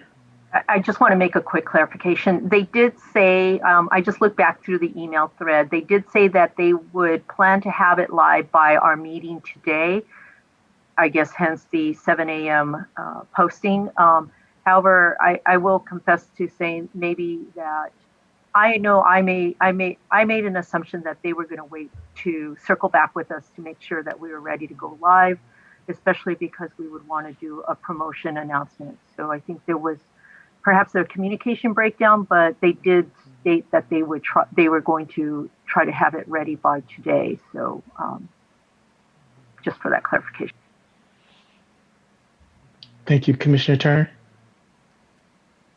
Thank you, Chair. Brought to mind, just a question, is it through the COI Tool subcommittee had its intended purpose, and now that it's almost complete, I do know that there are upgrades that is still being made to the COI Tools, things that sounds to me to be outside of what was initially rolled out.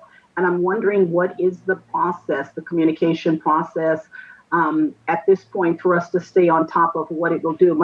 And the connection I'm drawing, correct or not, the correction I'm drawing is this organization-wide accounts that are available, that will be available perhaps through the COI tool that I was recently made aware of, and some of the other, it almost seemed like there was going to be some other upgrades or expansions of the COI tool, and I'm meaning even before the redistricting tool. So I'm wondering, how are we receiving that information or the updated information from the COI tool, so that as we're going out and about, we know to speak about that early, before, for example, the public does, or at least with the public, that we know what they're talking about.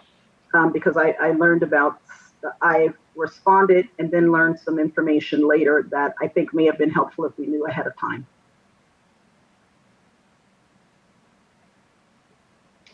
So long way around the mountain, I'm wondering who on this team owns ongoing updates in regards to the COI tool or expansions or changes outside of what our initial training allowed or showed.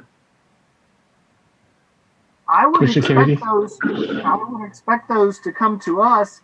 The only thing that I have received is word that once they get some experience in implementing some of the other languages, will they be able to provide us with the costings that we had requested for the two additional potential languages, Hmong and Thai. I've not heard of any further upgrades or updates to the COI tool, and would assume that as those are made, the statewide database would communicate those to the subcommittee for relay to the commission.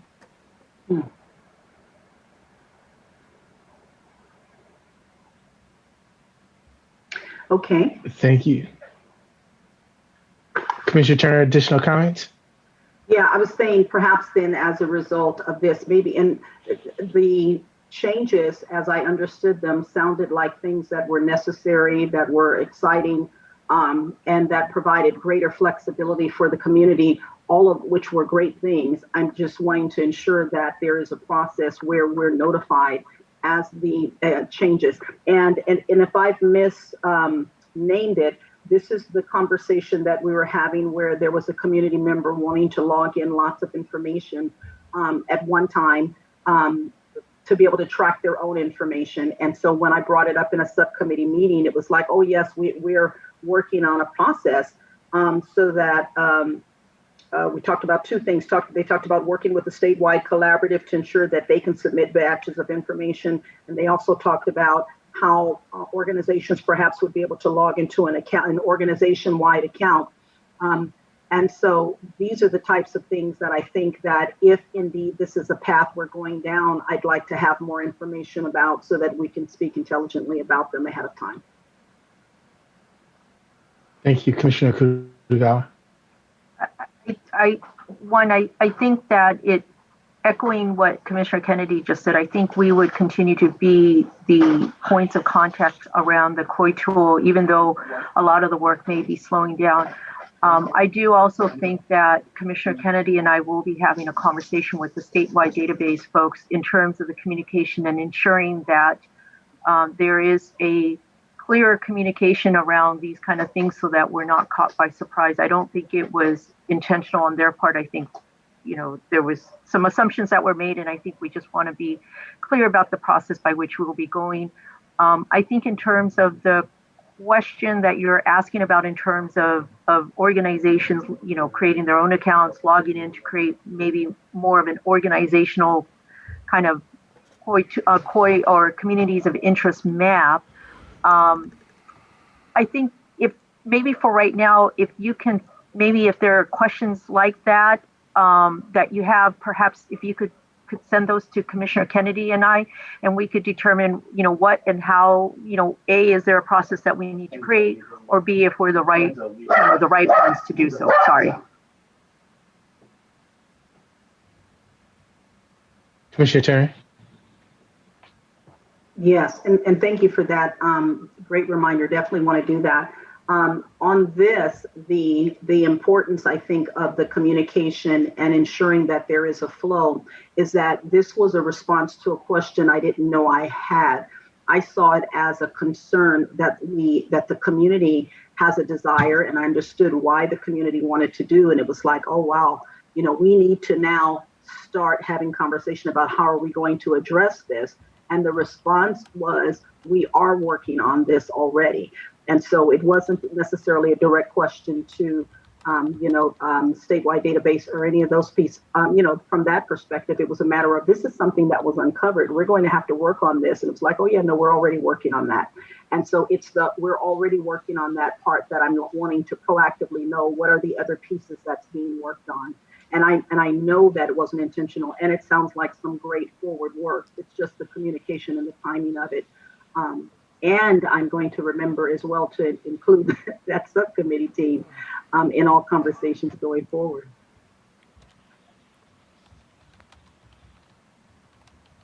Thank you. Any other additional questions or comments? Commissioner Akman? I'm just going to think out loud right now with this. So please bear with me for a second. I'm kind of uncomfortable that the COI tool is live, but not in its final form.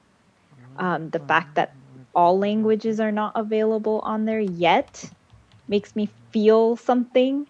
I don't know what to do with it in terms of, are we sharing it far and wide and saying, hey, but if you speak these languages, hold on and come back later? Or I feel uncomfortable with it being live right now. I would feel differently if, my colleagues stood up and said, hey, actually, we went through XYZ process to get to this point. But to the earlier conversation, that there wasn't really a clear determination that, hey, this is the launch date, it makes me feel some type of way. So I'll stop right there. Commissioner Kennedy. Thank you, Chair. I will speculate a little bit, and I would not normally do this, but I did at one point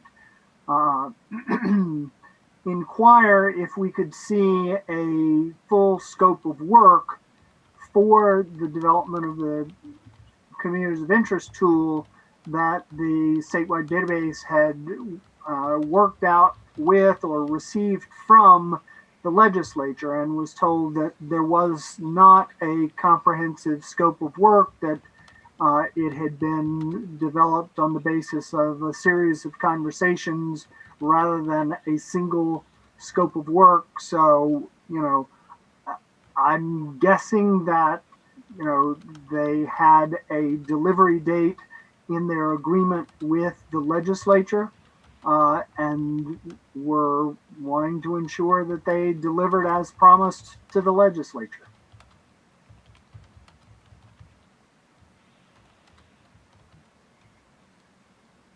Thank you. Any additional questions or comments? Commissioner Anderson?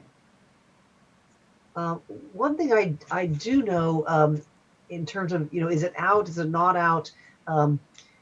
There was a bit of it's not really a beta version, but they were looking for a bit of testing and not announcing, just to have a few people kind of try it and see, get a bit of feedback before, they really made a big deal of it. And they did want to kind of random.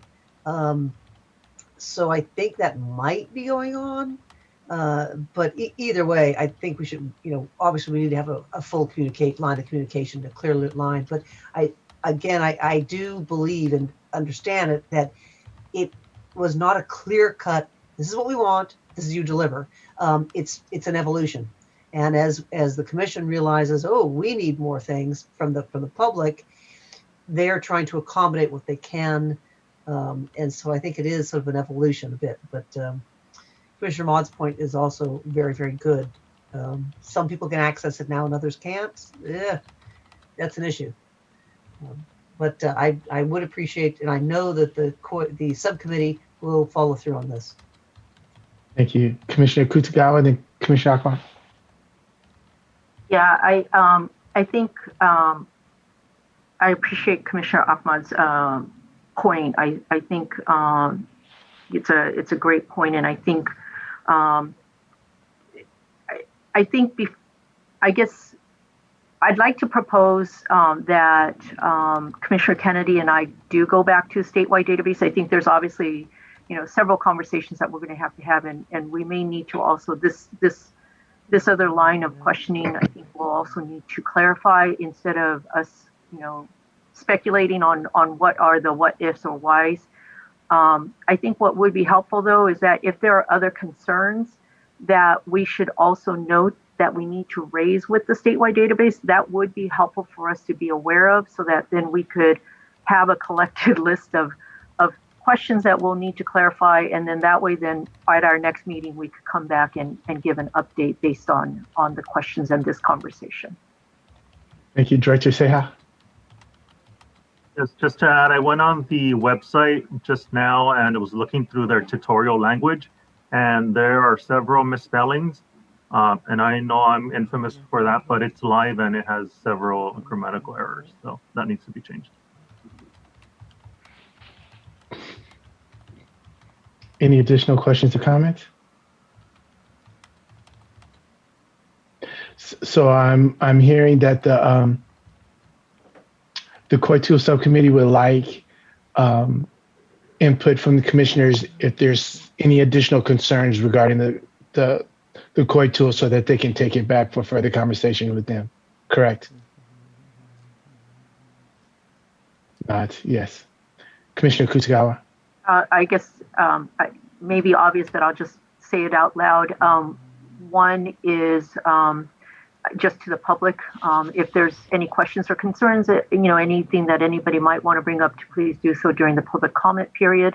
I think that would be important to just note. And I'm sure they're also listening. The statewide database folks, I'm sure they're also listening and taking note of some of the concerns and questions that have come up as well too. I agree. Thank you. Any other questions or comments? Commissioner Akman.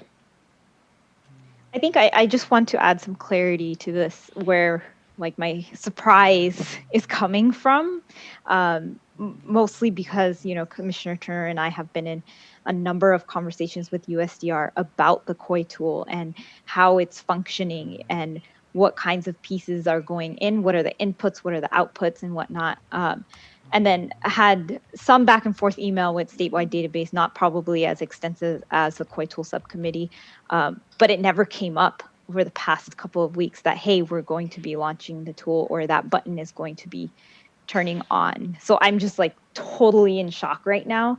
And this caught me off guard, where I'm just like, wait, no, we don't even have a system in place yet to manage everything that's going to come in through the COI tool, but the COI tool is now out there. So if I'm missing a piece of information, which could be the case, please let me know, and I'm more than happy to go and read up and follow up with whatever I need to do. But I was just completely thrown off for a second. I think it's quite understandable. Any other questions or comments?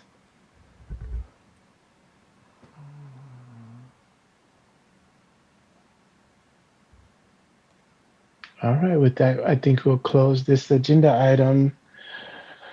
On to agenda item, Director Seha.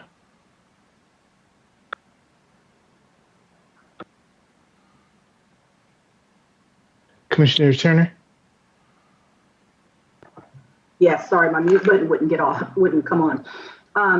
I'm wondering, in light of this conversation, and Director Seha says that there's typographical errors on the site. I'm wondering, are we in position to ask it to be paused, to take it down for a second while we fix it? It's not the type of first impression that I'm sure any of us would want to make.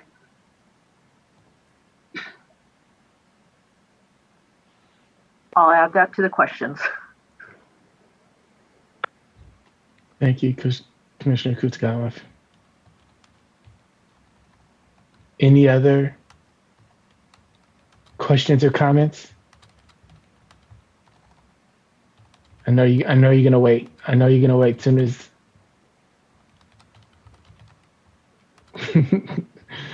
All right, we're gonna close this agenda topic and move on to the next one. And I think we've given the subcommittee a bit of marching orders. We appreciate it. Thank you. On to agenda item number 9M. Incarcerated populations, Commissioner Fernandez and Sinai. Okay, so our last meeting or end of January? Yeah. We brought together the panel on incarcerated people, specifically related to those incarcerated in the state facilities, as well as some of the outreach recommendations. And so what commissioners and I have been working on since then is we have reached out to the Chief Probation Officers Association, who oversees the youth facilities in California that are not state-run, so it'd be more the county level. And then also the California State Sheriff's Associations, and they would coordinate the county jails. So we want to reach out to both of them because that's another incarcerated population that we need to reach out to. And so what our goal will be, after we have talked with everyone, with these specialists in these areas, we'll come back and we'll provide a recommendation on outreach strategies to the incarcerated people. Did I miss anything, Commissioner Sinai?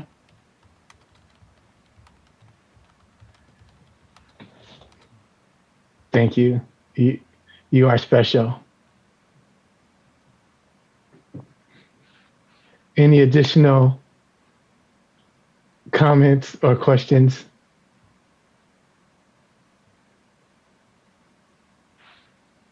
Thank you. We'll close this and we'll move on to agenda item number 9, lessons learned with Commissioners Achman and Kennedy.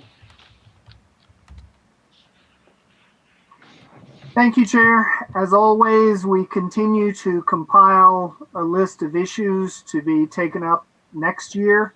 When we get to the point of sitting down and discussing lessons learned, any commissioner that would like to submit anything, please let us know. Anyone in the public who would like to suggest something for lessons learned, and we did have one public comment that came in that I think is very appropriate for the lessons learned subcommittee to take a look at and include in our list of issues to be discussed next year. So please keep those coming. We have received, we've been contacted by the Michigan Redistricting Commission, Citizens Redistricting Commission. So we're working on a response to them. I want to make sure that they know that we're happy to respond to questions that they might have for us, and we'll be sharing thoughts about our approach to lessons learned with them in this correspondence. Thank you. Commissioner Ahmad? You said it all. Thank you.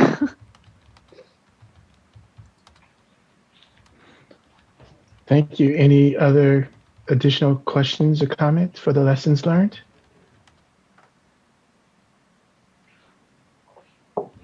Well, I would like to say, commissioners, that we have efficiently moved through our agenda. Everything that we have left now is on the agenda for tomorrow. Any other questions the floor for public comment.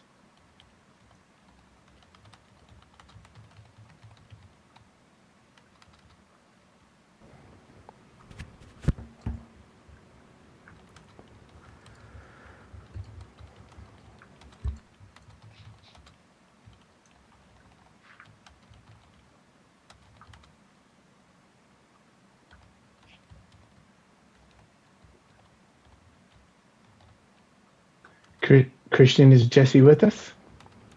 Yes, Chair. In order to maximize transparency and public participation in our process, the commissioners will be taking public comment by phone. To call in, dial the telephone number provided on the live stream feed. The telephone number is 877-853-5247. When prompted, enter the meeting ID number provided on the live stream feed. It is 957-6586-8432 for this week's meeting. When prompted to enter a participant ID, simply press pound. Once you have dialed in, you'll be placed in a queue from which a moderator will begin unmuting callers to submit their comments. You will also hear an automated message to press *9. Please do this to raise your hand, indicating you wish to comment.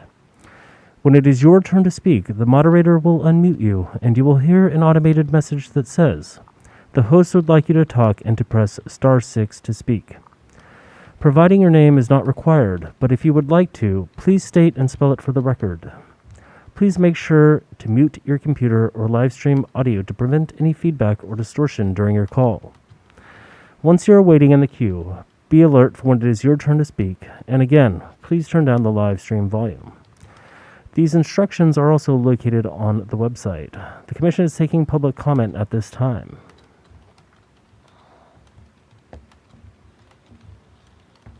Thank you. When we get a caller, please invite them in.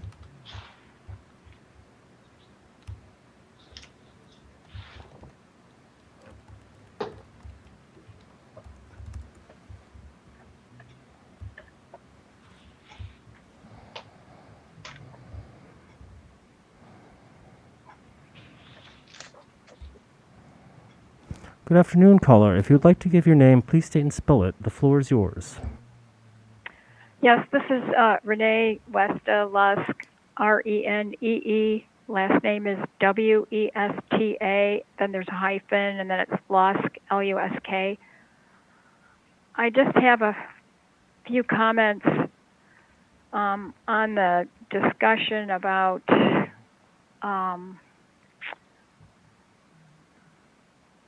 the changeover that you're going to have to use a different version of We Draw the Lines.ca.gov and about the 2010 Commission records. I'm concerned about the 2010 Commission records not being available to the public because there's a lot of communities that may have participated or may not have participated back in 2011, and they might want to look at what other communities did in their public hearing testimony so they can kind of get an idea of what they should be doing for their communities. Also, there's a changeover when from like 10 years ago, each community has new community leaders and new people coming in, and those people most likely were not even in the community 10 years ago, so they don't know anything about what was done for redistricting. And I think it's invaluable to preserve everything the 2010 Commission did, so communities that need to participate again in communities of interest testimony for the public hearings can go back and see if anything was said about by their community members, etc. And I think the Commission should do everything they can to preserve the 2010 records and make them accessible. I'm worried there was talk of archiving them with the Secretary of State, but then how the heck are people supposed to find out how to access the Secretary of State's archive records? I've gone to the Secretary of State's website many times just to look up election stuff, and it takes a while to find everything. That's one of my biggest concerns. And then I'm worried about changing the address. Will it be as accessible? I mean, like when you Google Citizens Redistricting Commission, wedrawthelines.ca.gov pops right up. Will the new web address pop right up? And I have a question regarding, there was a mention of voters first at crc.ca.gov, and they said this goes, at one point of the discussion, someone mentioned this goes to the COI tool.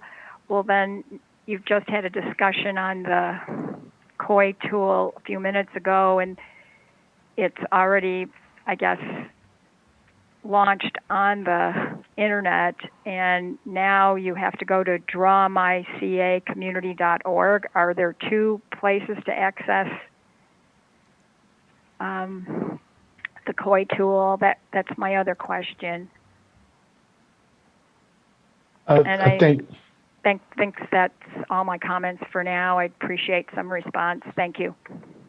Thank you. I think the voters first was used as a example of a redirect, how a web address can be used to redirect to another web address. The COI tool, my understanding, is just available in one space at one web address. Does that answer your questions, Ms. Westerlust? For that, yeah. I guess is the commission going to be concerned about losing the data from the 2010 archive, 2010 and 2011 commission that drew the lines? Because you have to look at it not from the perspective of commissioners using the data. What about the public? The public may need that data, and it needs to be accessible. Thank you. Appreciate your question. No, our goal is to preserve that data. We're take everything under consideration to preserve it in the best way possible. So I think that's more what the consideration is, the manner in which to preserve that data. Okay, for the public as well, besides the commissioner's use, correct? Correct. Okay, thank you. Thank you. Chair, there are no further callers in the queue. All right. So, commissioners, I want to thank you for a good day's work. And I hope everyone has a good night's rest. And I'll see you bright and early tomorrow, 9:30.